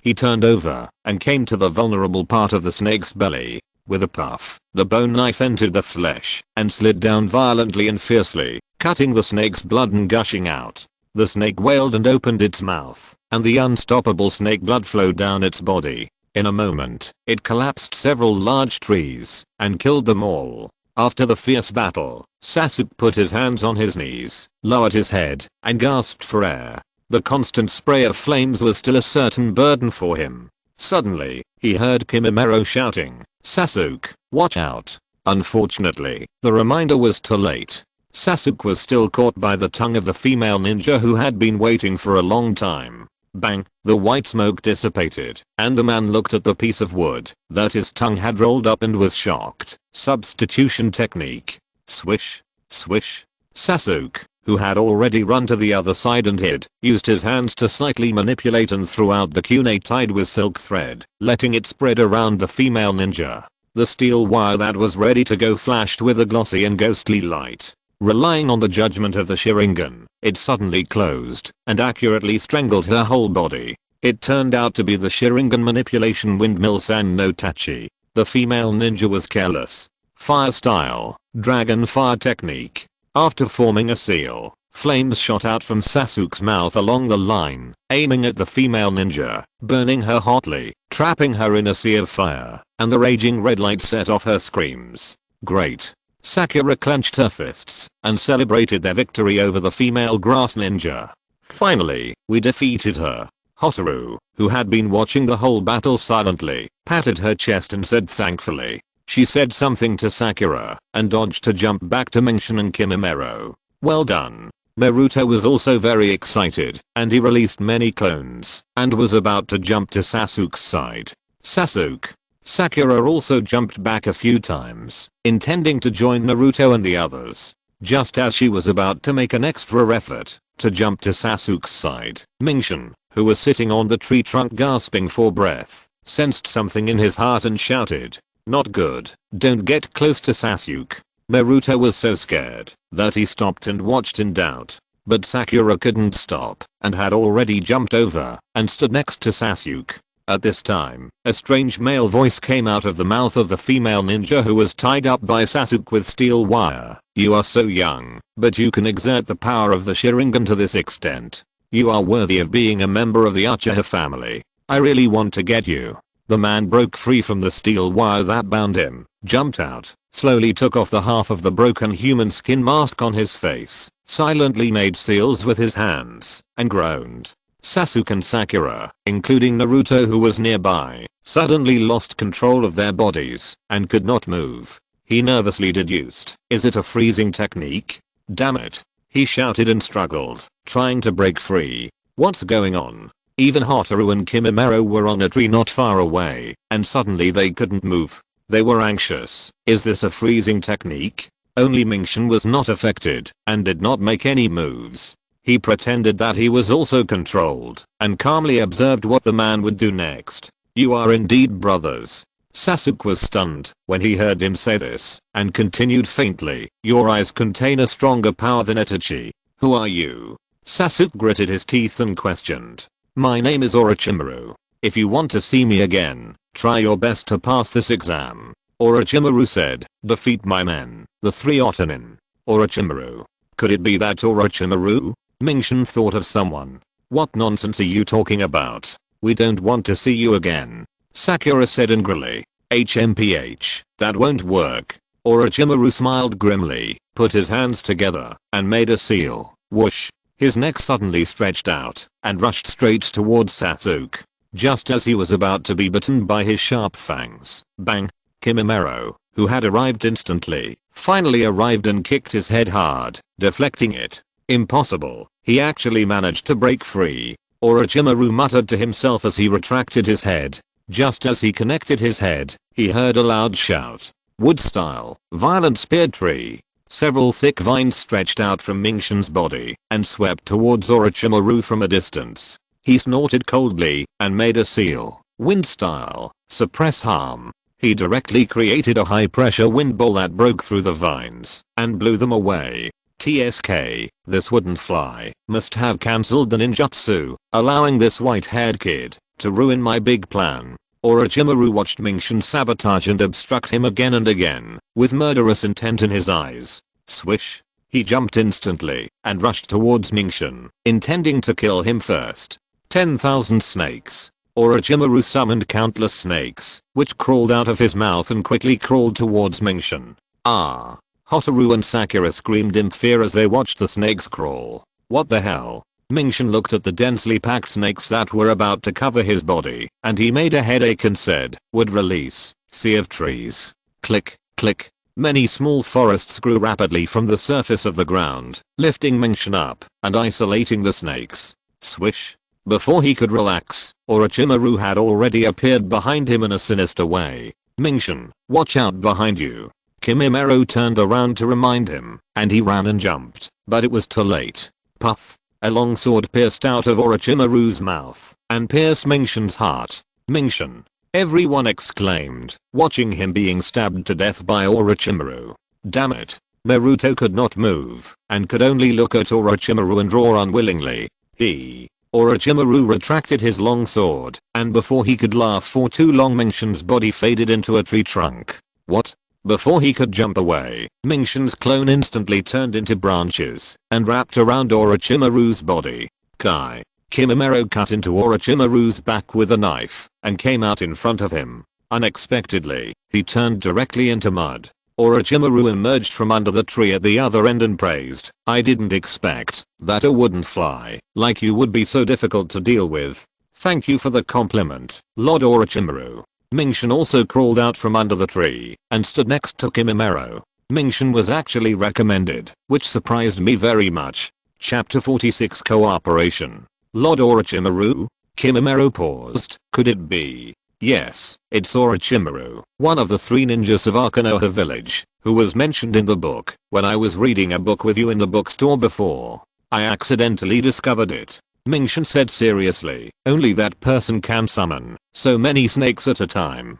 Oh, kid, I didn't expect you to know about me. Orochimaru tempted him on a whim. Are you interested in being my subordinate? You have such an excellent bloodline limit ability, it's a pity to waste it in Konoha village doing boring tasks. TSK, thank you, I refuse. I don't think there is anything to waste in taking tasks in the village. Mingshin shook his head in disagreement. I'm a born lazy otaku. I don't have any goals to pursue. I like to meddle in other people's business, and I have bad luck. I always encounter some bad luck that others rarely encounter. This time I took the exam for Hotaru and Kimimaro. Oh, boring. Orochimaru didn't want to listen to his nagging about trivial matters. Seeing that things were impossible to do, this wouldn't fly, could not be easily solved in a short time. He thought that, if he continued to fight with this kid, even if he could kill him, it would affect the subsequent plans and cause unnecessary trouble.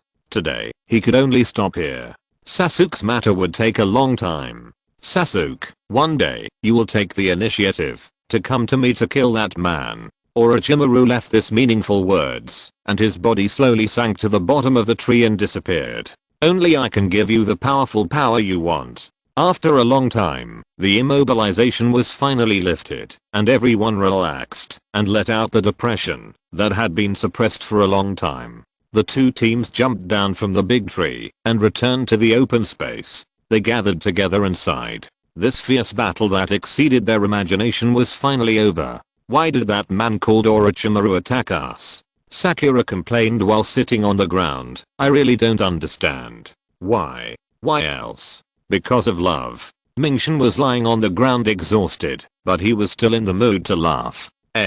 Because of love. Naruto was confused after hearing this. Only this guy was simple-minded and strong-limbed. People like Sasuke and Kimimaro all despised Mingxin in their hearts. Stupid, tell the truth quickly. Stop talking nonsense. The wild girl was angry at Mingxin. Okay, I'm just kidding. Actually, I just happened to accompany Kimimaro to read adult books in a bookstore. No, I only found out when I was reading Ninja World anecdotes. As he said this, he recalled the fierce battle just now, and he still felt like he had survived a disaster. The Orochimaru we fought this time was one of the 3 ninjas in our Konoha village back then. 3 ninjas? Except for Kimimaro, no one really understood the meaning of this title. Humph, what's so great about the 3 ninjas? We just beat them away together. Naruto said carelessly. We didn't beat him away. Kimimaro shook his head and denied it. Orochimaru let us go because he was concerned about other things. Really? Hotaru blurted out. That's true. Sasuke also admitted it. He remembered what Orochimaru said before he left. His mind was full of thoughts. He didn't know what he was thinking. You are really a single-celled organism. Mingxin's eyebrows jumped. He felt tired and had no love for Naruto. Orochimaru is a ninja with the strength of a cage. What is a cage level ninja? Naruto was confused. It means that his strength level is the same as that of the Hokage. Kimimaro explained to him. What? Naruto understood it now, even if he didn't understand it anymore. He was shocked. Orochimaru was such a powerful ninja, and he and his friends just, you didn't care just now. Mingxin despised this guy, and Naruto smiled awkwardly. If it weren't for Mingxin and Kimimaro's help, we would have been. Sasuke was interrupted by Mingxin before he could finish his words. This is the result of everyone's efforts. It has nothing to do with us, Sasuke. He restrained the smile on his face and said seriously, but we still have to be careful. Orochimaru may come to attack again in the next few days. Humph, if this guy dares to come again, I will beat him up. This guy was still in shock just now, but now he clenched his fists and waved them in the air. Stop it. Hotaru rolled his eyes. Mingxin, what's wrong with your wood release? Sasuke gritted his teeth and asked the question that had been hidden in his heart for a long time. Sakura turned to Mingxin silently, wanting to know how he would explain it. Naruto was picking his ears indifferently and looking around, thinking about what to eat in the evening. I got this bloodline limit ability by chance when I was on a mission.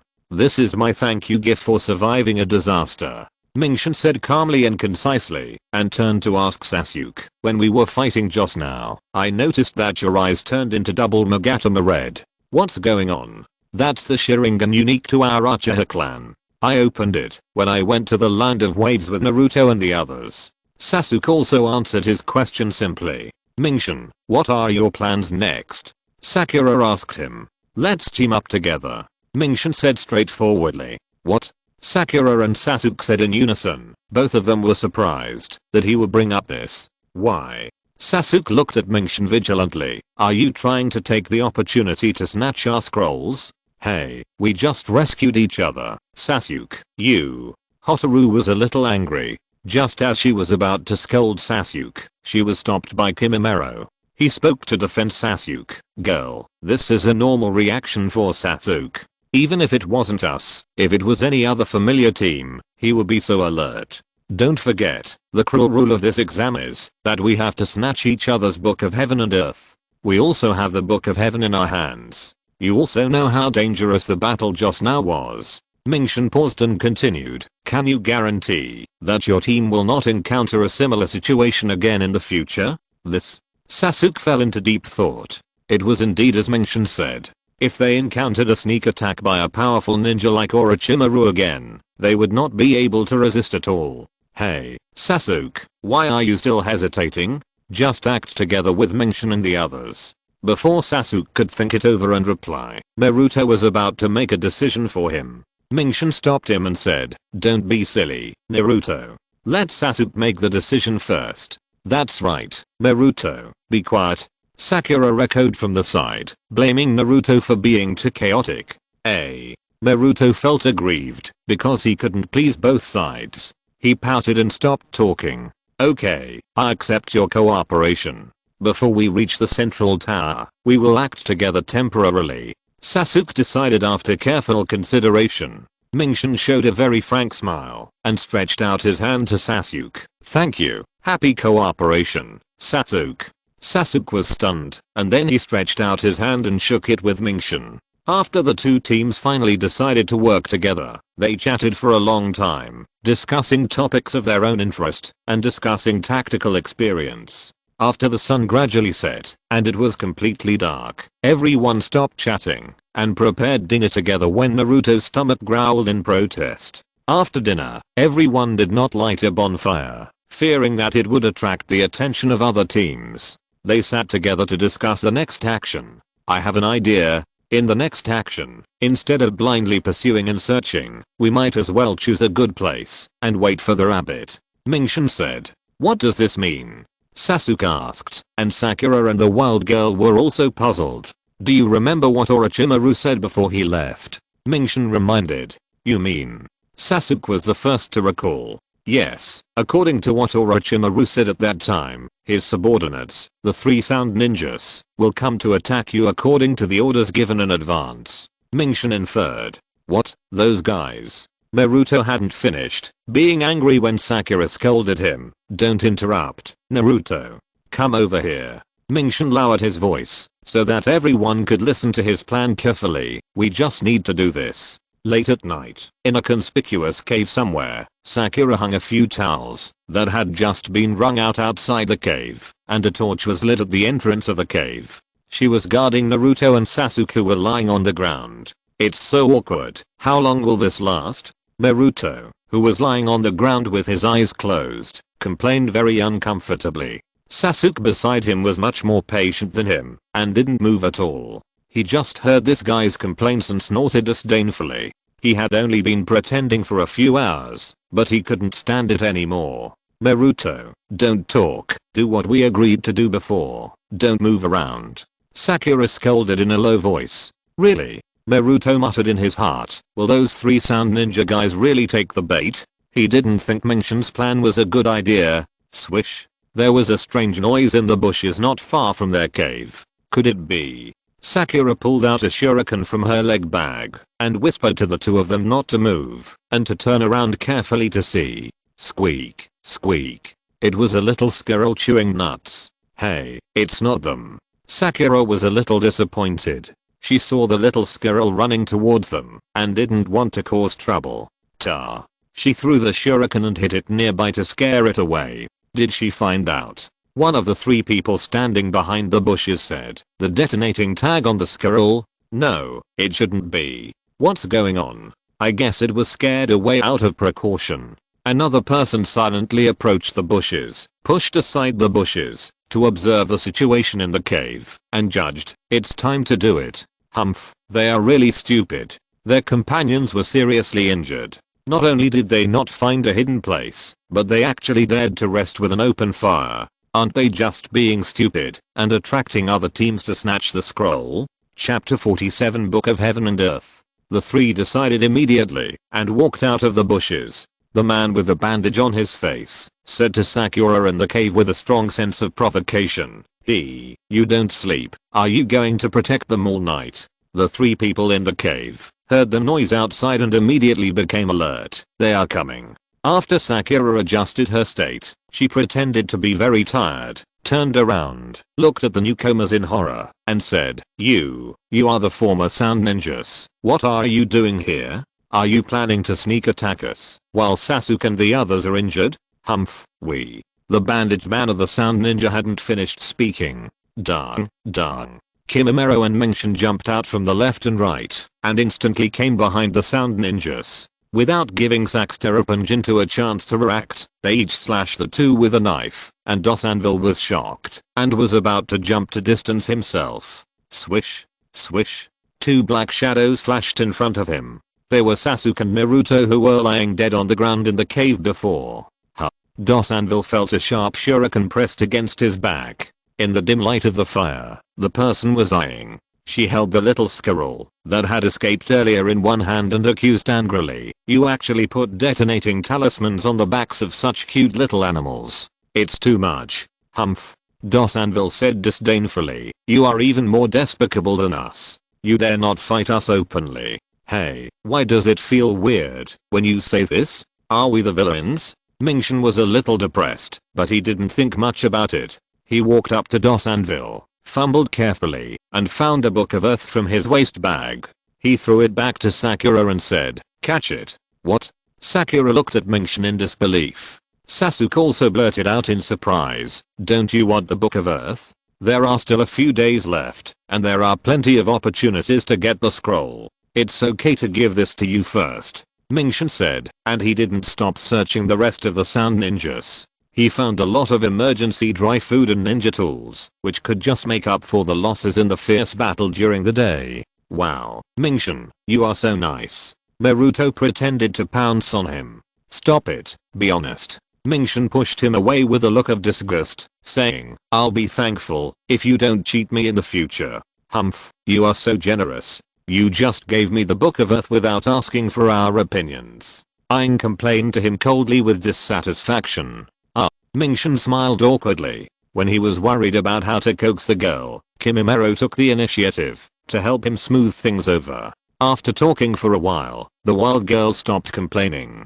"Dos Anvil, take your companions and go." Mingshan signaled Sasuke and Aang and the others to put down their weapons and let the sound ninjas leave. This was just a Chunin exam, and there was no need to kill innocent people. "We've made note of this account, and we'll settle it with you later, Ito Mingshan." After Dos Anvil left a harsh word, he had to flee the scene with his companions, one in each hand, under the gaze of Naruto and the others. Now the other side was outnumbered, and Sak and Jin were still in a coma, so they could only leave in disgrace. After the matter of the three sound ninjas was resolved, Mingshan asked Aang to spray water to extinguish the torches, and everyone quickly evacuated the place. The two teams found a secluded place that was not easy to be discovered to rest. One person was left behind to take turns to be on guard every 2 hours, and the others lay down on the ground casually and fell asleep quickly. They were really too tired. After dawn, until the sun was high in the sky, everyone rubbed their sleepy eyes and got up.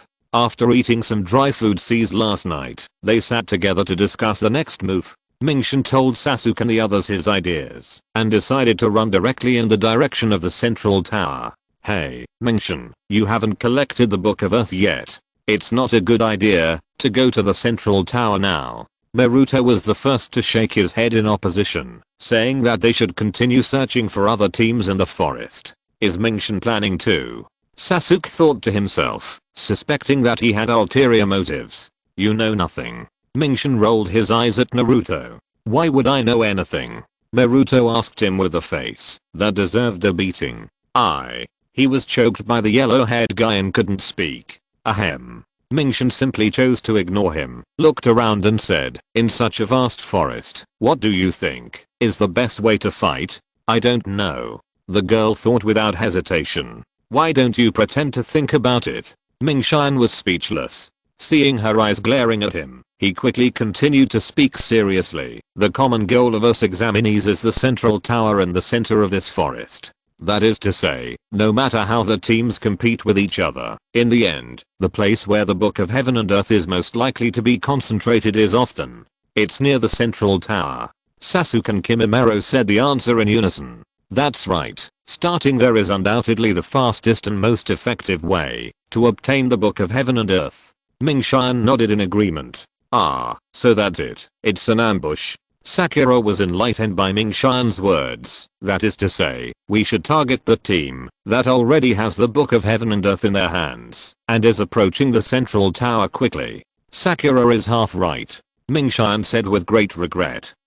Sakura didn't understand. Did she miss something? "What we can think of, other teams will also think of." Mingshan fiddled with the kunai in his hand. Tap. He threw it into the ground. "There may be people who have the same idea as us near the central tower, and they have set up an ambush for us. Is that so?" Naruto stood up and shouted excitedly, that is to say, there will be many people lying in ambush there, waiting to attack us. Hey, the more unfavorable the conditions are, the more excited I am. This is exactly what I want. Why are you so excited? Mingshin despised this guy deeply and scolded him to squat down in a low voice. As long as we defeat them all and get the Book of Earth, Mingshin and us, both teams will be able to pass this round of exams. The more Naruto thought about it, the more feasible it seemed. I didn't know what to say. This guy didn't have any scheming. If others were good to him, he would be good to others as well. Mingshin understood a little bit of Naruto's deep desire. He had never had any relatives around him since he was a child, and he regarded the bond between everyone around him as very important. Seeing him like this, he always thought of himself, isn't it the same for me? Mingshin glanced at Hotaru and Kimimaro. Let's get going without further delay. At this time, Sasuke spoke to everyone, and everyone stood up and agreed. Mingshin also came back to his senses from a brief meditation and cooperated with the action. The two teams rushed and jumped in the forest. After a day, they did not encounter people from other teams. At night, they stopped near the central tower and rested on the spot. Everyone was in the jungle, and suddenly something was crawling behind them. Kimimaro threw a short bone knife without turning his head. Ta! The knife stabbed the head of a large centipede that climbed down from the tree. Wow, it's so big. Hotaru and Sakura looked at the centipede and complained. So many legs, so densely packed, so disgusting. Everyone. Mingshin spoke, and everyone looked at him. Try not to speak if you can. Making noise in this dense forest is tantamount to reminding people from other teams that we are here, so we will definitely be warmly welcomed. Mingshin said earnestly. Understood. Everyone responded. Hush, listen. Aang asked everyone to be quiet and listen attentively. There was a dense gathering sound in the bushes not far behind them. Mingshin shouted in a low voice, disperse. Everyone dispersed and hid around. Hey, I think this place is suitable for us to perform illusions. Several people walked out of the bushes and came to the place where Mingshin and his friends had stood before. One of the ninjas with his eyes covered by a white cloth seemed to sense something, squatted down and groped on the ground and found something wrong. There were quite a few people here before. Whoosh, whoosh. A sharp sound of breaking through the air sounded, and 3 black after images instantly appeared in front of them. It was Mingshin, Sasuke and Kimimaro. Clang, a crisp sound of metal blocking sounded. Aboro, Menghuo, retreat quickly. The ninja with his eyes covered felt bad, and asked his companions to retreat quickly. Neither he nor Menghuo was very good at close combat, and it would be a disadvantage to stalemate with the other party. Swish. At the same time, he pushed his opponent away, jumped back, and threw a kunai at the opponent at close range. With a bang, the white smoke dissipated. It's a clone. The ninja with his eyes covered was shocked. There was a sound behind him. He didn't have time to look back. With a thud, the 3 were knocked unconscious by surprise. After Sasuke confirmed that they were unconscious, he shouted for others to come out. It's them. Sakura walked out from behind the rocks on the other side and saw the 3 people lying on the ground. Hey, Sakura, is it someone you know? Aang asked curiously. No. Sakura shook her head and pointed to one of the ninjas wearing an eye mask and an oxygen mask in his mouth and said, he attacked us before. Is that so? Aang nodded. Mingshin squatted on the ground swiftly and searched them. He touched the scroll from the arms of a ninja whose head was wrapped in black plastic. His face was wrapped in white cloth, and he only had one eye. He took a look at it in the moonlight, and it was the Book of Earth. Great. Naruto said happily. Now we have collected everything. Yeah. Sakura looked up at the moonlight and asked everyone's opinions. Sasuke, tomorrow, should we go there directly tonight, or wait until tomorrow to go to the central tower? I hope tomorrow. What do you think, Sasuke? After saying this, Tomorrow looked at Sasuke and sought his opinion. Well, I have the same idea as Tomorrow. Let's find a place to rest tonight and set off for the central tower early tomorrow morning, Sasuke said after thinking for a while. After everyone discussed it, they dragged the 3 people lying on the ground to a remote corner to hide, and then quickly evacuated. Not long after Tomorrow and his 2 teams left, 2 masked ninjas of unknown origin suddenly appeared at the same place. They have already collected the Book of Heaven and Earth. Do we still need to follow them? No need. We need to report Ito's affairs tomorrow to Lord Danzo, as soon as possible. HMM. Thank you for the recommendation vote cast by Ice Seal Jingai yesterday. In addition, Brother Fifi 12, I will review the previous chapters carefully today regarding the segmentation matters mentioned.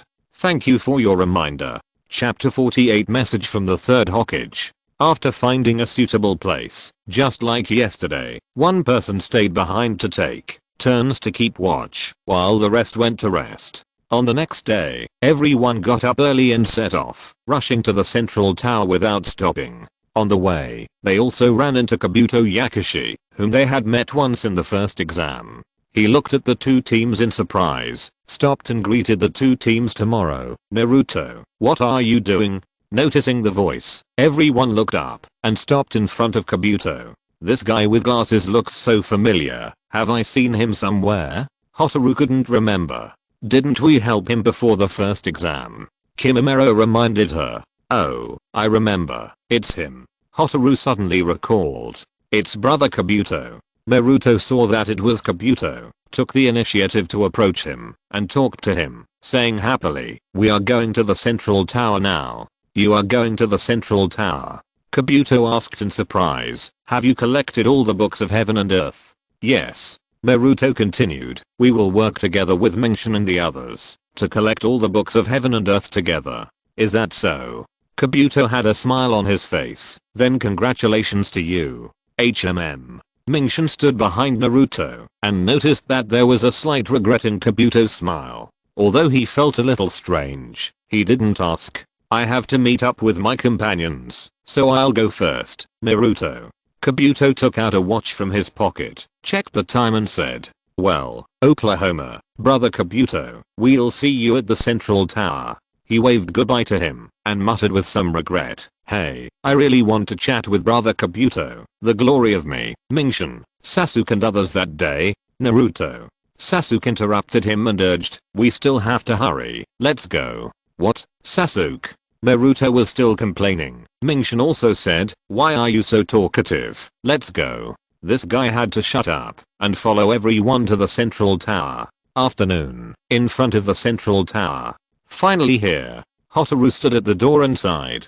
Thank you for your help along the way. Sakura thanked him very sincerely. You're welcome. Menshin stopped, pointed to another gate, and said to Sasuke and Naruto, Sasuke, Naruto, we are going to go through this door. Let's say goodbye now. Yeah. Sasuke responded and nodded slightly to Menshin and the others. Sasuke was like this. Even if he expressed his gratitude, he just nodded so simply. Naruto smiled generously at Menshin and the other two. They all knew that after entering, the two teams would become competitors again. Menshin and Naruto each opened the door and entered the tower with their own teams. Menshin and the other two entered the hall of the tower, and what caught their eyes was a striking passage on the wall of the hall. If there is no sky, then you must increase your wisdom with knowledge and prepare for the arrival of opportunities. Kimimaro looked at the classical Chinese on the wall and read aloud. If there is no land, then you must drive to the grassland to pursue profit. If you open the two books of heaven and earth, the dangerous path will return to the right path. This is the ultimate of, and can be a leader.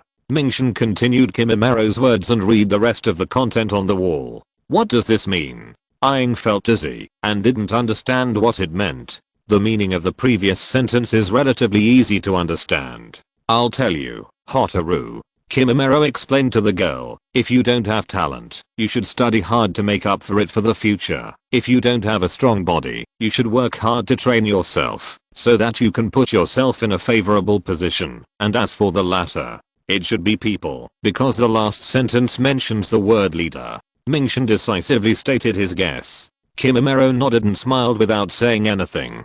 People. Hotaru seemed to understand. Girl, put all the books of heaven and earth on the ground and open them. Kimimaro said. Although Hotaru didn't understand why she had to do this, she still did what Kimimaro said. She laid the two scrolls flat on the ground and stretched them out at the same time. I saw a big human character written on the unfolded scroll. Suddenly, the human character bulged upwards, and with a bang, white smoke came out. A man walked out of the white mist. As soon as he appeared, he smiled and said, "Hey, hello, I'm Kamatsuki Izumo, in charge of." Before he finished speaking, the smile on his face gradually froze, because he saw the examinees, and didn't notice him at all. As expected, Mingshin clenched one hand into a fist, and pounded it on the palm of the other hand, laughing. "You guessed it too, Mingshin." Kimimaro looked at him with a knowing smile. "I noticed that the signature on this text is the third Hokage." Mingshin yawned and said his own inference. "Hokage-sama has always attached great importance to the training of our generation. In the past, he has repeatedly emphasized the matter of the will of fire and ahem." Kamatsuki Izumo felt that he was really ignored by them, with an annoyed smile on his face. "Congratulations, you have successfully passed the second exam." Mingshin scratched his cheek embarrassedly and said to Izumo, "I was excited just now, chatting, and didn't look carefully. There are people in front of me. Sorry, teacher." "It's okay." Kamatsuki Izumo returned to normal and then spoke. "My name is Kamatsuki Izumo, and I'm the herald responsible for appearing from the Book of Heaven and Earth to greet you in the final stage of the second exam." "Herald?" Aang said curiously. "Yeah." Izumo raised his wrist and checked the time on his watch. "There are still 1 or 2 days before the end of the exam. Everyone, you can follow me to the lounge of this tower to wait." "Thank you, Teacher Izumo." Kimimaro thanked him on behalf of the team. "No, it's all part of my job," Izumo said, remembering another task that he had to explain. "By the way, the classical Chinese written by the Hokage on the wall is..." Before Izumo finished, Hotaru rushed to speak. "Mingshin and Kimimaro, we roughly translated the content just now." The wild girl simply told him again. Do you know the missing word on the wall?" Izumo wanted to test them. "It's the word, right?" Mingshin gave the reason. "These 5 days of outdoor survival are to test whether the candidates have the basic ability to become a chunin. Chunins are to serve as captains and have the obligation to lead the team. They must have a deeper understanding of their own knowledge and physical strength." Izumo nodded with general satisfaction. "Well, your understanding of the classical Chinese written by the Hokage is not bad, so let's leave it at that for now." Then he took them upstairs to rest. Mingshin and Hotaru took off the radios worn on their necks and returned them to Kimimaro. They would not need them when they arrived at the central tower. Mingshin and his companions went upstairs under the leadership of Izumo. On the way, Hotaru saw the 3 sand ninjas who had escaped earlier at the edge of the corridor. They are not. Hotaru was about to say something in surprise. "Don't talk, hurry up, Hotaru." Mingshin interrupted and told her to hurry over. The wild girl said oh and stopped what she was going to say and walked forward. Kankuro was slightly startled when he saw them coming, but then he restrained himself and watched the 3 people pass by expressionlessly. Mingshin also noticed the 3 of them standing in the corridor, but he didn't know what they were looking at. When Mingshin passed by them, he felt the hostile gazes from the sand ninjas, especially Gaara, who just stared at him straight, with a strong murderous aura. Oh, what a coincidence. Mingshin shifted his gaze and greeted Kankuro, who was beside Gaara. Humph. After seeing the strength of Mingshin and his companions, although he was no longer as arrogant as before, he still looked down on them and disdained to pay attention. "TSK, I don't even want to bother with you." Mingshin walked by with a nonchalant look on his face, but in his heart he cursed. "Don't give me a chance. I will beat you so hard that even your mother won't recognize you. This seaweed head is really annoying." Kanjuro said to Temari after Mingshin and the others left. "Forget it. Don't let him affect our future affairs." Temari reminded him. "TSK." Kanjuro hummed. "Let's go, Temari, Kanjuro." Gaara turned back. The 2 followed Gaara back to their lounge. After Izumo brought Mingshin and the other 2 to their lounge, he said goodbye to them and left. Before leaving, he told them that he would come to notify them when the second exam was about to start. Mingshin and Hotaru just sat down on the bench to rest, and Kimimaro said to them, "I'm going to the bathroom." "Okay." Mingshin lay down to rest, and Hotaru yawned and went to catch up on his sleep, taking a nap. Cough. Kimimaro covered his mouth in front of the sink, coughing violently. He opened his palm, which was full of blood. He silently put his hand under the faucet to wash it, watching the blood disappear with the water. Time passed quickly. On the day when the exam ended, there was a heavy knock on the door. Ming Xian heard the sound and walked out to open the door. Shen Yuizumo stood at the door to inform them that the time for the team was up. After a few people prepared, they left with him to take the third exam. Ming Xian followed Izumo to another examination hall and found that there were many teams that successfully brought the Book of Heaven and Earth to the central tower this time. Including them, there were 8 teams. Ming Xian went over to say hello to the same period of the Genin team and chatted about what happened in the past 5 days. However, after everyone chatted for a while, the third Hokage appeared in the hall with the Jonin of Konoha and other villages. When everyone saw the Hokage coming, they stopped talking and quickly formed a square formation to facilitate his opening speech. Ming Xian saw Han Dao standing next to the third Hokage, adjusting the radio headset with a look of joy on her face. Just as she opened her mouth and raised her hand to shout, she saw Hotaru suddenly turned around and glared at him. The meaning couldn't be more obvious. Ming Xian sensibly retracted his hand, smacked his lips twice, and shut them honestly. Seeing this, Kimimaro shook his head. First of all, congratulations to everyone for passing the second exam. Han Dao, as the examiner of the second exam, was the first to speak to the candidates. She looked at the 8 teams standing in front of her and thought to herself, 78 people who took the second round of exams, 24 of them made it here successfully. If you're listening to this novel on a channel other than Fanfic World, it means they downloaded and uploaded it without effort. We cordially invite you to visit our channel, Mundo Fanfic Novelos. There you'll find the original version of this story and you can explore many other novels of various genres. We're waiting for you to immerse yourself in a world of incredible novels. Chapter 49, White Cloudleaf Mountain. I'm so hungry. The examiner was talking in front, while Choji was stroking his stomach and muttering in the back. Choji is such a foodie, Hotaru complained in her heart when she heard Choji muttering. Well done, your team is so lucky. A thick-browed and big-eyed Jonin standing next to Kakashi started chatting. But as long as our team is here, you can't expect to continue to be so smooth, because the next round will depend on your real ability. Youth is sometimes sour and sometimes harsh, Kakashi. After saying that, he didn't forget to look at the other person proudly. What did you just say? Kakashi looked at him with a puzzled look on his face. Oh my god, the man went crazy, turned his face away, and clenched his fists. You are worthy of being my opponent, Kakashi. You are always in this kind of place, making people feel very fashionable. Damn it. Hey, that's Kakashi, the eternal opponent of Teacher K. The female ninja in his team silently compared the two of them in her heart. From the appearance, Teacher K is completely defeated. Sure enough, among these teachers, Teacher K is the most dazzling. He is shining. Lee looked at Teacher K, his heart full of admiration, and vowed secretly, Teacher K, just watch, I will also shine with my own light. Sure enough, all the candidates I follow had passed the second round. Niji looked at Sasuke standing aside and murmured in his heart, Acha Sasuke. I must avenge the humiliation that night. Ito Ming-shan, you wait.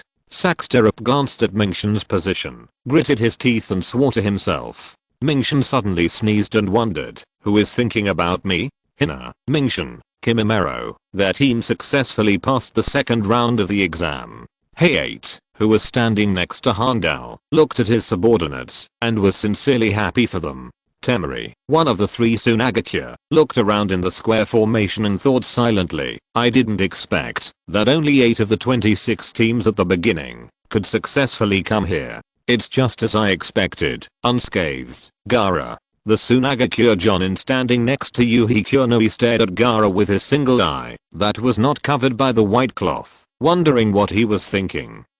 Yuhi Kurenoi noticed that Kiba's ninja dog was not right. Akamaru looks weird. As the master, Kiba naturally knew why Akamaru was like this. He looked at Gaara, those guys in Tsunagakure. At the beginning, it was fortunate that Ming-shan and his team passed by and blocked the Tsunagakure ninja. Otherwise, Kiba could not imagine what would happen next. Naruto has passed the second round too. That's great. Hinata was still silently watching Naruto's back as usual, secretly happy for him. No way. All the newcomers in Konoha have passed the second round this time.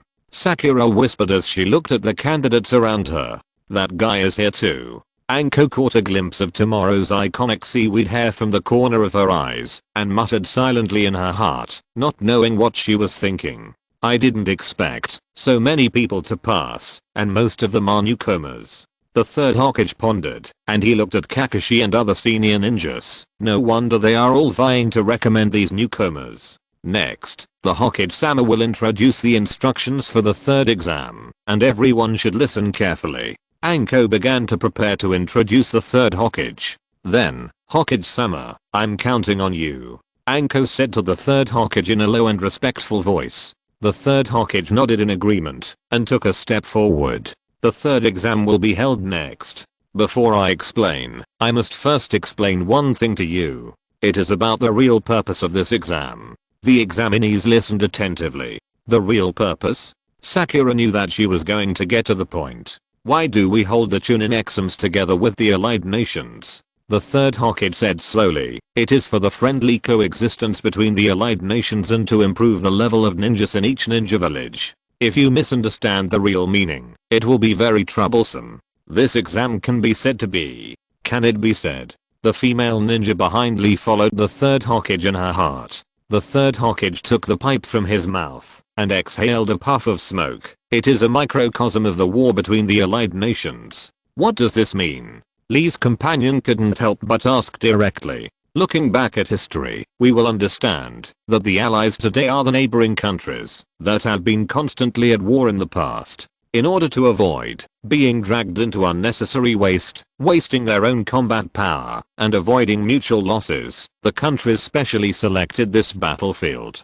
The third Hokage explained in detail to the candidates the original reason for holding the Chunin exam. Why must it be like this? Isn't this an exam for selecting Chunin? Naruto asked in confusion. Indeed, this is also an exam for selecting those who are capable of becoming Chunin, but on the other hand, the exam is also a place where ninjas who bear the prestige of the country fight for their lives. The third Hokage said seriously. National prestige? Sakura couldn't understand it now. How could the Chunin exam be related to national prestige?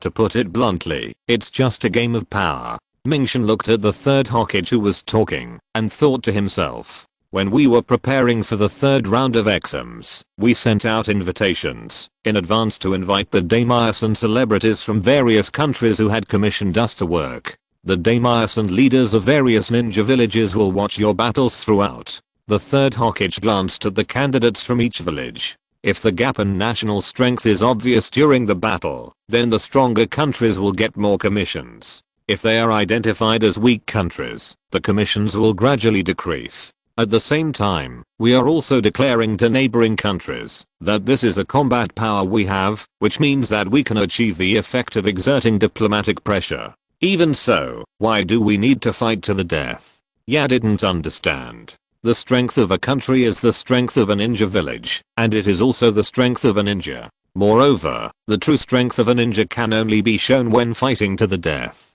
The third Hokage put his pipe in his arms. This exam is a stage for others to see or show the strength of the ninja of his country. It is meaningful because it is a life-threatening exam.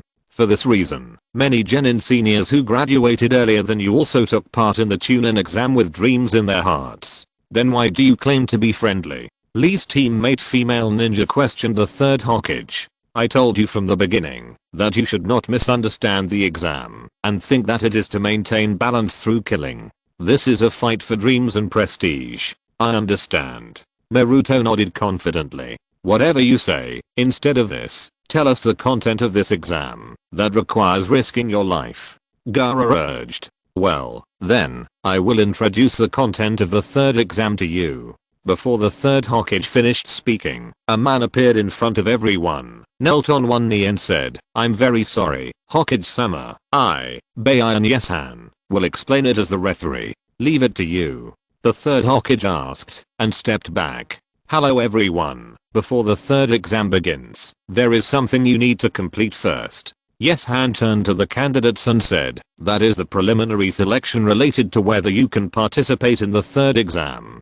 Preliminary selection? Many candidates had a bad feeling in their hearts. What is the preliminary selection? Shikamaru asked quickly. Teacher, I don't understand what preliminary selection means. Sakura followed up and asked, why can't the candidates who stay here directly participate in the third exam? This time, the first and second rounds of the Chunin exam were too easy, and the number of people left was a bit too large. Therefore, according to the rules of the Chunin exam, preliminary selections must be conducted to reduce the number of people participating in the third exam. Yes, Han gave a very official reason. How can this be? Sakura couldn't believe it. The Hokage just said that there will be many guests watching the third exam, so we can't drag it out. There will be time limits. Those who are not feeling well or don't have the confidence to pass the preliminaries can raise the issue now and give up in advance because the preliminaries will start soon. What? Start soon? Kiba exclaimed. We just passed the second exam with great difficulty. Ino complained in a low voice. Their team arrived at the central tower only in the early hours of this morning, and now the preliminaries have started. It's so troublesome. Shikamaru also had a headache. Hey, what about lunch? Choji was more concerned about this issue than the exam. Very good, I can do it. Naruto clenched his hands and cheered himself up. Oh, I forgot to mention it just now. The next one is a personal battle. You can decide whether to raise your hand to withdraw from the competition. Hayama added. Humph, who will withdraw? Sasuke snorted in his heart. After waiting for 10 minutes, the whole hall was silent. Yishan thought that if they waited any longer, it would be the end of it. No one wanted to give up. Then, the preliminaries will start now. The next preliminaries will be one-on-one individual battles, that is, actual combat. There are exactly 24 people, so there will be 12 battles in total. The winner can enter the third exam. There are no rules until one party dies, falls down or admits defeat. So, if you don't want to die, admit defeat quickly. Yishan swung his ponytail behind his head and scanned the candidates. However, if I think the winner has been decided, in order not to increase the number of unnecessary deaths, I will intervene and stop you. The next thing that controls your fate. He tilted his head and looked at Hangdao. Hangdao noticed his gesture, nodded, turned his head and looked back, and said on the radio, open. One side of the wall opened with a bang, revealing the electronic display inside. This is an electronic bulletin board. It will randomly display the names of the two opponents in each battle. Yishan retracted his gaze from the electronic display. Then, I will reveal the two players in the first battle immediately. The electronic display screen lit up and began to match randomly in a single row. Naruto swallowed his saliva and looked at the electronic bulletin board nervously. It's him. Sasuke raised the corner of his mouth and smiled playfully. Chapter 50. Where's the promised hot-blooded fight? On the pause display, two names were clearly displayed. Ito Mingxian vs Rock Lee. Then please invite the two players on the notice board to come forward. Yishan announced. What the hell? Mingxian looked at the electronic screen. His eyes almost popped out. I'm the first one. Great. Lee excitedly left the square formation and came to Yishan as soon as possible. He raised his head, chest and abdomen and spoke excitedly. Sorry to have kept you waiting for a long time. TSK, we are the first one. Why wait for a long time? Hearing Lee's words, Mingxian couldn't help rolling his eyes. He was also a fool, the same kind of stuff as Naruto. Lee. K shouted excitedly towards Lee's position. Teacher K. Lee also turned around excitedly to respond to K's call. Show your youth. K clenched his fist to Lee, raised his thumb, and showed a mouthful of white and neat teeth. Hey, is it my illusion? Mingxian's face twitched several times, and his eyes were a little stinging. Why do I seem to see that the teeth of this Jonin are shining? Teacher K, I will definitely not let you down. Lee promised K very imposingly, and then turned back to wait for the arrival of his opponent. Kakashi, just wait and see. K couldn't help but turned to Kakashi and said with great expectation, my beloved disciple will defeat the opponent cleanly and neatly and shine in the third exam later. Well, what did you say just now? I was thinking about something and didn't hear it clearly. Kakashi looked at him with a confused face. Oh my god. K fell into madness again, turned his face away, clenched his fists with tears, and felt infinitely aggrieved. Ito Mingxian. Gaara stared at him closely, very calm and restrained. Among the many candidates, except for Uchiha Sasuke, Mingshan was the only one who could attract his attention, and was regarded as the most powerful enemy he wanted to kill. Heh, it's this seaweed head guy who's leading the charge. Kankuro said that, but like Gaara, he was also very interested in how this duel would turn out. This brat. Temari was a little relieved that she didn't fight Mingshan alone. It wasn't that she was timid, but his ninjutsu was so powerful that even Gaara was suppressed. Judging from her current strength, there was no hope of winning a possible battle between the two. It was the guy who wrote the dirty jokes in the first written test. Niji was quite disdainful of Mingshan. With Mingshan's strength, there's no doubt that he will defeat the thick-browed guy. Naruto didn't think highly of Lee. Before the two of them even started fighting, this guy had already tipped the scales of victory to his friend Mingshan. Mingshan will fight against that Lee. Sakura glanced back and forth between the two. After seeing the joint battle between the four of them and Orochimaru, she also didn't think highly of Lee. TSK, this guy. Sakura stared at Mingshan unwillingly. It was a pity that he didn't run into him. TSK, such good luck, this guy was selected in the first round.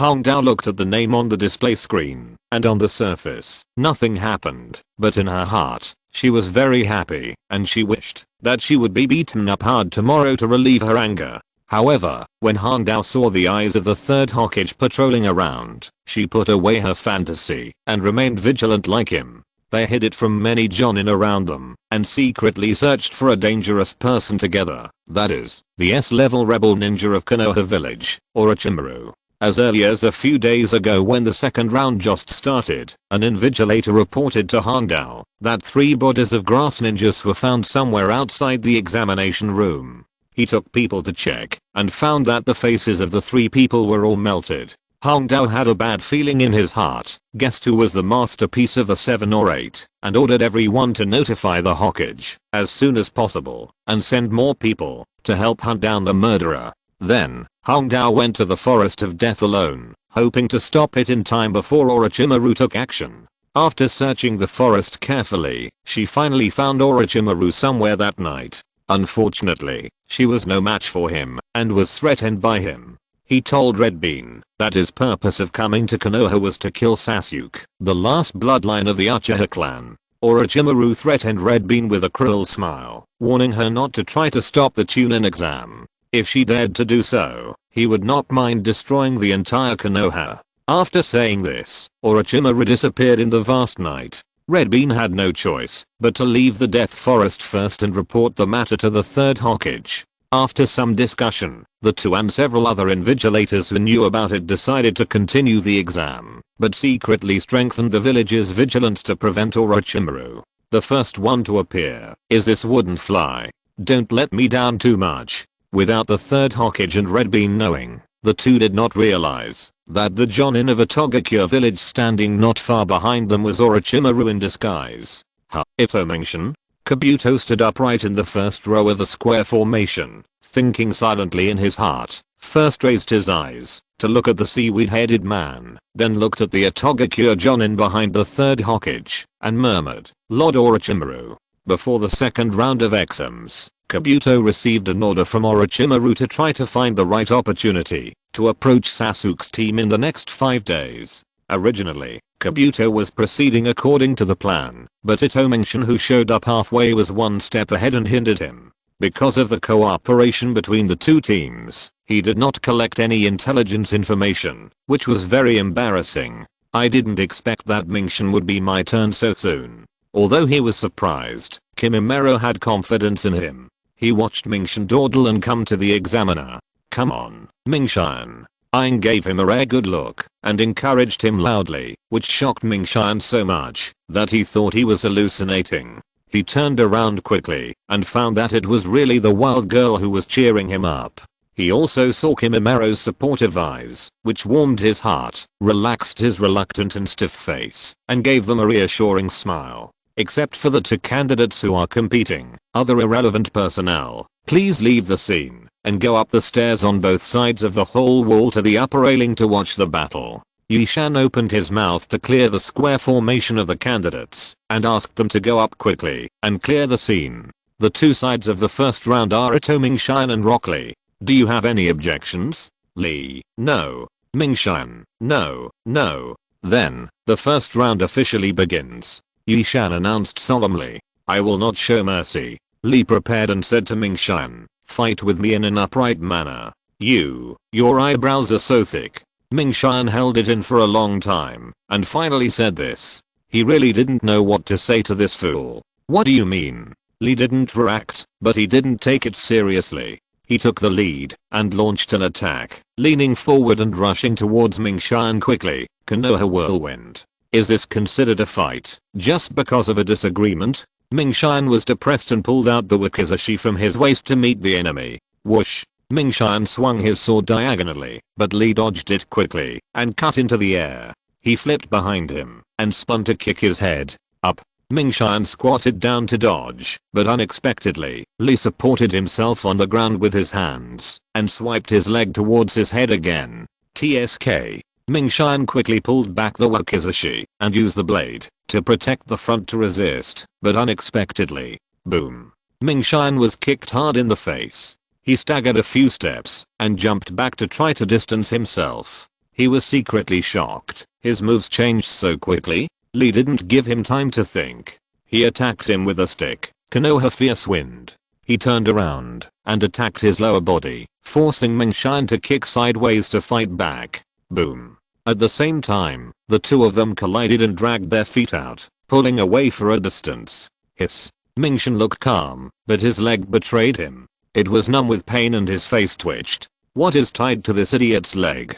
It's so hard. You are very powerful. You can catch my kick. Ordinary people will definitely not be able to bear it. Lee commented, and then said seriously, but that's all. I will end this competition with the next move. After that, he untied the bandage on his hand, and put it down vertically. Teacher K, I'm sorry, I have to use that forbidden technique to deal with him. He exerted force, and rushed forward quickly, just about to reach Mingshan. That, thick eyebrows. Wait a minute. Mingshan saw him talking to himself and was speechless. He quickly stretched out his hand and stopped him. Huh. Lee stopped charging, took a step back in confusion, stopped, and asked, what's wrong? What is he going to do? Everyone guessed, is he preparing a trick? Everyone only saw him say this. No more fighting, you win. Mingshan yawned and blurted out this sentence, which shocked everyone. Hey. The spectators upstairs were all dumbfounded. It was unbelievable. Hongdao was stunned there, stunned by Mingshan's words. It took her a long time to come back to her senses. She raised her wrist to look at the watch. It seems to have only started for 2 minutes. She felt angry and funny. Boring. Niji closed his eyes. Hey, Mingshan, what are you doing? Naruto was very angry at Mingshan's disappointing performance. He was obviously very strong. Why did he admit defeat after just 2 hits? What is this guy thinking? Sasuke didn't understand either. Is it because of the previous battle that too much chakra was consumed? Sakura said this to herself, and then shook her head to deny it. After 2 days of rest, it should have recovered a long time ago. It shouldn't be. Infinite entanglement.